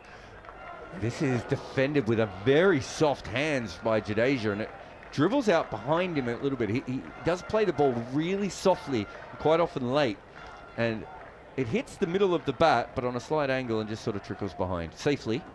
That's an interesting conversation. We also touched upon it yesterday. That I wrote a whole piece on it yesterday because it was one of those days. You don't want to go too hard. Yes, at the end of day 4 on that one. I mean, you remember Bumrah bowling no balls to Anderson, and then Yes. it kept meaning that one more bouncer. Yep. Jadeja again. Stokes back around the wicket. This is back of a length and steered into the offside. There's an easy single there. So again, just getting a little bit closer, not far away from 300 or a lead. Did you think yesterday at lunch we were going to see India leading? Not the way India saw through that first kind of 10 overs. It looked like England were well in with a chance to finish the game with a lot of time to spare. Yeah, I did think it would get easier with the soft ball, but I didn't think we'd see that sort of an epic partnership. No, that we of course, saw. those 2 wickets misled us. Otherwise, my smart money was on a draw before the innings started. Yeah, I was more leaning towards you, I think, at that point. This is pushed on the offside, kind of eagerly by Washington Sundar to finish that over. Looking for a single, can't find one. So Stokes' 8 ball over is finished. Washington's on 40. Jadeja's on 39, just from 69 balls, and they're 290. Jadeja a couple of times in this series has batted faster than I think he would bat. And slower, sometimes slower than you. And then slower than you would think he would bat. I can never quite understand what mode he's coming out in, because you and I have got used to watching him bat very defensively over the last, 7 years? For me, he is the most most natural batter in this side. He just reacts to what is bowled at him. Not to the match situation, not to the state of play. He reacts to what is bowled at him. So you might be needing, there might be a session where you want to dominate, and he would still be going at a 30-40 strike rate because the bowling is that good. And then you might be in a state where you have to just bat out a draw, but if he's getting full tosses, he's getting runs scored off them. Your mate, Fake Sheeran. Fed Sheeran. Is getting some... I think more attention from the fans. This one goes down the leg side from broadcast. Another wasted ball. Couple of wasted balls of recent times. If he has made it to the permanent temporary stand, he might need to neck down tens of beers today, because somebody has to entertain the crowd. The cricket is not entertaining them. No, it's slowed down here a little bit. We've had some moments where the Indian fans have been into it and the English fans have been into it, but we're in a bit of a flatter spot at the moment. Stalemate. It's I just saw CricViz said that, WinViz I should say, said that India had no chance of winning, where they have had 1% chance of winning at times. Thanks, WinViz. This is defended on the back foot to mid-off, and there is no run. We didn't have it figured out yet. So England cannot lose this series, now that WinViz has said that. Yes, correct. They're 21 behind. Sorry, I can't help but think. Just because I know that England will kind of go for anything, right? India are not declaring. No, I'm not talking about declaring. I'm talking about if they got bowled out at a okay. weird time. No, Yeah. India's not declaring. I would declare. This is wide and outside of stump and left line. I would declare with something that would just be like, as I said before, like 80 needed off 5 overs. But once India feel like they are safe, Bumrah and Siraj are going to handcuff Shubman Gill so that he cannot call them back. Yeah, they don't want to bowl again. That is fair. But you've got the best T20 bowler in the world, right? Bumrah. Yeah.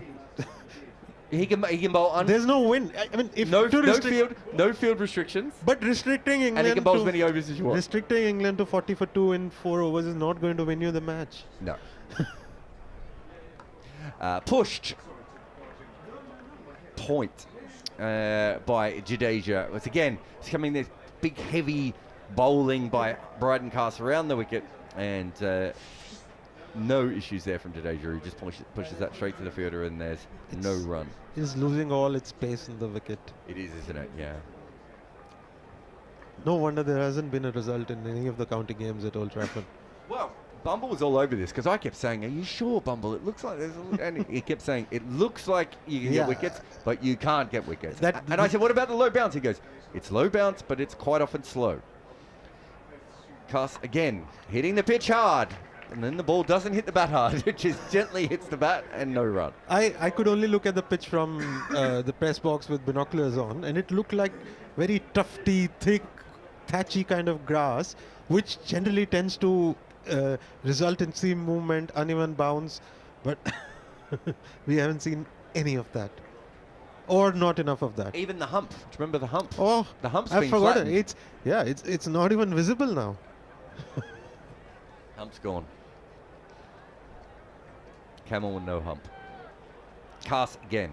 Close but no cigar. Got a leg slip in as well, and this is full outside off stump, and you could hear Jadeja, the lack of timing as he pushes that on the offside, and it yawns its way to cover for no run. No, just Camel reminded me, close but no cigar. So the end of another over. 290 for 4. What have we got? 44 overs left in the day, and the extra. No, I'm more. What's your mathematics on how many overs roughly we'll get? I am looking at 30 overs now because the way it's going, I think. You think mathematically, yeah? No, I'm just thinking handshakes at unless India want to handshakes with 15 overs. Have you met this English side? I was thinking the other way. If England offer a draw and India do not, because hey, keep bowling. I want you to be in this. 44 overs remaining. WinViz has England as a 40% chance. They're only 1 wicket away from really opening this game up, though. Okay, yeah. Now that you say that. Short, and again, this is to Washington Sundar, and it just dies on the way through to Smith. So Stokes has got for another short ball, and he just sways away from this. He does kind of leave his bat up a little bit, doesn't he? Yeah. I take my words back when in 2 overs ago, remember I said he's doing all the right things about facing the short ball, where gets his wrist down, gloves out of the way. But yeah, he's not looking the most comfortable, but on this pitch he can get away with it. Yeah. He can't get away from it on this pitch, but as in it's always going to be at him. There's a good ball from Ben Stokes, which is right at the rib cage of Washington Sundar, but he turns it around, plays that one went a lot quicker too, and plays that around the corner for 1. And what I mean by at him is because it's so slow. Yeah, I know. You think you've left it, but it's still there. Yeah, it's like right there, and in front of your nostrils. We've seen a few times where people have actually got a short ball and it's been slow, and they've kind of spooned it up. It's gone nowhere. Yeah. Not even close to a fielder. Even India had that with the ball. They didn't have. Yeah, there was one from India. Yeah. Was it Oli Pope did that? Yes. Yeah. And there was no gully. Oh, it wouldn't have carried to gully anyway. I don't think it carried to anyone. No. You would have had to have a weird fielder in place. Stokes, round the crease. Again, this is a good bouncer, and Jadeja's fallen. He's done some of the best leaves of recent times. And if you're wondering how exciting this last little bit of play is, we're now, all we can tell you is he's leaving well. This time he crumples like a piece of paper at the crease. Like your water bottle. Yeah. And then he almost periscoped his bat. I don't think he was anywhere near the ball. No, he didn't periscope it. He kept his bat down. Oh, did he? Okay, might have been afterwards that he poked his bat back up. But yeah, just completely crumpled. His bat was... No, his bat was... It was low. Could have been lower. But he got out of the way of that. But he didn't pick it up, which is weird because Stokes is just coming around the wicket to bowl short almost every ball. This one he does it. He hooks it. And he's going to get it in front of square, in fact. And they'll probably take 2. He wants 3, Jadeja. To get off strike. Yeah. And Washington does not want the 3rd. I think Root got a hand on that at square leg, didn't he? Otherwise it was 4. And he hit that quite well.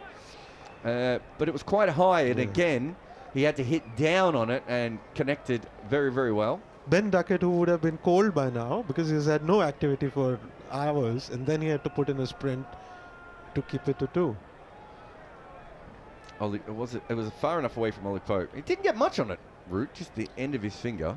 The outfield is heavy, you remember. Yeah. He also hit it down, so it might have stuck in the surface of the pitches a little bit. Another short one down the leg side, and Jadeja tries to give this a big pull shot, but again, you might have heard on the effects mic there, it sounded like he was using lettuce to hit that around the corner. And he walks the first one so that there's no danger of Washington coming back. He wasn't even pretending that there was two there, was he? Jadeja. It did go in the gap between fine leg and long leg. Yeah, there was an argument that you could have had two. He overtakes Sundar now. He is, yeah. He's on 42 from 78. We talked about his surprisingly quick scoring rate again. When he needs to score to win a test match, he'll go slow. But when he needs to draw... He's just reacting to the kind of ball. He's just reacting to the kind of balls. Stokes, short. And again, this just sort of... He left, played, and then left the ball. Yeah, he had three different choices here. He could have plucked that out of the air with his hand, but he ends up dropping the bat. He wanted to hook it, or pull it maybe, and then it just went so high on him. And it goes through. So that's the end of the over. 294. Are we having a change? We're going to have a change here. So, Sid, why don't you sum up everything that we've seen and everything we've talked about and all of our hopes and dreams, and I'll see you again later. I'm leaving this like Jadeja. Because that's all that has happened in our stint. The Jadeja leaves have been the highlight for us. One where he actually almost swept after leaving. A fake sweep after leaving the ball. And as John settles into his seat. Good afternoon, John. Yo, Sid, you well? You're off. It's all right, you don't have to answer. Thank you very much to Jarrod and Sid for the last half an hour. And for the next 27 minutes, it's going to be Steve Harmison and myself, Jon Norman, as that cast continues. And this is left alone down the leg side by Bryden Cast. Ravindra Jadeja and Washington Sundar really picking up where KL Rahul and Shubman Gill left off. They faced a lot of deliveries in this partnership. It's not just about the runs, which have been, of course, very important. 72 of them. It's been the overs, 22, and the time taken out of the game. India lost the wicket of Shubman Gill just before the lunch break. They lost 2 wickets in the morning session, both overnight batters, but both faced over 230 deliveries as Cast is in again and sways out the waders. Ravindra Jadeja, who is 42 and yet to be dismissed in second innings in this test series. Yeah, he's batted beautifully in this series. He's fought beautifully, I should say. He has, as well as good as he's batting, he's been his character and his fight. What Lords, we all know what Lords was, and nearly got to there. He did the same at Headingley when he didn't bowl that well and he ran out of partners. He was last out in the first innings, and he carried his bat in the second innings. So he's been a real thorn in England's side. Here is Cast again, and this is cut away at head height through vacant second slip. And down to the boundary for 4. Liam Dawson, as slow as you like, just retrieves the ball. And Jadeja moves to 46. And India now trail by just 13. I'm being consistent in what I've said all day, and aware that India have to score. They have to keep the scoreboard going, because once they get to parity, and then the overs left in the game gets reduced by the amount of runs that England have to go out and bat by. So, especially with a little sort of firecracker like Pant possibly having to bat, and he can only bat one way, it could really take the game away from England. Here is Cast again, and this time forward and defending is Jadeja. Back to the bowler, Bryden Cast, yet to pick up a wicket. Just 4 falling in 110 overs. That tells you a lot about this pitch, doesn't it? It does, yeah. And England they've tried hard. They've run in and they've hit the deck, and they've missed their captain for quite a lot of it, being fully fit. You can see, obviously, from a series-wise, you talk about Jadeja's series, you can understand why Stokes' body's in a position it has been, and that has probably been the difference of England not being able to win this game. Here's Cast again, and just dropped down to the offside, and Jadeja's calling Washington Sundar through, but there's never a run there. No, there's not, but in Jadeja's eyes there is, and Jadeja, like we've said many times before, he's been involved in 13 run-outs, and 12 of them he's managed to survive, so he's England's version of Nasser Hussain. It's a very good stat, that, isn't it? 298 for 4 then. I mean, you can't really say, thank you, Scott's just passed me my black book, you can't really say anything other than, you know, well done India. They've been up against it again, and they have had the answers so far as this is down the leg side. You know, they might have weaknesses in their bowling, but when it comes to run scoring, just one score of under 200 in this series. And you know, when they have been asked a question in terms of their resolve, their heart and their desire to really grind out and try and save a match or win it, because they did come close at Lord's, they've done exactly that. And we have seen many very talented India sides play cricket in this country, and when put under that kind of pressure, at times they haven't always stood up, and this India side has, and that's to credit to them and their new captain, who does seem happier captaining with bat in hand than at any other time. And but that will come, won't it? Yeah, it will come with experience, and he will have easier tasks as well. I mean, I can't think of too many England or Australian captains that have been asked to skipper aside. Oh, he's gone big, has Washington Sundar. Where's that shot come from? It's 6. Dug in by Ben Stokes, and this has been pulled high and handsome and into the stands for a maximum. Yeah, he's not for 1 minute is Washington Sundar looking to keep that down, with only Jofra Archer at fine leg or long leg out on the boundary. Where he was caught. Where he was caught, yes, the first innings. Right, Stokes now puts Joe Root back. Come on then, let's see what the contest is now. Here comes Stokes. And it's dug in, and Washington Sundar goes again, and he's going to pick up more runs. He's going to split the field. What a shot that is. 2 boundaries in the over, and 50 for Washington Sundar as well. Fantastic stuff from one of the players you expect is going to be at the heart of this Indian cricket team for a number of years moving forward. He's would have walked out there with a point to prove after his comments that were picked up and seized upon by England at the end of day 4 at Lord's, rightly or wrongly. Stokes again, it's dug in again, this doesn't keep up, and he's too soon on the pawl, and he wraps on the body, but he'll come through for a leg by. His 5th Test 50 in 12 matches. He's never scored a century, of course. His Test best is 96 not out, but he has a good average for one who came in at 8 in the first innings of over 40. And India now trail by 3, and you can hear the fans in at Old Trafford. They've come alive. That 6 has just lit a fuse. And do India now believe they can go on to save this match? That moment I mentioned, he was out, of course, so early on in his innings at Lord's. He scores 50 at Lord's, England and India win that Test match. But he did come out after stumps and said that India would win comfortably after lunch, or words to such effect. And that was seized upon by England, and then he was dismissed without scoring.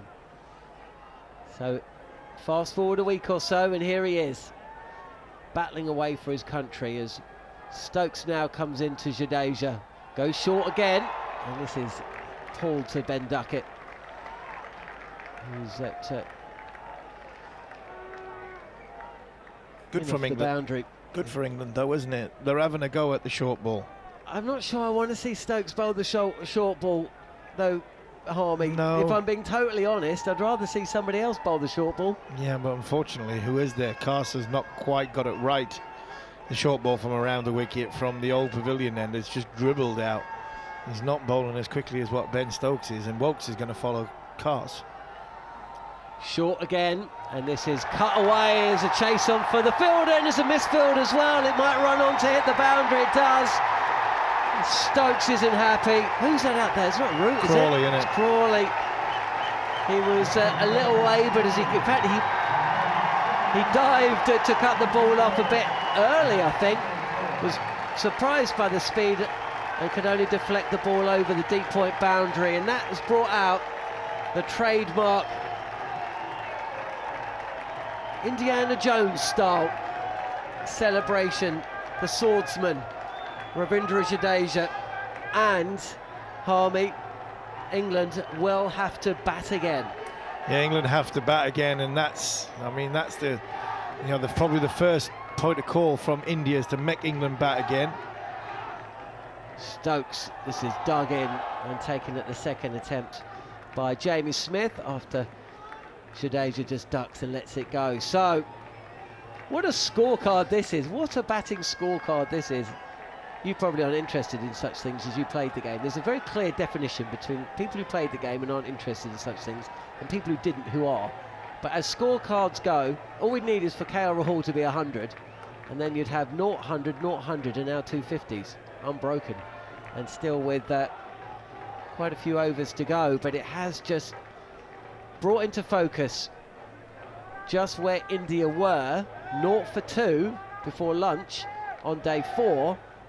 Few would have given them the chance to be leading by 2 as we approach tea on day 5.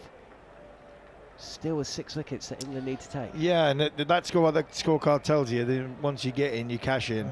But that will still keep England encouraged that if they make a breakthrough, somebody's got to start new, and they're probably only 1 wicket away from, 2 wickets away from the bowlers, but 1 wicket away from a batter who's got a broken foot. So that will keep encouraging England.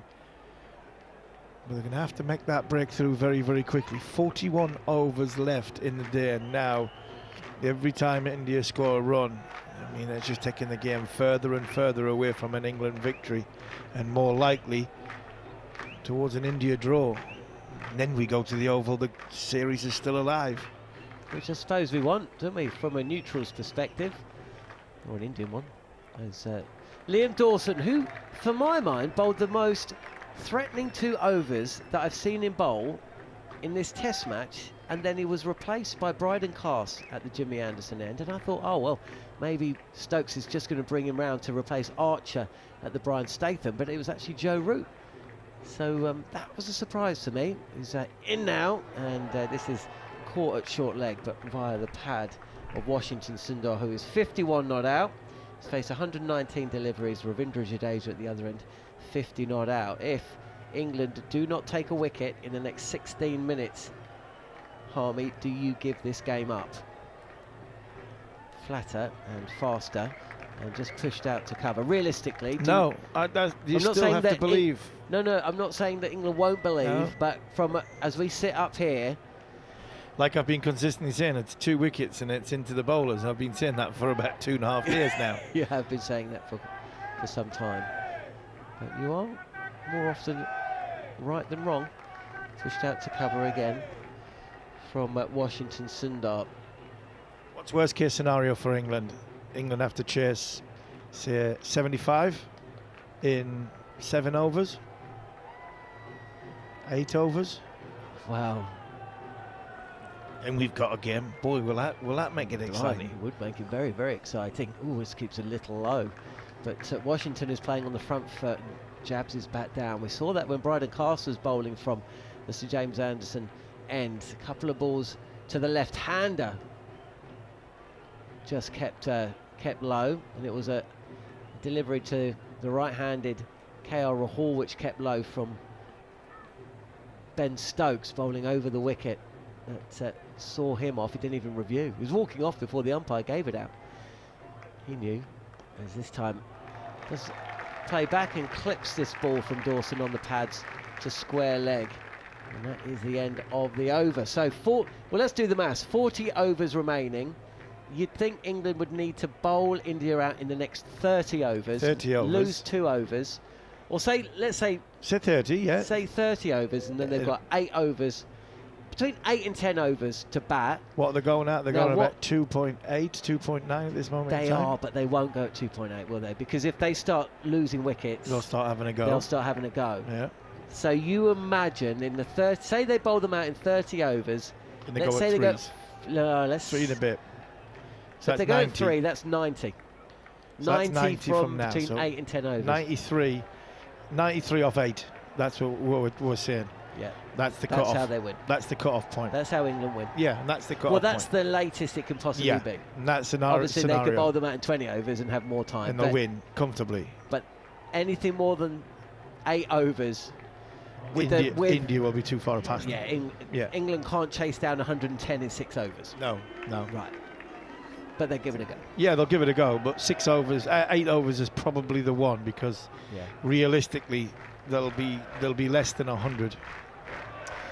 Joe Root then is taking over from Ben Stokes, and he did get a couple of deliveries to turn from the straight. There was one that bounced and went past Washington Sundar's bat over the handle, and there was another that went past the outside edge as he came forward. So there has been moments, but there's also been release shots, or release deliveries rather, but that is what you're going to get from Joe Root as Washington Sundar comes forward and just defends on off stump. He's got a leg slip, leg gully. There's also a backward point, and man out on the boundary just in front of point, cover, mid off, mid on, mid wicket, and there's Jofra Archer at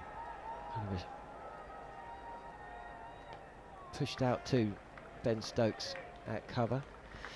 Let's see, possibly, not so much Joe, because Joe's just started, but Liam Dawson possibly. I'd encourage him if I was Ben Stokes. Maybe change the angle, come over the wicket instead of coming round the wicket. Coming over the wicket to the left-hander, come around the wicket and see if he can just change the angle. Here is Root, and Sundar confidently steps forward and gets on top of the bounce. Footmarks look a little bit, the nearest one to Sundar, the footmarks, that's too full. I mean, anybody can drive that. The next footmark is just a touch wide. There's not a lot to aim at for Root. This is over-pitched and slice-driven to backward point. No run. So 50s for both Washington and Jadeja. India lead. They lead by 3 runs. 314 for 4, and we've got 10 minutes until the break, but we all know what happens when we're within 10 minutes of a break. And the wicket goes, and that will be timely for England. He's driving on the bounce. It's caught at cover. There was a moment earlier today when Shubman Gill pushed at one from Stokes, and Ollie Pope parried it and couldn't catch it. That seems like it's quite some time ago now.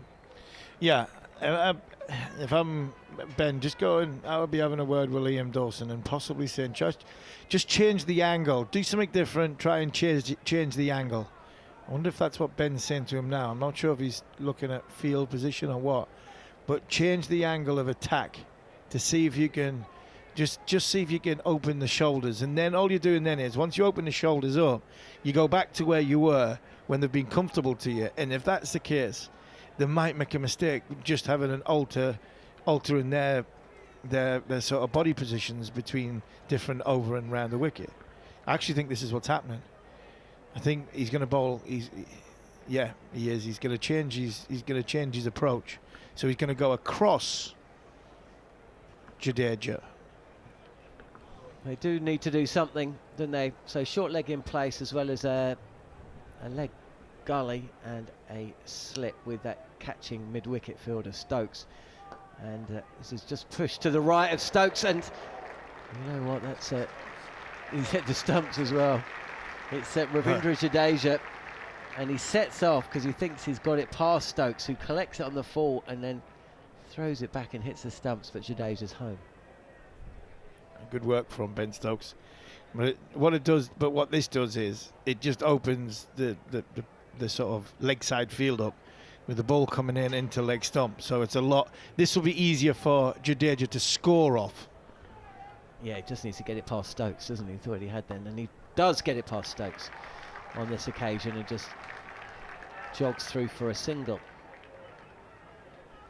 India lead by 4. And they're just, hoping that giving Jadeja and possibly Sundar a chance to sort of score through that leg side. That one just holds in the surface and he just chips it either to Stokes or he clips it to the short leg. Don't think Zach Crawley's in the game out there, as in from a catching position. Here is Dawson, and this is punched back to the bowler who over pitches a touch. And so Sundar, who's down the track, he really has used his height well, hasn't he? Washington Sundar, as he just rearranges his gloves. He'll be mindful of the time. 3 overs, possibly before the lunch break. It is tea break. It is spin at both ends, and this time he plays back and across and just clips this fine. Well, square actually on the leg side, and it's Wokes who comes into field just behind the square leg umpire. So why does he go switch between over and round the wicket to? I do think he doesn't look. He's going back to over the wicket for him. He doesn't want to bowl round the wicket. You can see that. I'm trying to read between him and Stokes. He doesn't want to bowl. He doesn't feel comfortable bowling round. Here he is now, and this is defended. Arms in the air from Dawson, but he does that pretty much every delivery. I think a little bit like Chris Wokes. Chris Wokes is not comfortable and not. I think his run up and his bowling action is not suited to bowl around the wicket to left-handers. Liam Dawson just doesn't feel comfortable bowling around the wicket to the left-handers, and he's gone back over the wicket. And he's in now. Oh, this keeps a touch low. And again, those arms are in the air. I mean, Australia have a lot of left-handers. Yeah, and I think there'll be obviously a lot of question marks around Liam Dawson and whether he's given them control. That's one thing. He's given them a batting option. That's another thing.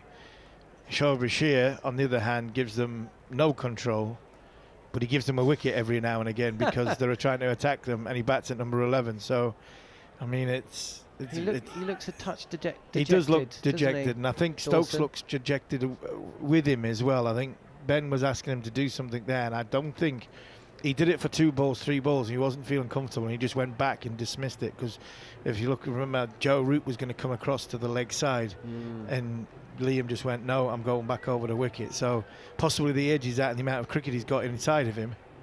Forward and defending into the covers. Can't teach old dogs new tricks. That's it, and that might be the limitations that in Ben Stokes' mind. That might be the limitations of making his mind up on Liam Dawson. That's interesting, isn't it? This is a touch fuller from Joe Root, and pushed out to mid-wicket. You need a spinner that you can rely on in 4th innings that can have an effect in the game, not just hold the game. And Liam's done a great job in holding the game. Root again, trying to draw a mistake from the bat of either of these two fine middle order left-handers, but both are past 50 now. And Washington Sundar has faced 134 deliveries. I mean, a lot of the batters have been out there for a long time in this test. It's a pitch that's yielded a fair amount of runs, isn't it? It's not been a clatter of wickets, pushed out to cover, no run.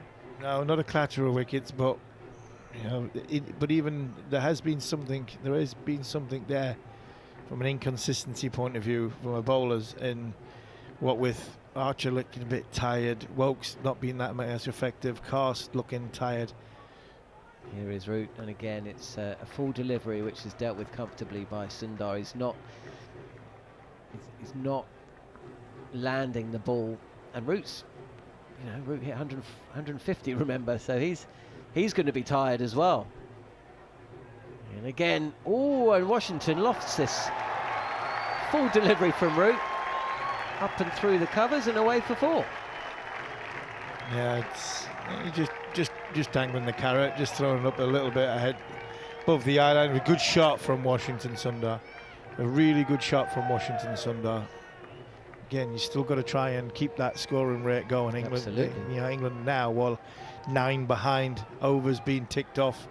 I just wonder if Ben is possibly forcing Liam Dawson to bowl the way that the England captain wants him to bowl, and which would be around the wicket with another man catching on the leg side.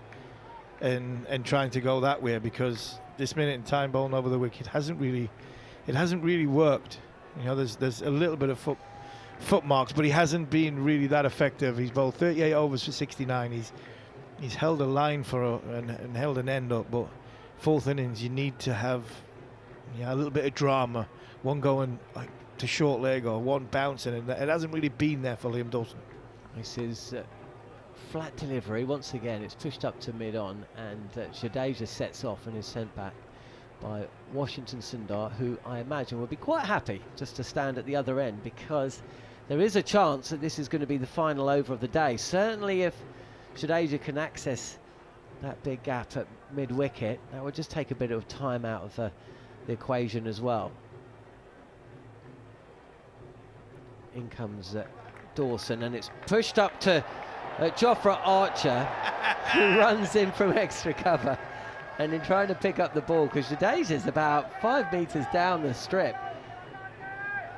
He's got the wrong studs on maybe, because he's just slipped over and landed on his back. Yeah, that long lush grass that's on the surface, the hardness underneath and the long grass on the top, it's just making it a little bit skiddy. There probably was a single there, but I think Washington's is going on Jadeja's previous record of run-outs and thinking, let's not do anything hasty here. No, I don't think India really need a run-out. This is padded up into the offside. No run. Probably get one more over in then. Got 36 overs remaining after this, and of course you lose a couple for the change of innings. So actually you can knock a couple off there, can't you? That's what we're talking about, the 30 over mark. If they bat 30, if India bat 30 overs, that gives England 8, doesn't it? And I think it goes beyond that, then it's game over, it's a draw. Dawson, this is again just padded out to the offside. There's plenty of fielders behind the bat. But that is way outside off stump, and Jadeja is more than happy to kick that away.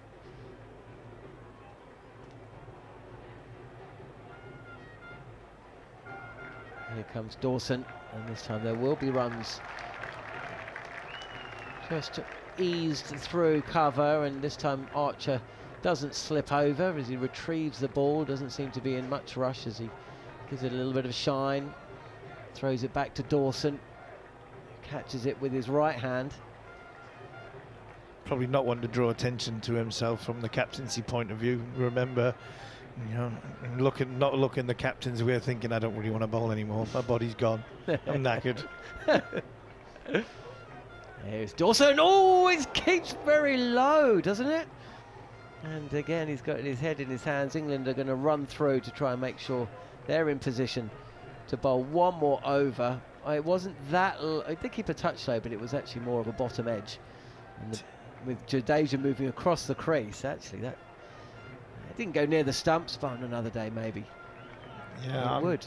Trying to read, but Ben Stokes has just pulled Jamie Smith to one side, and he's trying to ask Jamie Smith something about the lines, and I think it's got a lot to do with Liam Dawson's not wanting to bowl around the wicket. I've picked something up here. Stokes is not happy, I don't think, with he's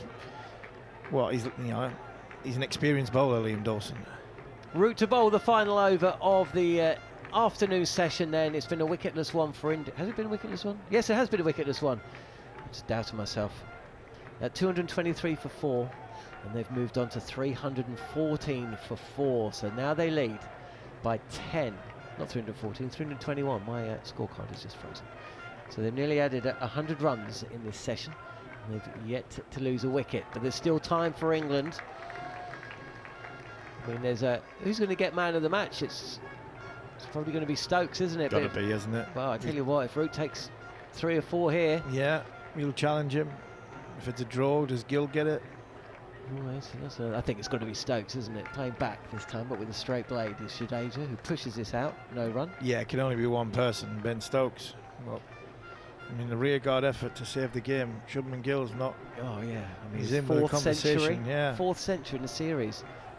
He's still with a test to go. No one's ever hit 5. Easing forward is Jadeja. Washington Sundar's 2 balls away, or 1 ball away, unless he gets run out, of doing his work for the session.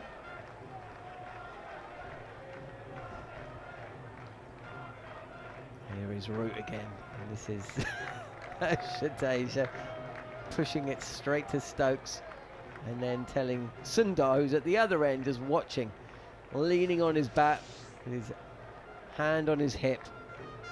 No run there, Washington, and Washington's like, you on something else. Last ball then, it's on the pads, it's clipped to square leg, and a single has been taken. That is T on day 5. And for the 4th test in a row, Harmy, all 15 sessions are going to be taken up in this test match. Players walk off with India still fighting. 322 for 4. They've added 99 to their score. They lead by 11. They have 2 half-centurions at the crease making their way off the pitch. And Liam Dawson and Ben Stokes are still out there on the strip. And Stokes is talking to Dawson. Then they are... About the angle. Yeah. It's all about the angle. It's all about the angle, and Ben's not happy. Ben is not happy that Liam Dawson can't bowl around the wicket. It's not that he doesn't, it's not that he, sorry, it's not that he can't bowl around the wicket, he doesn't feel comfortable at bowling around the wicket, and this is a challenge from, what Stokes will be talking about. This could have a big say whether Liam Dawson goes to the Ashes or not. Because if Ben Stokes is asking him to do something that Liam Dawson can't do, and then I'm afraid, there's holes on the pitch, but Liam Dawson might be digging a bigger hole for himself, not being able to get wickets in the 4th innings on 5th-tier pitch of a test match, because we can't give what the captain wants. I'm not sure the captain's going to pick him. Well, that's what we'll keep an eye on, and I don't think anybody else has picked up on that. You heard it here, folks. Thanks for joining us here on the talkSPORT Cricket YouTube channel. We'll be back in 20 minutes' time. India look like they are going to save this test, but you never know. 322 for 4, they lead by 11 with Jadeja and Sundar at the crease.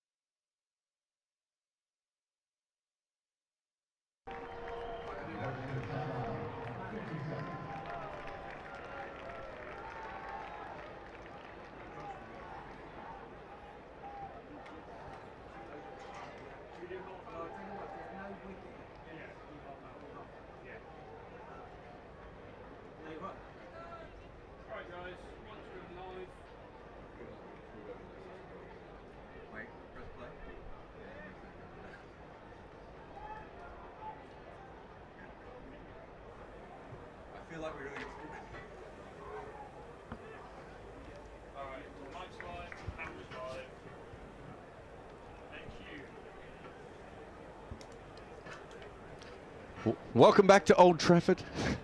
Jarrod Kimber and Neil Manthorp have to grab the microphone early, otherwise Manners might be on a 3-minute spurt. Information and dynamism that he often has. Did you get a sausage roll, Manners? I didn't. They were in short supply, weren't they? Yeah. And Probably because I ate so many. the spring rolls were just roll. There wasn't a lot of spring. No, just deep fried pastry. Anyway,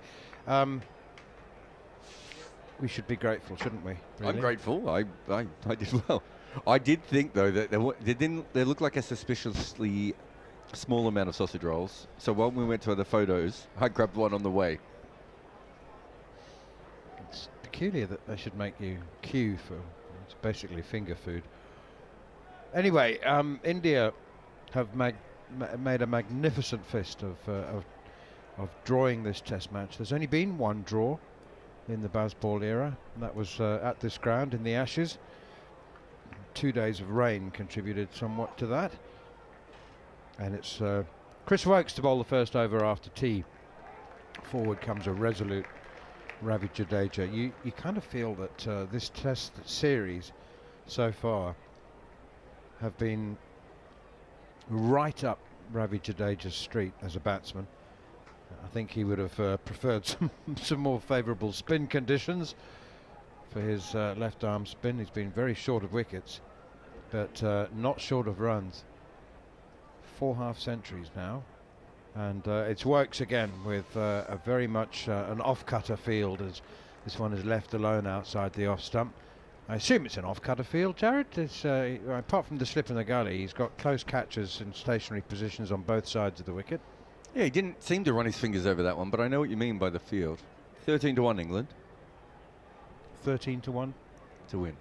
and so the draw's like a monster. Basically favour. unbackable, yeah. Yeah. You can still back 13-1. You can still back India if you want. What are the odds on Indian victory? Now you've said 1,000-1. Here's Wokes once again outside the off stump and in fact angled in towards Jadeja, and he helps it on its way down towards deep backward square leg. So let's just conjure up a scenario in which India might win. They need to be bowled out, obviously. Yeah. Unless they declare leaving England to score 80 off 5. 80 off 5. That was the number you came up with a couple of hours ago, wasn't it? And they get bowled out. So we're just seeing what I think Harmy was talking about on commentary before. Liam Dawson and Ben Stokes are talking about the foot marks and him wanting to bowl from around the wicket, not just over the wicket, into the foot marks. Here's Wokes again, pushed up to mid-on, no run. I'd say it was a disagreement, and he did briefly listen to his captain, Dawson, and then went back about what he thought was best, which was over the wicket. How confident are you that that's what happened? I mean, how confident was Harmy that there was actually a disagreement? Harmy was 1,000% confident, I would say. I didn't see it. This is the first time I'm seeing it.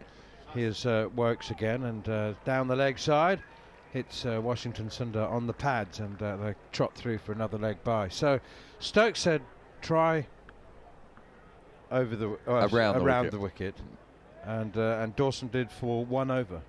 2 balls, was it? 3 balls. 3 balls. Perhaps he wasn't comfortable with where his feet were landing. There's been some problems with the footholds. I think it probably more to do with the fact he just didn't think it was a valid plan of attack. Because they'll just kick him away. No, they wouldn't have kicked him away, would they? They're left-handers. Here's Wokes in once again, and that one is driven up towards mid-on, straight to Bryden Castle, all the way along the ground. And there's no run. This ball was changed after 80 overs. Well, the old one was. This is a new, so it's 38 overs old. 38 overs old. No wonder it's so unhelpful for the bowlers. Washington Sundar 57, Ravi Jadeja 54. I think England have made any mistakes with the ball today, Jarrod? Could they have done things differently apart from Liam Dawson changing his line of attack? I think Liam Dawson certainly should have hit the foot marks a lot more than he has. I think he'd probably be disappointed with that. I don't think he's bowled terribly.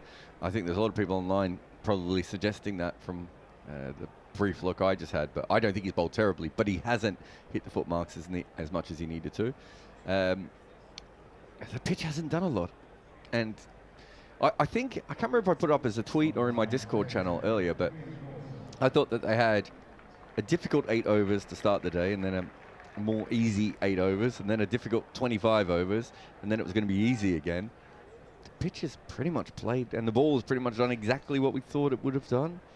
They would have liked to have got more out of Carson Wokes. You know, Jofra at times looked really good, obviously. Stokes looked really good. They haven't really got much out of Wokes or Cars, have they, today? Well, no. Wokes had a session off between lunch and tea. That's why he bowled the first over after the tea break. And it's Liam Dawson then. He's going to be bowling Around the wicket. To Washington Sundar, who pushes it out on the offside. No run. Very, very strong leg side field, as you would expect. 7-2 leg side field, in fact, with only a slip and a mid-off on the offside, with Dawson spinning it into the left-hander.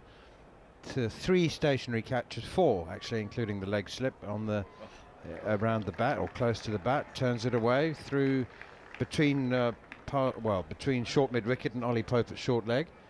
They take an easy single. Maybe Liam Dawson's about to rip through India with a snarling, vicious, turning I'll say this spell though, of 4 for 10. if you've got 7 fielders on the leg side, it should not be that easy to turn it and get a single. And to be fair, Stokes has realised that he made a mistake with his field before there.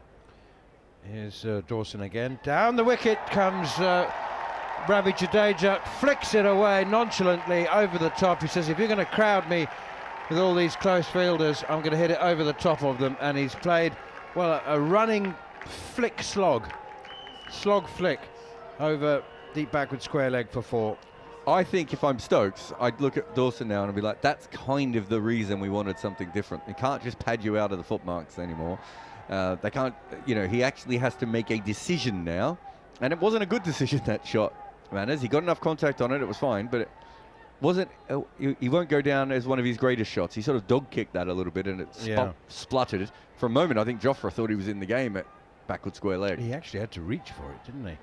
Here's Dawson again, and that's fired in quicker and pushed defensively away by Jadeja, who's now 58 alongside Washington Sundar on exactly the same score. 33.5 overs remaining to be bowled in the day, and it remains to be seen how many of those we get. Again, 5 stationary close catches. Down the wicket comes Jadeja, using his feet, straight driving Dawson for a sumptuous 4 through long on. Beautiful shot between Dawson and Stokes, who are not far from each other. And Stokes turned around to clap his hands at Dawson there. Oh, actually, no, might be changing the... no, I think he did clap his hands at Dawson. And Dawson, yeah, predictably, I thought that might happen. Dawson has decided straight away to go back over the wicket. I don't mind this. What do you really... he's playing shots and they're risky. Why not keep encouraging that? Well, I would have thought so, yeah. Liam Dawson is up to the crease again, back over the wicket, and worked away by Jadeja to mid-wicket, fielded by Joe Root. There's no run.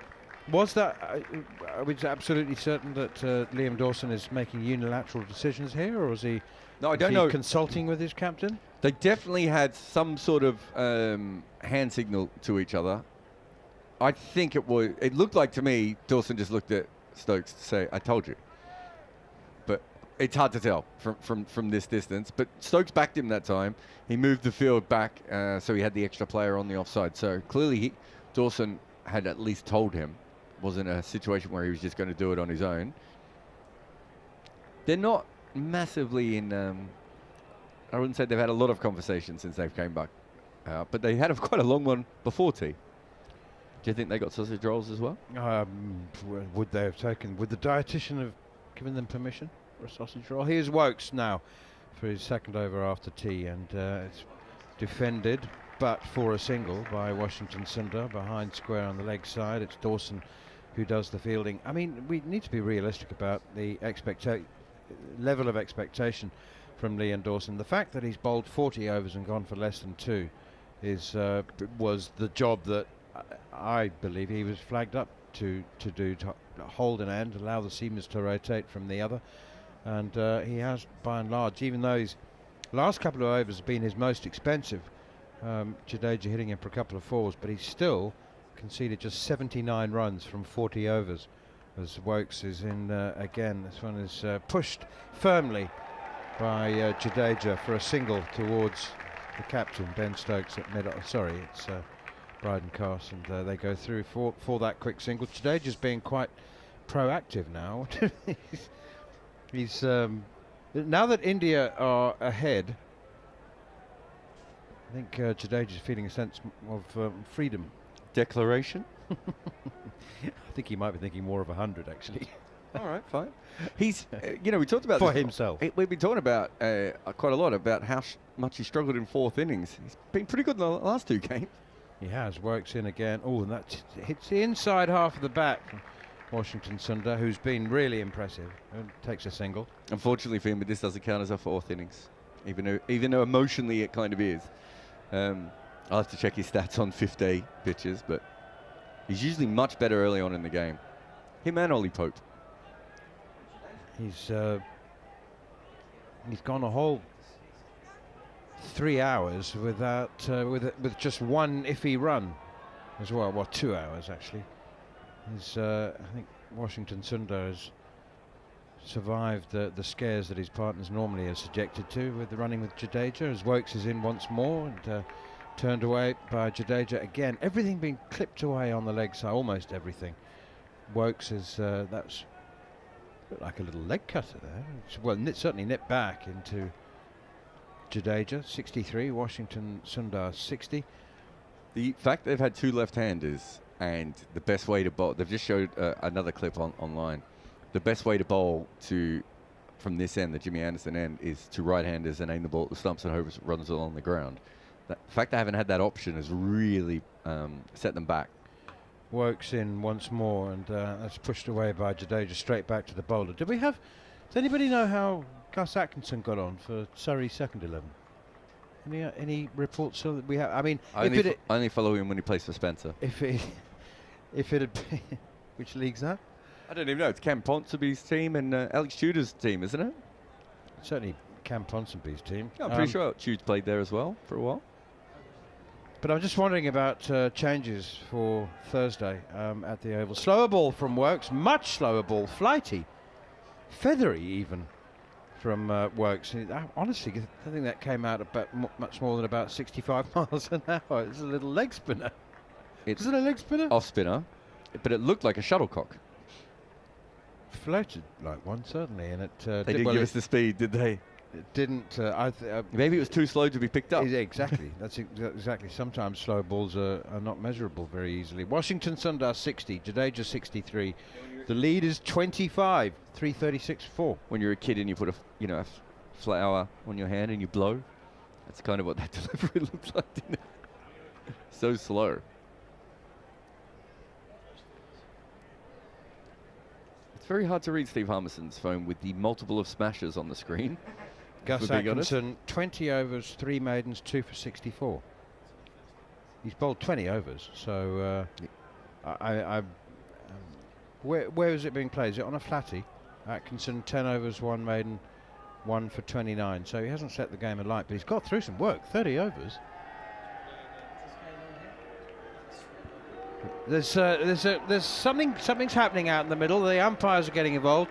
They've been extremely proactive. They've been really in control, Rod Tucker and Ahsan Raza. And Ahsan Raza has walked up from behind the stumps of the bowler's end, and he's showing and telling the players who's boss. Zach Crawley, Washington Sundar maybe got into some kind of issue. Verbal tangle? There was a lot of pointing. Did you notice? Yep, so Dawson back over the wicket to the left-handed Washington Sundar, and again he flicks it away through the leg side. It's crazy how Jadeja and Washington Sundar, with a 7-2 leg side field, are able to clip it away through the leg side. I mean, it's absolutely packed there. And it's a leg slip, it's a short leg, there's 2 short mid wickets, there's a backward square leg and a deep mid wicket. I suppose that's the stop, that get out shot that we saw a moment ago, where he came down and sort of humped the ball away to the leg side. Now he has to think before playing that shot next time. Here's Dawson again, quicker one. He's aiming for the rough outside the left-hander's off stump, and it's just clipped away. It's all just so easy. The pitch is on its very, very best behaviour. It's like the way you dress a small child up on a Sunday afternoon to go and visit the grandparents, and they're given a lecture. You behave. Don't mention the hair in Grandad's ears. As Dawson is preparing once again, up to the crease now, bowls, and whipped away through the leg side. Too easy. It's all too easy. The television commentators are obviously dissecting what that little confrontation was, that consultation was. Jadeja moves on to 64, Washington 61. I think I know what it is, because I think we saw this yesterday or the day before. I think the umpires were telling Zach Crawley that he'd thrown the ball into the ground, which of course is what you do for reverse swing, and it was quite blatant. I think that throw into the rough part of the wicket. Dawson in once again, and stabs forward does Jadeja, pushing it out to extra cover. So what did it have to do with Washington Sundar? Why was he getting involved? He might have been the one who brought it up, I'm not sure, but there was a lot of pointing afterwards, so I don't know if there was something there. But does that happen? That's a bit like, sir, he's been smoking behind the bike sheds. Yeah. Here comes Dawson again, defended by Jadeja. Can batsmen do that? Umpire, he just threw the ball in the pitch. Yeah, of course you can do that. Do you remember there was a test match where Ian Healy almost decapitated a South African bowler because Hansie Cronje was moving the field back when the bowler was coming in? Do you remember that? And he held his bat out. I can't remember who the bowler was. You don't want to run through Ian Healy's bat, do you? No, not really. Dawson in again, and forward comes Jadeja again. Lunging, getting right forward, as close to the pitch of the ball as he possibly can. Dawson's 41st over comes to an end, and finally, for the first time, he's conceding 2 runs and over. He's been under 2 and over throughout his entire performance in this spell. 41 overs and wicketless.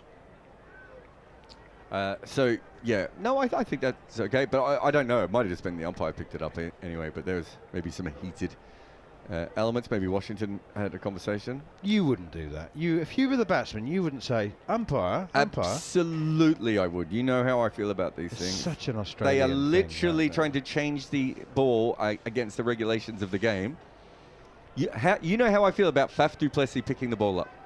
Tell the world how I feel about his blatant cheating to stop reverse swing. When he picked the ball up with a sweaty glove? On purpose to stop it from swinging. Absolutely. Don't touch my ball. I don't know why teams just didn't appeal every time he did it. So what about the mint? Yeah, you shouldn't be using mints either. Harmy knows how I feel.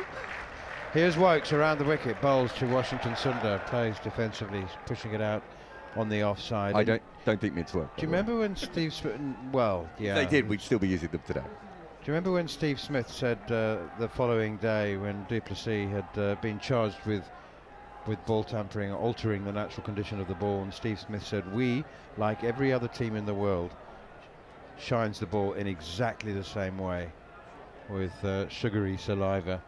But there have been scientific efforts to prove whether it works or doesn't, and I think they've been inconclusive, but veering towards makes absolutely no difference whatsoever. Another slow floater from Chris Wokes, and pushed out in the offside, no run. Aaron Briggs, who works for the ECB, who's their scientist, who's looked into a lot of those things. His big one is weighting. You know, they used to believe that you could get one side heavier with saliva and to make it drift in that way. So there's 2 different versions of reverse swing. It's just there's not enough sweat in the world to make the ball do what cricketers think weighting does. Here is Wokes once again. Another slower ball driven through extra cover for a wonderful 4. really Is it 4? quality Is piece it of 4? cricket. Just reaches Oh! the rope now. But Woakes is trying everything. He's going through his full bag of tricks now. Slower balls, cutters. I think that was another off cutter. But it's driven away for 4. Jofra Archer had to chase that every single centimetre of the way. He literally arrived as the ball rolled. Maybe had about 3 rolls left in it before it hit the boundary foam triangles. It was one of those ones that hit the boundary and stopped, wasn't it? Dead. 66 miles per hour. That one. It came up that it was measurable. I think the previous one was even slower, wasn't it? Works in again. Quicker one this time. Defended by Washington Sundar. I think. Yeah, I think you're right. I think that other one was a little bit slower. This kind of shows the limits of Woakes, doesn't it? Now he really is a new ball bowler or bust. Even in England, especially with the softer balls and the flatter wickets and everything, but at that lack of pace, he doesn't really have too many other options. But if this works, you take this. Lance Klusener. Yeah, here's Woakes again. Bowls bouncer. That's a surprise delivery, but not enough pace on it to worry Washington Sundar, who leans back gently and watches it pass harmlessly past it at probably neck height. Got back up to 79 miles an hour. Yeah, Lance Klusener, Michael Kasprowicz, noted off-cutter bowlers when they needed to be on these sorts of wickets. Is Chris Woakes going to go to Australia, other than as a leader of a tour group? Here's Woakes again around the wicket to Sundar, who drives to mid-off. Jofra Archer does the fielding. Seriously, I mean, with his record, his wickets cost 54. I think he'll go because I think almost everyone will go, but. You reckon they're going to go with the squad of 18? Harmy says they'll take a squad of 18 for the... Plus about another 10 backups, won't they? Well, they've got a Lions tour as well at the same time.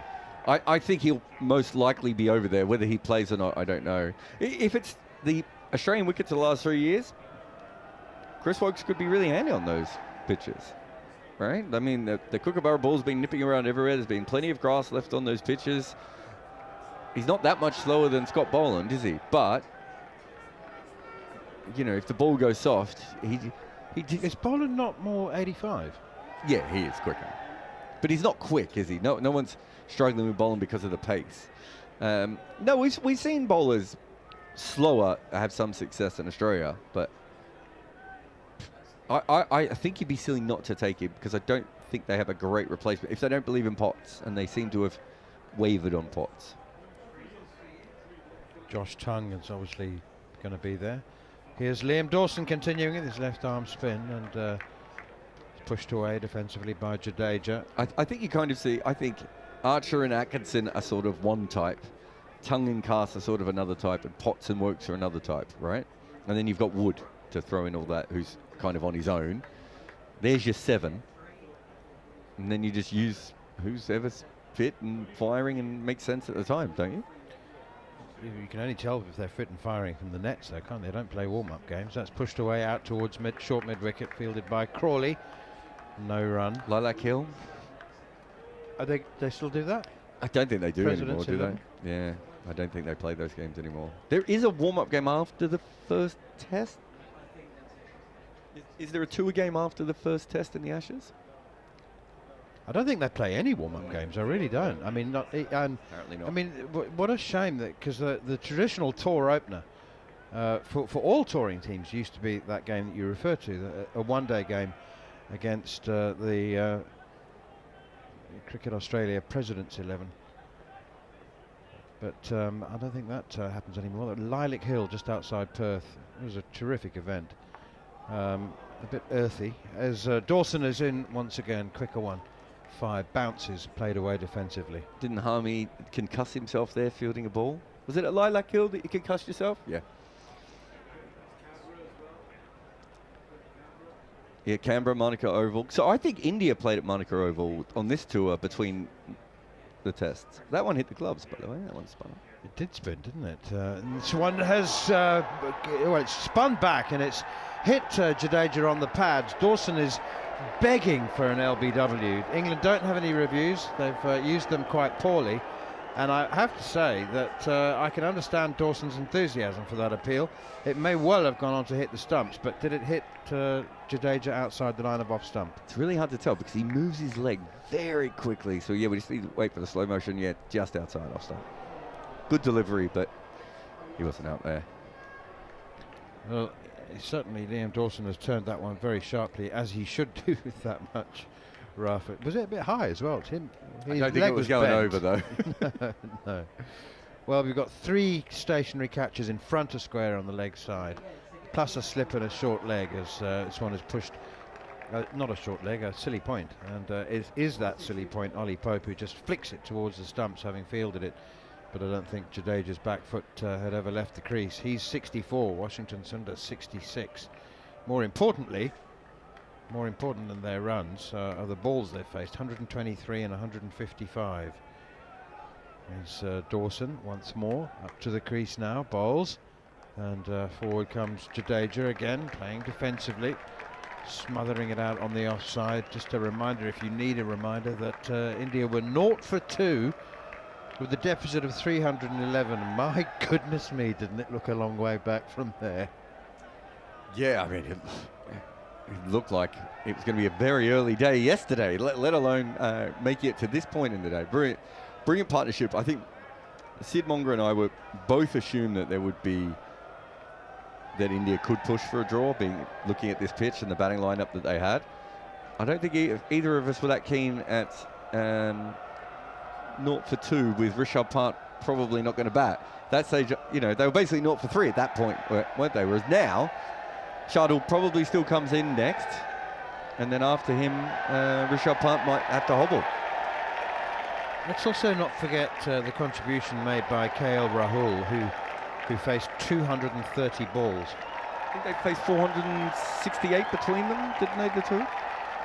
Here's Wokes again, bowling his variety of cutters, drifters and floaters, and the occasional long hop, and this one is turned away again. The tuck shot from these 2 left-handers has been especially profitable. Well, good news for Washington Sundar is I said he's a 30 to 60 man, and he's on 66. Bad news for him is I've usually been wrong a couple of runs on either side of that when I've said it about him. So, well, that single took him up to 67. Lead of 33. India are 344 for 4. More importantly, is they've faced 124 overs. Mexican way? Is that what's happening? Here's Wokes again, outside the off stump, left alone. Jamie Smith standing up. Makes a good catch. Just to throw a few speculative ideas about the changes that might be made for the Oval on Thursday. And will India be able to field an attack? And will Anshul Kamboj be in it? He will not be in the next test, no. I don't know. I don't want to go out on a limb and say he'll never play a test again. But he's not playing the next one. He's not playing the next one. Here's Wokes once again. England have not given up. Slower ball again. Nicely controlled too. It was almost like a slower ball Yorker, dug out by Jadeja. It was almost like a yo-yo because he twists his wrist to bowl it, and then it's hit straight back into his hand. His hand flexes back. Lovely bit of synchronicity there for a moment. No, Kamboj is not playing in the next test, so hopefully Arshdeep will be fit. And we don't know about Akashdeep, do we? But I think they're assuming he will be fit. The reports varied when he was injured. Some said that he was out of the tour, it was over, but he's still here. So maybe he's got some couple of theatre tickets for London. So he's just hanging on. As Wokes is in once again, turned away out towards square leg, fielded by Ollie Pope. My family just went and saw Fiddler on the Roof. They really liked him. They were the only people under 55 in the cinema. So that's the proper adult version. So your kids went to see Fiddler on the Roof? Yeah, boys, not the girl. Don't think the girl was. I would have thought that they might still be a bit young for quite a. You should see the weird stuff I make them watch. Works again and clipped away out towards mid-wicket, no run. We haven't talked about what my son was desperate to meet Harmy last night. So I sent, like, you were in the bar with him, and I sent him a message. I said, if you're going to stay in the bar, just let me know, and I'll bring my son over. And he came over, and he was very respectful, and he was asking Army, who's your favourite batter, who's your favourite bowler? He was listening to the stories about Ben Stokes, and KP really excited. But then at one stage, he said something along the lines of, you were the guy who bowled the ball to second slip on the first ball of the Ashes, weren't you? To which, to be fair, Harmy said, that's the nicest anyone's ever asked that question. And it's a question he's been asked how many thousand times? Well, there's a wide slip and a variety of other close catches in front of the wicket, on both sides of the wicket, and it's whipped away for another single. Or was it off a leg? It was a leg by. Rod Tucker's thinking about it, but then decides that in fact it was off the bat. India 345 for 4. Washington Sundar 67. Ravi Jadeja has 64.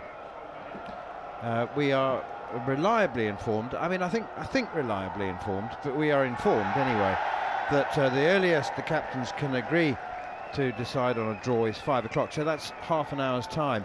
I don't know. India would probably take it unless they. There's a very cynical suggestion that India might actually keep England in the field, even with the draw inevitable, just to I don't know, a sense of spite. Would that be the right word? Steve Harmison, you'll be joined by Jon Norman. Yeah, I'd be amazed if that happened. I can't see Shubman Gill getting away with saying spirit of cricket. England took 7 minutes to bat 1 over out at Lords and then keep England out in the field for that. So I don't think that will happen. And to be fair, I think India would be quite happy to walk away from this now and get a draw. I mean, it 0 for 2, like Jarrod said before, effectively 0 for 3, because no way Pant would have batted last night. This is a monumental achievement to come out of this game with the draw, and that looks like the likely result, Jon Norman. Well, he's finally given up the ghost. Big thanks to Manners and Jarrod for the last half an hour, as Liam Dawson continuing. 345 for 4 then. Light, fluffy clouds in the Manchester sky. There was the threat of rain, but not for the first time. Don't believe the weather forecast. No. Don't believe it, guys. Couldn't get yesterday's right. Exactly. So Dawson is in, and again, huge step forward from Jadeja, smothering any danger. India lead then by 34. Now England could chase them down in 3 overs. So we've got 27 overs remaining, 25 if to take away the 2 overs at change of innings. England leads 6 wickets, so this is pushed up to Archer at mid-on. I tell you what a brilliant effort from Harry Brook. He has run, he has seen the danger, and he stepped out from leg slip, and he must have run 10 metres and hurled himself to his left to stop 4 overthrows being added to India's score. His reaction was brilliant as well. It was brilliant because he signalled wide, didn't he? Just to continue our conversation from last night. See Mrs. Kimber's face when he's blocking this time is Sundar. Yeah, Miriam's face when the little one asked me that. She looked in pure disgust, and it was like, I've been asked that many times before, and it was just a nice, polite, innocent way of doing it. It was brilliant. I couldn't stop laughing. Well, nobody talks about that wide more than you. Absolutely. And I had 5 pints, so I was quite Molly at the time. This is touch ball flight and blocked away by Washington. Sundar is 67 not out. Ravindra Jadeja is 66. I don't think we're going to see another century today. I think the game might well be called by the time either of these 2 batters, if they're both still at the crease, approach that milestone. I think even England defended again, missed by Washington. I think even England, are going to get to a point where they are going to realise they're not going to take 6 wickets and chase down, 80 or 90 in 10, in whatever overs are going to be remaining. 15 overs, maybe 20 overs, 16 overs you felt? Yeah, I thought it would be 16, but I think, look, talk about the effort. Yeah, Hassan Razza's just having a word with the players to get on with the game. There's a drink come out. And Ben Stokes still believes that they can get this, whether it's 16 overs before they shake hands or 5 o'clock, which will probably likely be around about 22, I would have thought. 21, 22 overs left, but he's gone for Archer. He's gone for Jofra Archer. This is one last big push. Some will say this is not a good idea, but Ben believes they can still win. While he believes he can still win, he's still going to roll the dice. WinViz giving England an 11% chance to win this game, so 1 in 10. You know, so not insurmountable odds. The draw 89% now. We have 27 overs remaining in the day. England still need 6 wickets, as they have done since just before the lunch break. And Shubman Gill was caught behind from Jofra Archer, but not until he'd reached 100 for the 4th time in this series, still with 1 test to go. He could become the first overseas player to hit 5 centuries in a test series. But that is for another day. Rahul fell 10 short. Both of those batters ate up a lot of time. They batted throughout the afternoon yesterday. They batted throughout the evening yesterday.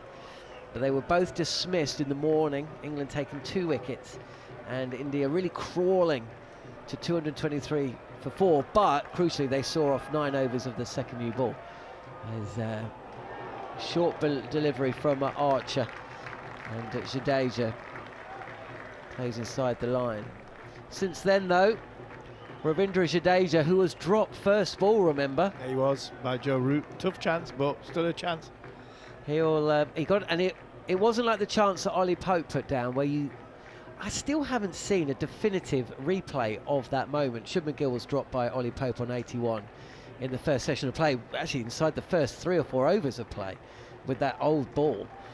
And I still have the feeling that he did well to get fingertips to it. I'm not sure it was a chance down the leg side from Archer this time.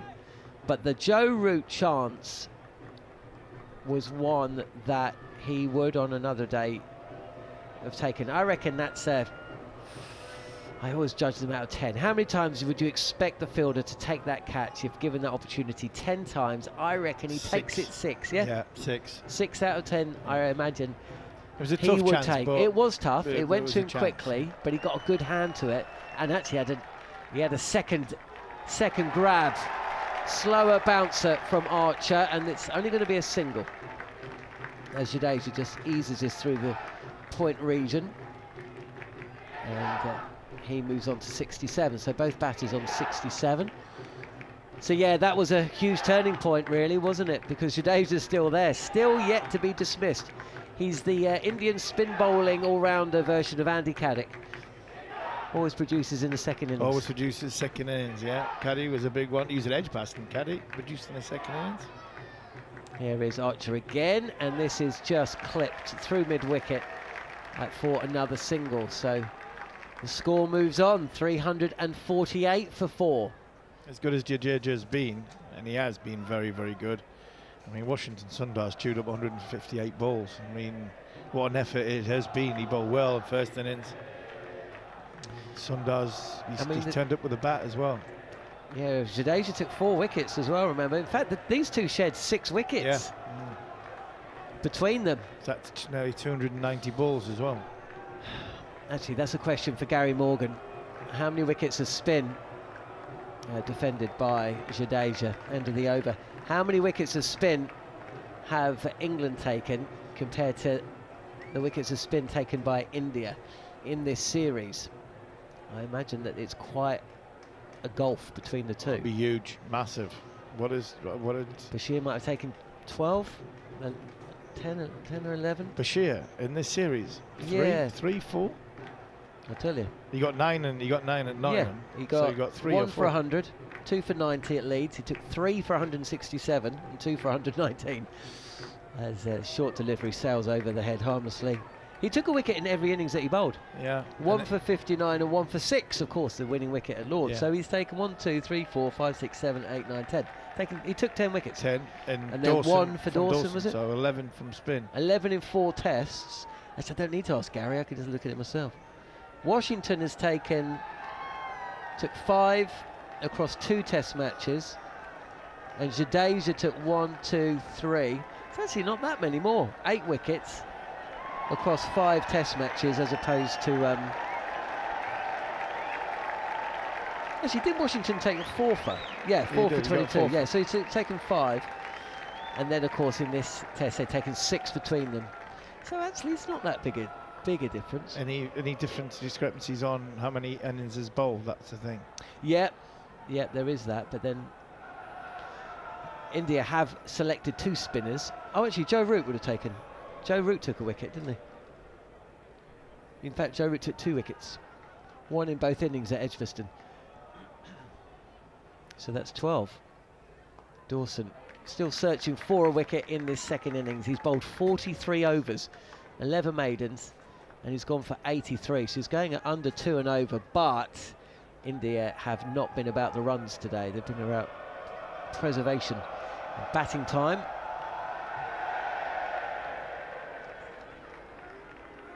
And here comes Dawson again, and this is help through in front of square leg, and the batters cross again. Washington moves to 69, Jadeja 67. Spin 13 from England, 14 from India. Well, there we go. Not as big a difference as we thought, but how many of those wickets to Bashir were caught on the boundary? Yeah, and the average per wicket. Yeah, there's that as well. Goes down the ground, does Jadeja.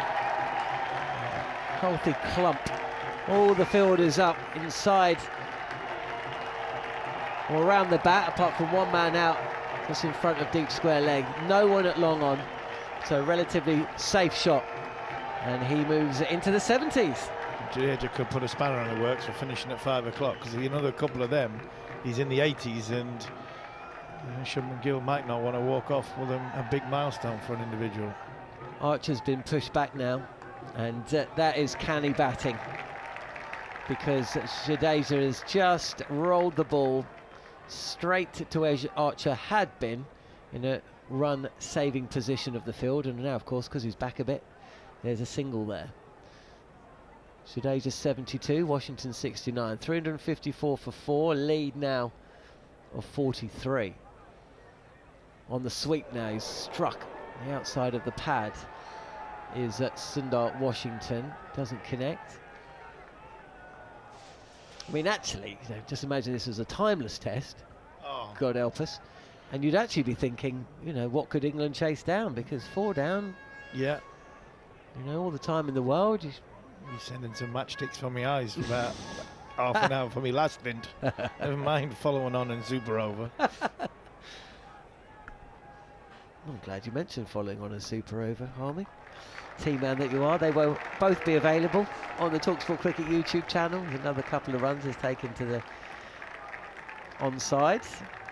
And Washington also creeps into the 70s. He's never scored a test century, of course. That's something to keep us going.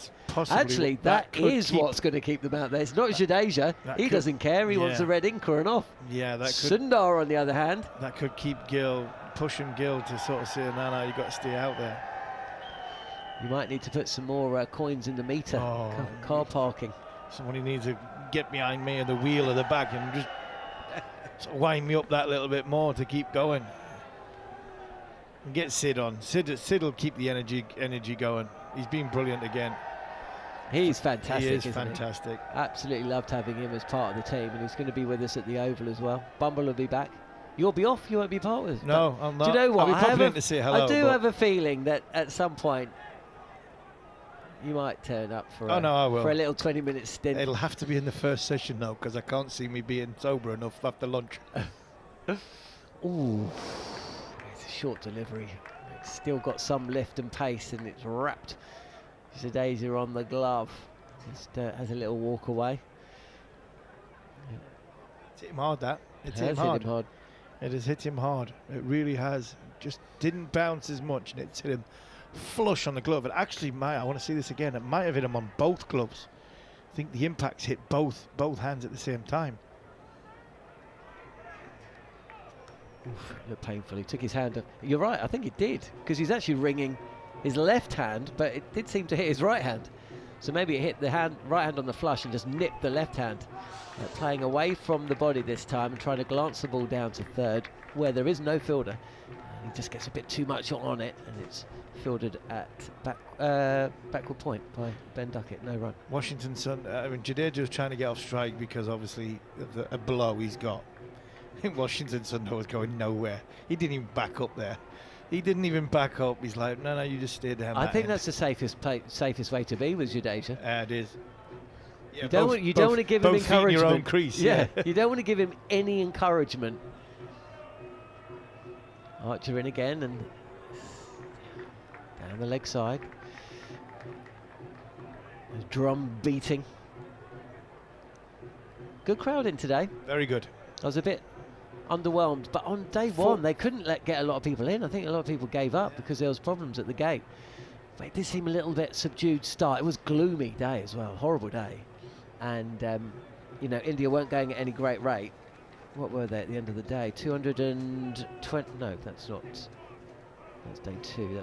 That was England. They went at great rate. Help to mid wicket. It's fielded by Joe Root. 264 for 4. At the end of the day, India lost a few overs though on day 1, didn't we? You didn't bowl them all. You see what Harry Brooks doing. I think he's trying to stand on his head. I think that's actually a yoga move. It is, what he's doing. I hope it's not what I think it is. I hope it's not him warming up. Think it is? I'm hoping. Oh right, you think he's going to bowl? I hope it's not him warming up to come on the bowl. Here is Archer, and this is played square of the wicket for another single. Jadeja moves to 73. Washington Sundar is 71.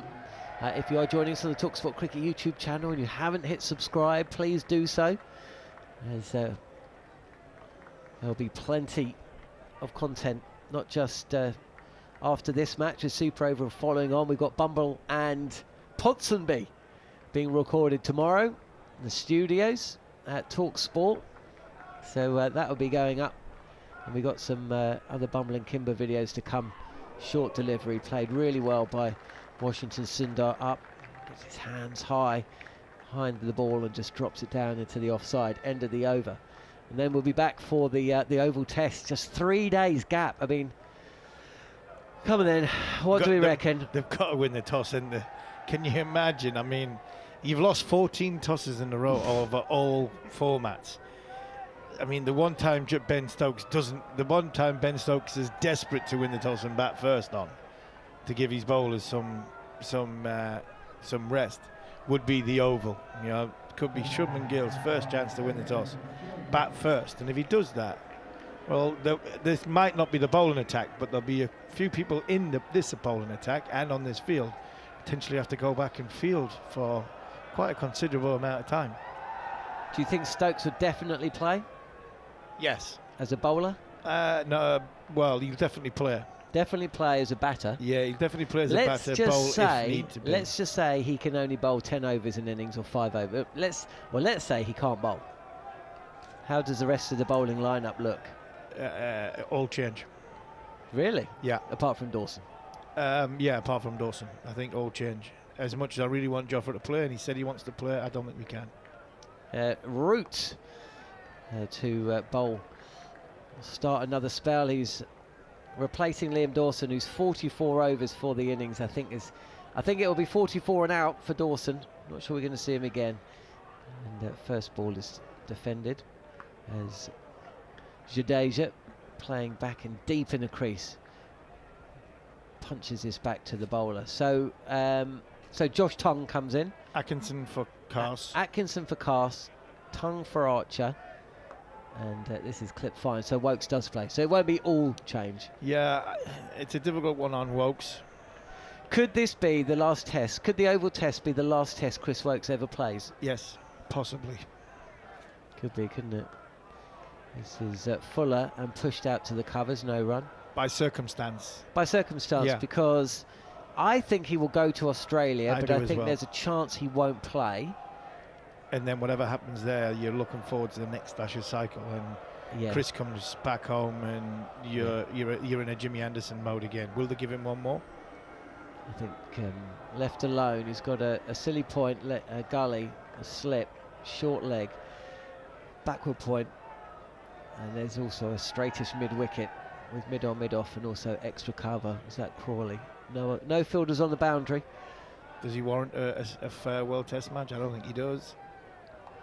Cut away, and the chase is on. It won't reach the boundary, so it'll just be 2, possibly 3. Yep, it's decent running, and Washington Sundar is keen to turn 2 into 3.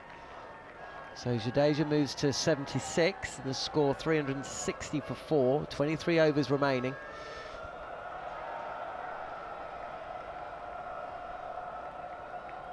I mean, we're pushing it now, aren't we? 46 lead.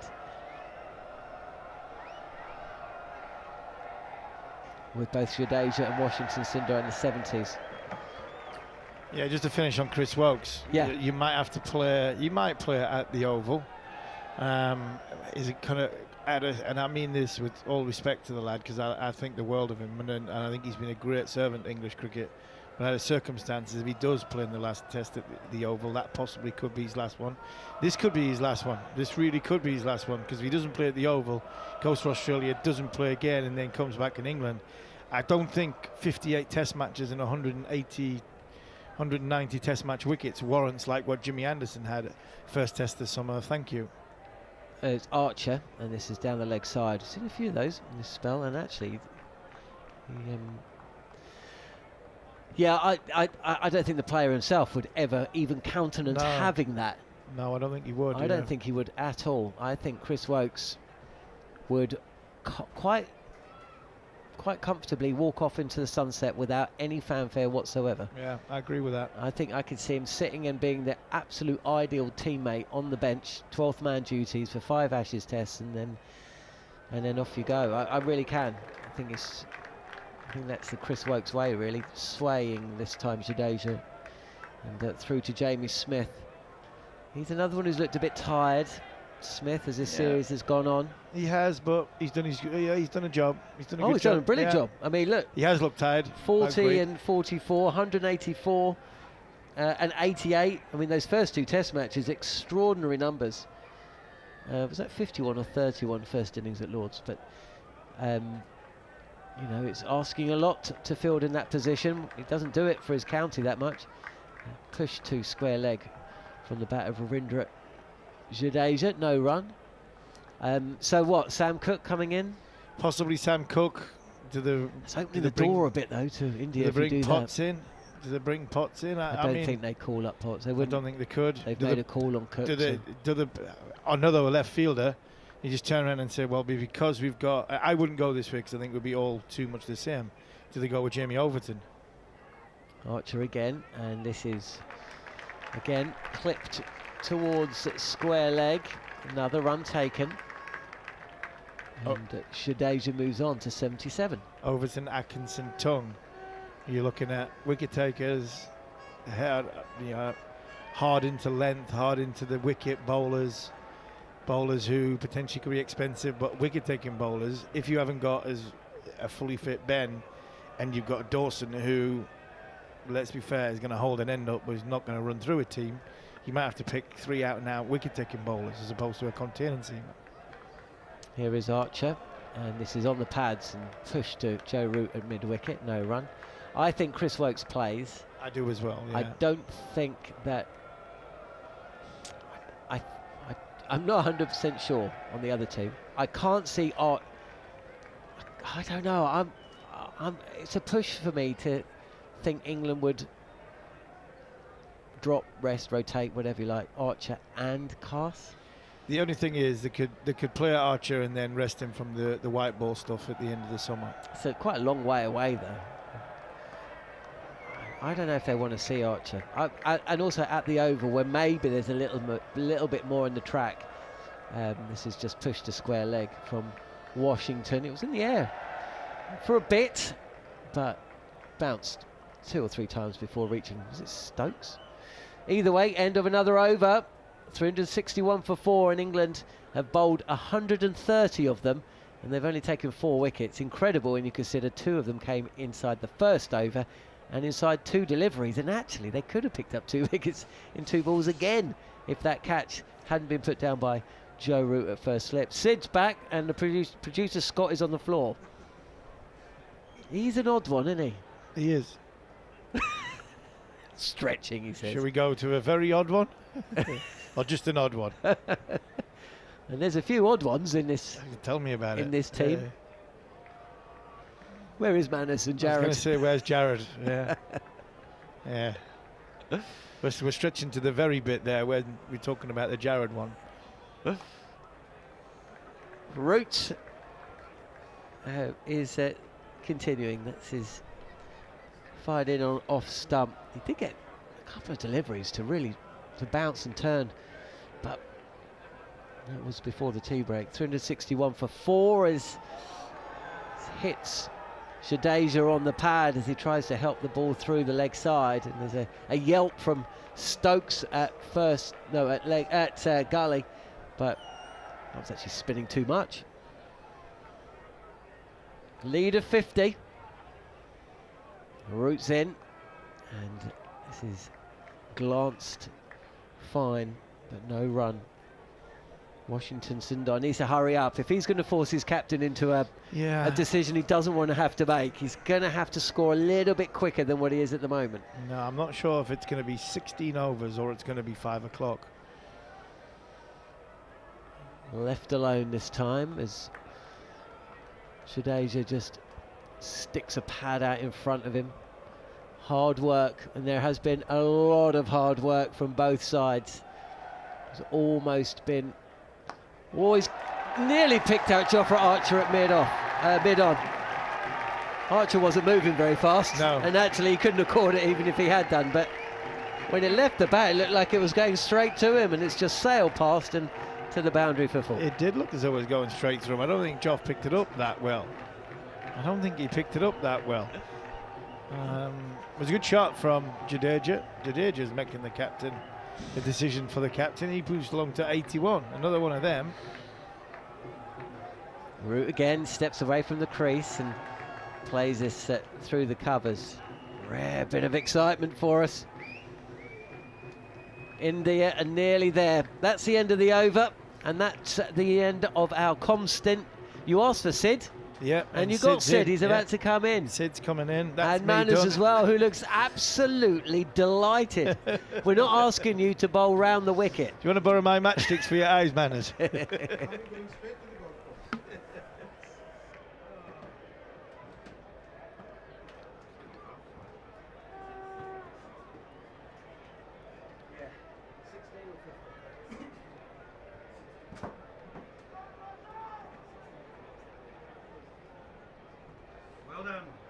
Well done to Jon Norman and Steve Harmison. So it's the witching hour. I think it's the graveyard shift for myself and Sid Monga. Well, carrying on. Here's Liam Dawson. Maybe just a consolation wicket for the left-arm spinner, perhaps not. Washington Sundar has been outstanding today. And let's just pay due credit to Ravindra Jadeja, who's now struck 5 50s in his last 6 innings. 3 of them unbeaten, or 3 innings in his last 6 have been unbeaten. This could be another, as Dawson is in once more, played away defensively by Washington Sundar. He's 71. Ravi Jadeja has 81 to go with his 89. He made in I've actually got his scores here, just made a note of them. 11, 25 not out, 89, 69 not out, 72, 61 not out. Sundar pushes it away to short leg, Ollie Pope fields, and has a little shy at the stumps. They ask the polite inquiry of Hassan Raza, who says not out, but really has been a heroic effort from India. There were days when we would be doing nothing more than singing their praises. We've been spoilt by the flood of positive results in Test cricket. An old-fashioned draw like this, without a single minute lost to inclement weather, is a rare thing indeed. Hello, Sid. These pitches were calling for it, weren't they? We have discussed this before. The first and second test, if the teams would have played normally without gifting any wickets away, those would have been draws as well. I think that's quite right. Exactly, yeah. Although India bowled superbly, Akashdeep and Mohammad Siraj were wonderful at Edgbaston with some really good bowling and some ordinary batting. Driven now, Dawson pitching up outside the off stump, looking for some spin out of the rough, and it's driven, pushed really, more than a drive by Washington Sundar. He's playing well within himself, but absolutely justifying his inclusion, his selection with the bat. They wanted his batting ability, and originally scheduled to come in at 7. He's come in at 5 in place of Rishabh Pant, and has batted superbly. 170 balls, 73 not out. Jadeja 81. Dawson in again, and this one is turned out towards short leg. Ollie Pope does the fielding. If the game is to be called off prematurely an hour before the scheduled close of play, it has to be by the agreement of both captains. And I wonder, Sid, whether you're still contemplating a scenario in which one of the captains says, no, we're going to the end. I was just coming to that. Look at Jadeja and Washington. Look at their scores. They will be near 90 if they keep going at this rate by the time we enter the mandatory hour. It's a test 100. A test 100 is a test 100. Hey, I won't be throwing brickbats at them if they decide. I mean, do you know what? It's it wouldn't. Some people might say, well, it would be hollow. I don't think it would. No, I really don't. Joe Root continues with his off spin, and that one hits the pad. It's heading down the leg side. I think it wasn't straightening enough. Jadeja is 81. I mean, look at all the work they've put in up to this point. Absolutely. And I've seen more farcical milestone hunts than if they go on for 1 year. Well, There have been ones where the match is alive and then they do it. Defended to silly point this time. Yeah, I mean, just think of the traditional English tea time snack. You have to make the dough. You have to bake the scones. You apply the jam, and if they just put that little bit of cream on at the end and finish with 100, then that would be perfectly fitting, I think. Short and cut by Jadeja, but can't beat the field. Zach Crawley does the tidying up. Did you have eyes on the situation before tea when Zach Crawley appeared to be receiving some admonishment from the umpires for throwing the ball into the ground, trying to scuff the ball up? Driven down the ground by Jadeja for 4. Straight back over Joe Root's head. He's got underneath that one very nicely indeed. And you know what? I think Jadeja might just be kicking on here. I think he wants that 100. He missed out, 89 not out. He's quite aware of the situation here. He's aware that if a handshake is offered at 15 overs, his team might not be too thrilled, because you're near the finish line and you don't want to leave any opening for England. Jadeja now pushes this one straight back towards Archer at mid-on. It's intercepted by Joe Root's boot. And they might not actually be too thrilled if he continues to bat on, and then India lose a wicket, and then Shardul Thakur has to come and put in some work. So if England offer it at 15 overs, the support staff might want to take it. And which is down the ground. What a shot. Beautiful hit from Ravi Jadeja. That has raced away for 4 over mid-off, and Jadeja now is on to 89. That's a batter at heart. He knows there's 100 for the taking, and he does not want to miss out on it at the...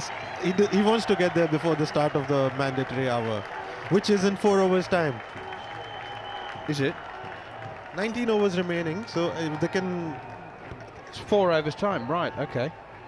Well, yeah, Jadeja needs 11 from 4 overs if they agree to call it off there. Washington Sundar doesn't have a test 100. Would it be baseball if they offered a draw at the start of the 15 overs? They've got to back themselves, haven't they? Well, Ben Stokes says they'll chase anything. He meant with the bat, not the ball. You know, it would be interesting, though. Washington Sunder's highest test score is 96, isn't it? Yeah, he needs to get a move on. Well, it's Washington on strike now against Liam Dawson, and that one keeps low and scuttles through and hits him on the pad, almost just above the ankle, actually, but it was outside off stump. Partnership of 153 between these two left-handers. Actually, we joke, but for them out in the middle, especially for Washington Sundar, the draw is the main motive, and that's what he has his sights on. There are 4 men stationed around the bat in catching positions. Silly point, short leg slip, and then 2 short mid-wickets as well. So 6 stationary catchers as Dawson is in once more, and Sundar thrusts his pad outside the line of off stump, and it bounces away to Harry Brook, who runs in from leg slip. 18.5 overs remain, 18.4 overs remaining now. 375 for 4. Oh no. If you were the match referee, where'd you be rating this pitch from 1 to 5? There's no option for 0? I don't think so, no. It's 1 to 5. Forward comes Washington Sundar again. I might have to give it a reluctant 1. 1 with an asterisk and a footnote.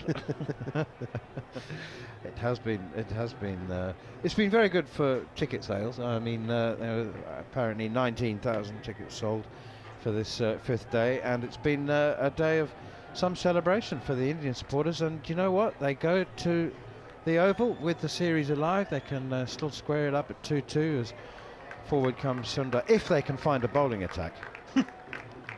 Well, that's one thing to discuss.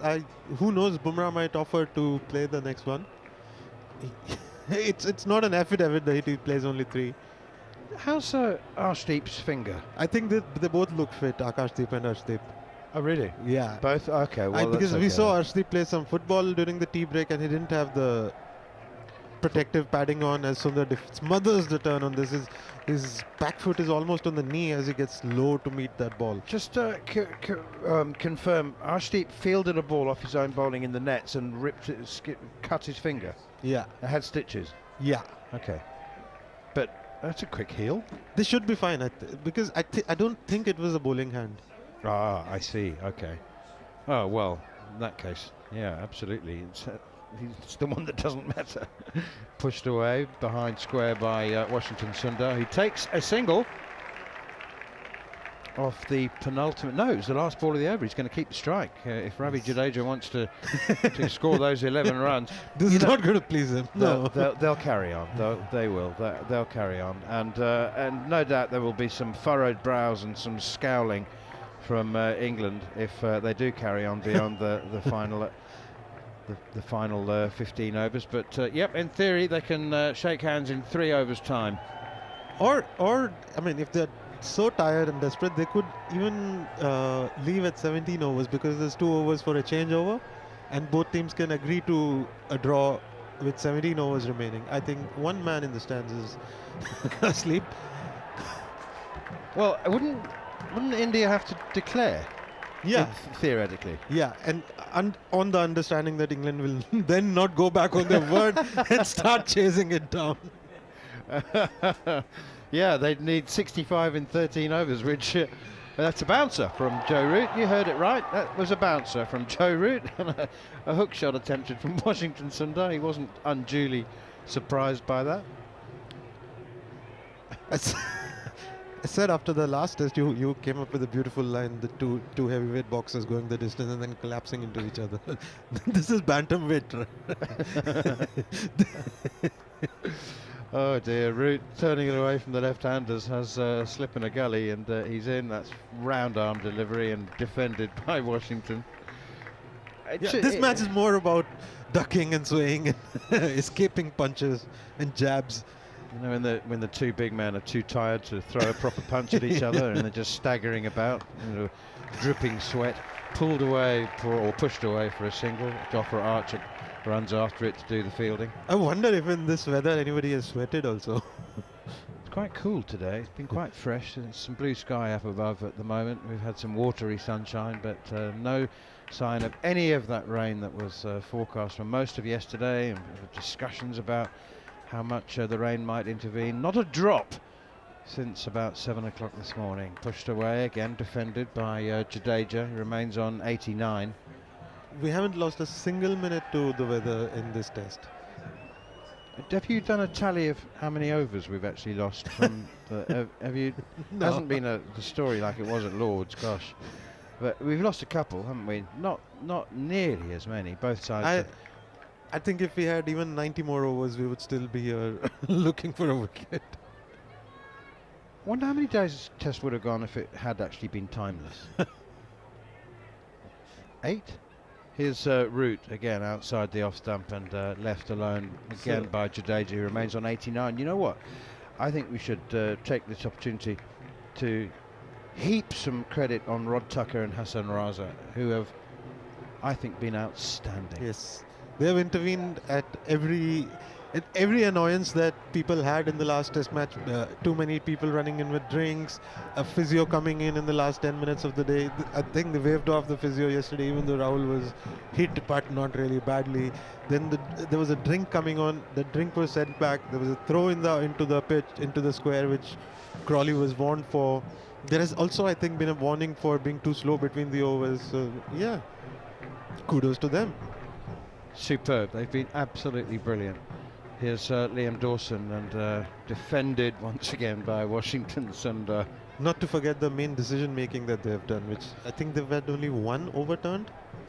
Have they? Yeah, and that too, it was only Joe Root. Even the bowler was not appealing. Joe Root said, I heard something, and he went upstairs. Otherwise, there hasn't been anything that has been even close to being wrong. No, it shows what a fresh pair of eyes and fingers can do for the officials. They've been brilliant. And I'm afraid that pushed away by Sundar for a single into the offside. It does reflect quite poorly on Paul Rifle and Shafadullah, who I think started off all right at Headingley, but gradually I think lost control of the series and were unable then to regather it and to re-exert some kind of authority. I mean, their decision making in terms of out or not out was all right, but in terms of controlling the game, it was they'd lost control. So really good match officials this test match. Drive now from Jadeja, lavish cover drive, and he's tried to hit it too hard, I think, and he's squirted off the corner of the bat and out towards leg slip. The deep mid wicket is a good fielder for Jadeja right now, and the mid-on is also hanging back a little, because I think Stokes also senses that Jadeja is looking for that milestone. he does not have these deep fielders for Washington. He's not doing that. 4 men still around the bat in close catching positions, and then 2 others at short mid wicket. I like the deep mid wicket as well, so we've got 2 short stationary mid wickets and a deep mid wicket, just in case Jadeja goes slog sweep against Liam Dawson. He's trying to get him to hit over mid off. That's full and wide outside the off stump. Slog sweep that, says Liam Dawson. Jadeja leaves it alone. 89 not out, he remains. He's one of the only 3 players to have done the double of 1,000 runs and 30 wickets in a country when you're visiting in the history of Test cricket. Pushed away defensively, and there's no... Say that again. Only 3 players, when playing in a single specific country but away, have managed to score 1,000 runs and taken 30 wickets in those countries. Gary Sobers in England. I'll get back to it after this ball. Dawson in, and it's padded away by Jadeja. Runs away to the boundary off his pad, but he didn't offer a shot. Buys? He didn't pad it away, he just left it, and so did Jamie Smith inadvertently, and it's run away for 4 buys. 378 for 4. So Gary Sobers in England, 1,820 runs and 62 wickets. Wilfred Rhodes in Australia, 1,032 runs and 42 wickets. Ravindra Jadeja in England, 1,000 closing in on 1,050 runs and 34 wickets in England. What did Wilf Rhodes bowl? Left arm spin. Even Gary Sobers at times bowled left arm He spin. bowled everything. He bowled left arm wrist spin. Yeah. Most versatile player to have played cricket. Could he bat right hand? I'm not sure about that. Did he reverse sweep? That's the question. But that's the only thing is not done. Maybe Gary Morgan's got that on his database. I think not. Joe Root then to bowl the next over and Possibly the last. Possibly the last. If we're right in our calculations that 15 overs remaining constitutes effectively the last hour, then this could be the last over of the Test match as Root is in again. It bowls a high loopy full toss which is driven by Washington Sundar through extra cover for 4. Well, he's trying a bit of everything as Joe Root just bowl some pies and see whether the batsman will choke on one. Try some wrist spin. I think he can bowl leg breaks. He used to throw one in every now and then when he was a proper part-timer. Now that he's a serious part-timer, he doesn't do that anymore. But he did. He used to lob the old leg break in. He hasn't done that for years, has he? Taking it all far too seriously, his bowling, as Joe Root. That's driven, but hit straight at Ollie Pope at Silly Point. In fact, is that Liam Dawson, I think, is at Silly Point. Ben Duckett. It's Ben Duckett, and it's not hit him on the knee or the shin pads. It's hit him on the left wrist. That'll be sore. That is sore. He's walking away. He's walked away. Going, I'm not standing there anymore. if you bowl that. Half volley outside the off stump. He said, I'm standing here now. He's 20 yards away. Here's Root again. Big round arm slinger, and it's defended away out on the offside. Washington Sundar 80. Ravi Jadeja 89. Brilliant partnership between these two, coming together at 222. So 162 they've added as Root is in again. Another round arm slinger, and it's pushed away towards backward point. Washington should just lob one towards Silly Point now. Yeah, on purpose. Pop one up.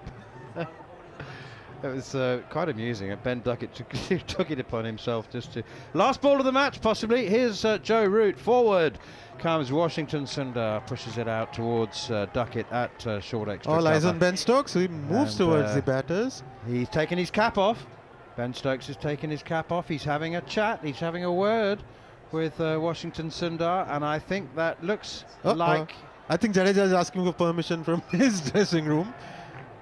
Yeah, they are gathered in the middle after an epic 5 days. Ben Stokes has signalled to the umpires. I think the fact that he took his cap off did not mean that he was going to bowl. It means that he's seeking... The players have all gathered. Is it possible India are not accepting the draw? Because India... Jadeja looked towards the dressing room, and I don't know what message was sent from there. Jadeja looks like he's prepared to walk off, doesn't he? He's taking his gloves off. The umpires are having a chat. That's also for a drinks break. You do that at a drinks break as well. Is it not possible that it has to be at 5:30 rather than the number of overs? It has to be either 5 or 15 overs. So, yeah, India might be just looking to bat on. England have offered the draw, and it may well be that India have declined the draw. The players are all confused. They're all looking towards the dressing room. They're looking towards the Indian dressing room rather than the England dressing room, because England are out there. Shubman Gill stands there emotionless. He has not moved. He's batted an eyelid, but he has not moved. The umpires are also confused. Are we absolutely certain that it's overs, not time? So it's not a question that we've got 7 minutes to go. It's only time when up till 5 p.m. because now we are past 5 p.m. It's overs. We are already So 5 to 6, that would be the mandatory hour if the over rate was on the dot. Ollie Pope is taking his shin pads off. He's signalling. Is he going to bowl? No, I think what might be happening here is that England are what was known colloquially as extracting the Michael. They're just wasting time. It looks like Harry Brooks he's volunteered. He's taken his cap off. He says, I'll have a bowl. And the ground staff, who were not expecting a drinks break, now have to do all the dusting off that they have to do during a drinks break. So this could leave a very sour taste. It should not. I mean, as we have discussed so many times, there are so many other things that you should take an offense to in cricket, but you don't. And then you selectively choose something. It should not. I mean, it's not a big deal. I mean, Ben Stokes has offered the draw. Do we agree with that? Ben Stokes offered the draw. He took his cap off. He went to the batsman. Yes, he did. Yes, he did offer the draw. Jadeja looked towards his dressing room. Should we walk back? And I think he's been television cameras picked up Shubman Gill looking absolutely impassive. Yeah. He did not move a muscle. He just stood there and he batted his eyelid. So assume that. So we do know that the captains have to agree. So if Shubman Gill had waved the players in. No, it does not have to be. If Shubman Gill had said it's enough. Yeah, that's what I'm saying. The captains have to agree. That's what I'm saying. That's why Jadeja was looking at the dressing room. And so if Gill had said, "Okay, come in," then it would have been over. Or they could have taken it upon themselves and walked off, but they do not want to cross the captain. And they also have a vested interest in continuing. 80 not out, 89 not out. Yep, personal vested interest. And as we have mentioned a couple of times, think about all the hard work there. Absolutely. And I don't buy the argument that personal milestones don't mean anything. They do. Otherwise, why would there have been a run out on day 2 at Lord's? Right. Rod Tucker has signalled. He's made the official signal to the scorers that this is the beginning of the last hour. And he Harry does that Brook is getting ready to bowl. He does that by raising his left wrist, which has its watch on it, and tapping his watch, saying that's the last hour. So it will be Harry Brook. Bowling off breaks. Well, at the moment. It would be really funny if India now lose 2 wickets. And then they offer the draw and England say, no, we continue. Because India lead by... Sid, Harry Brook has 1 wicket. Do you know who it was? Babar Azam? Kane Williamson. Oof. Caught down Even the leg bigger. side. Even a bigger fish. An even bigger fish. India lead by 75. Okay, here's Harry Brook, and he is going to bowl off breaks. Yes, he is, and that's defended by Jadeja. Well, if he wants to carry on to score his 100, then, he should go on and score his 100 and not pat balls back to Harry Brook. Theoretically, we could have 15 more overs. I'm sure that. Surely not. Pushed away by Jadeja, playing defensively. Ben Stokes, I have to say, is looking disgruntled. That would be a polite word. He's, I think he's the inner Ben Stokes is seething. Inner Ben. Driven down towards long mid-on, no run. It works well for India. You anger them, you make them do things they don't want to do. In the next test, not here. Oh, full toss. Oh, and he slogged this up into the air and he's mistimed it completely. That was a high, loopy full toss from Harry Brook, and I'm going to suggest that was deliberate. And Jadeja has taken the bait and has tried to heave it over mid-wicket for 6 and has completely miscued it. It popped up straight up in the air and just had enough on it to beat Bryden Castle at mid-on. Into the 90s. Here he goes, 91. Quick one from Harry Brook down the leg side, fired in. Jadeja goes for the pull shot, gets a little bottom edge, tickles it round the corner, and it's run away to the boundary for 4, and Jadeja moves on to 95. We are going to see an unironical sword celebration after Jadeja gets 5 more runs. Do you think, how many of the England players will applaud and go and shake his hand? They should all. Well, to the man. Point of principle, all line up to congratulate him.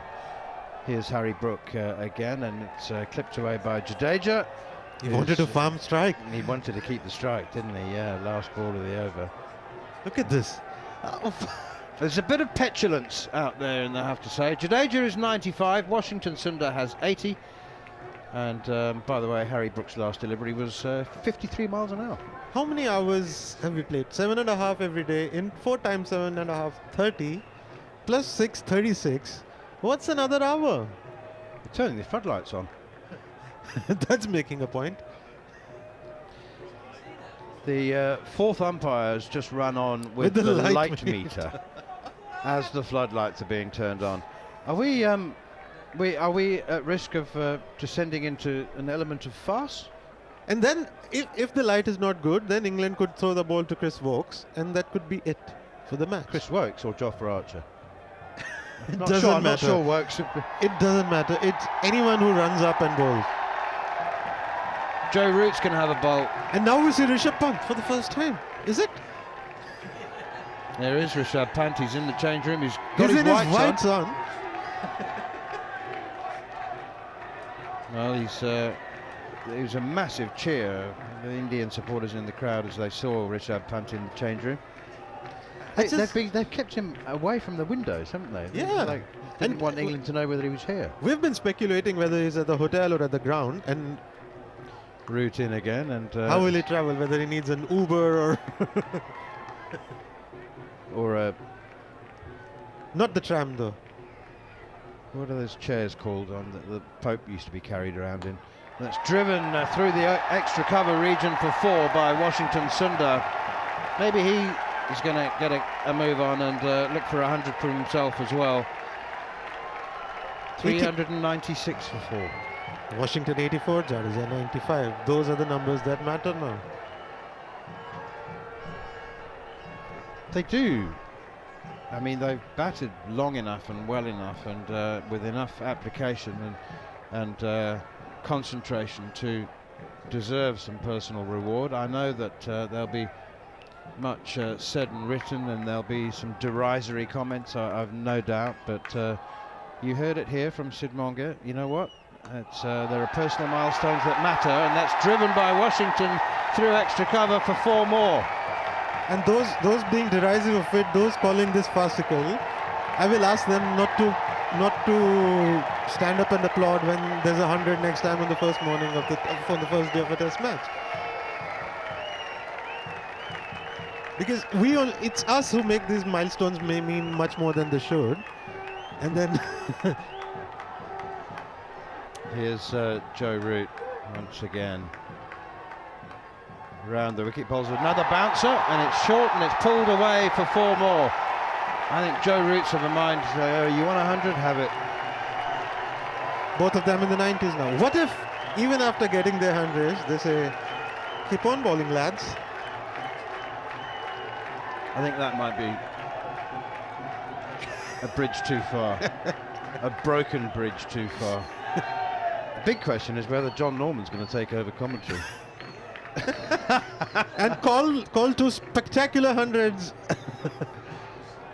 You might get to call 200s in an over, John. Not sure that's happened before. Forward comes Washington Sundar, defending the next one out into the extra cover region. Washington 92, Ravi Jadeja 95. And India have got 400 on the board. 404 for 4. And that's us. We will see you at the Oval. Thank you very much indeed, Sid Monga. It's been absolutely brilliant to have your company once again. We shall definitely see you at the Oval. More discussions between the umpires about well, I suppose the light, whether they should carry on, how long they are going to carry on. India has said we'll carry on batting. Thank you very much.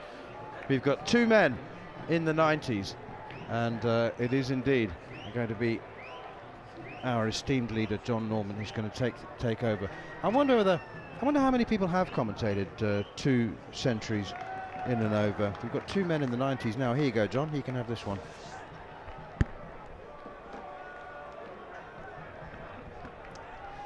Thank you, Manners, for that last half an hour, as brilliant as ever. As a full toss from Harry Brook is fielded at mid-on. Bryden Cass falling down in stages.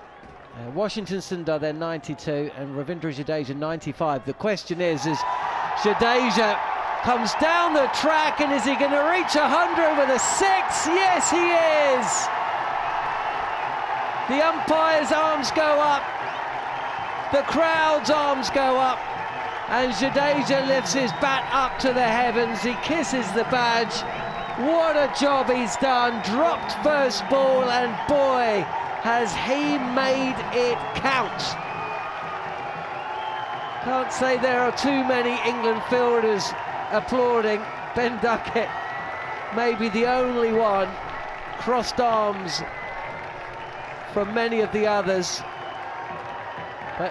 you can't take away what has been a match-winning effort from a batter that England just cannot get out in second innings.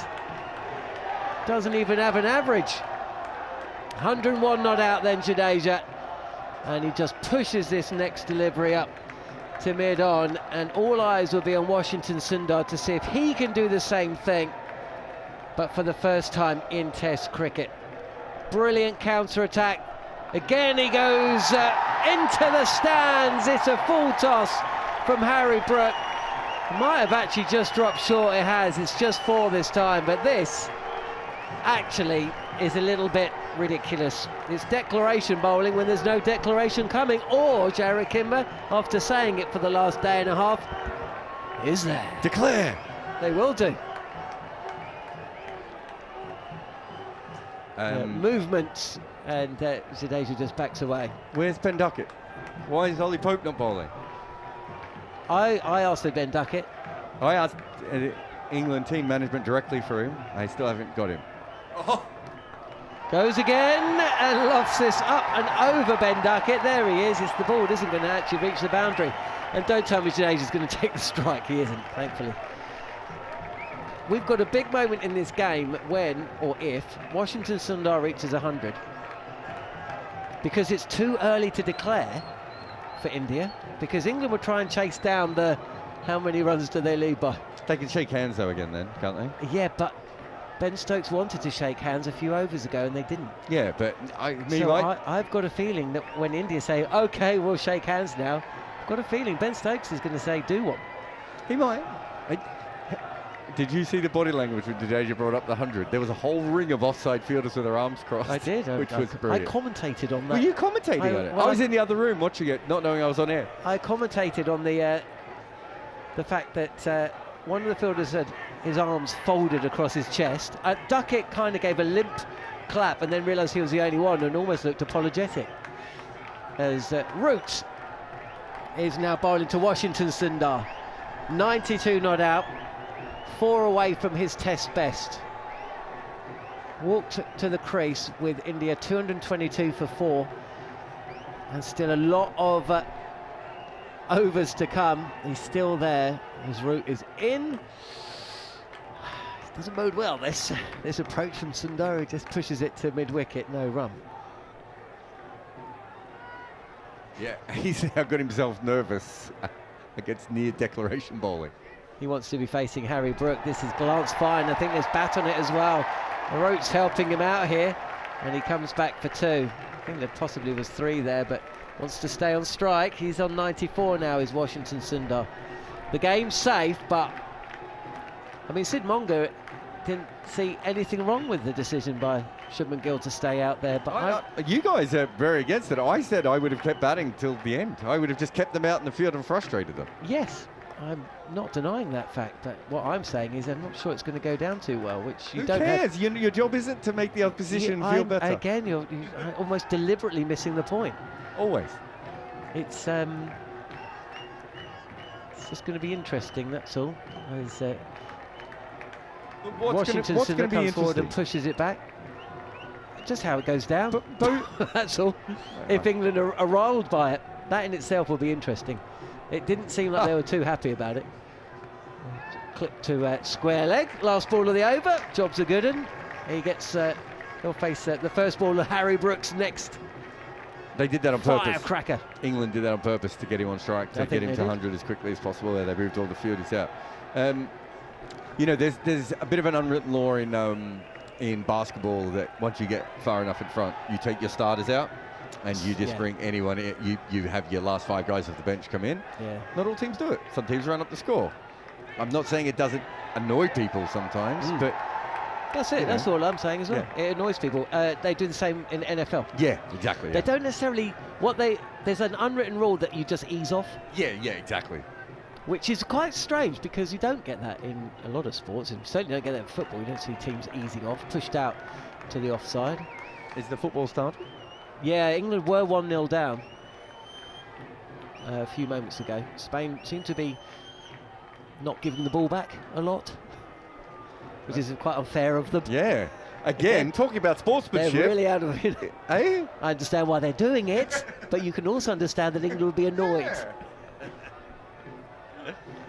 Rude.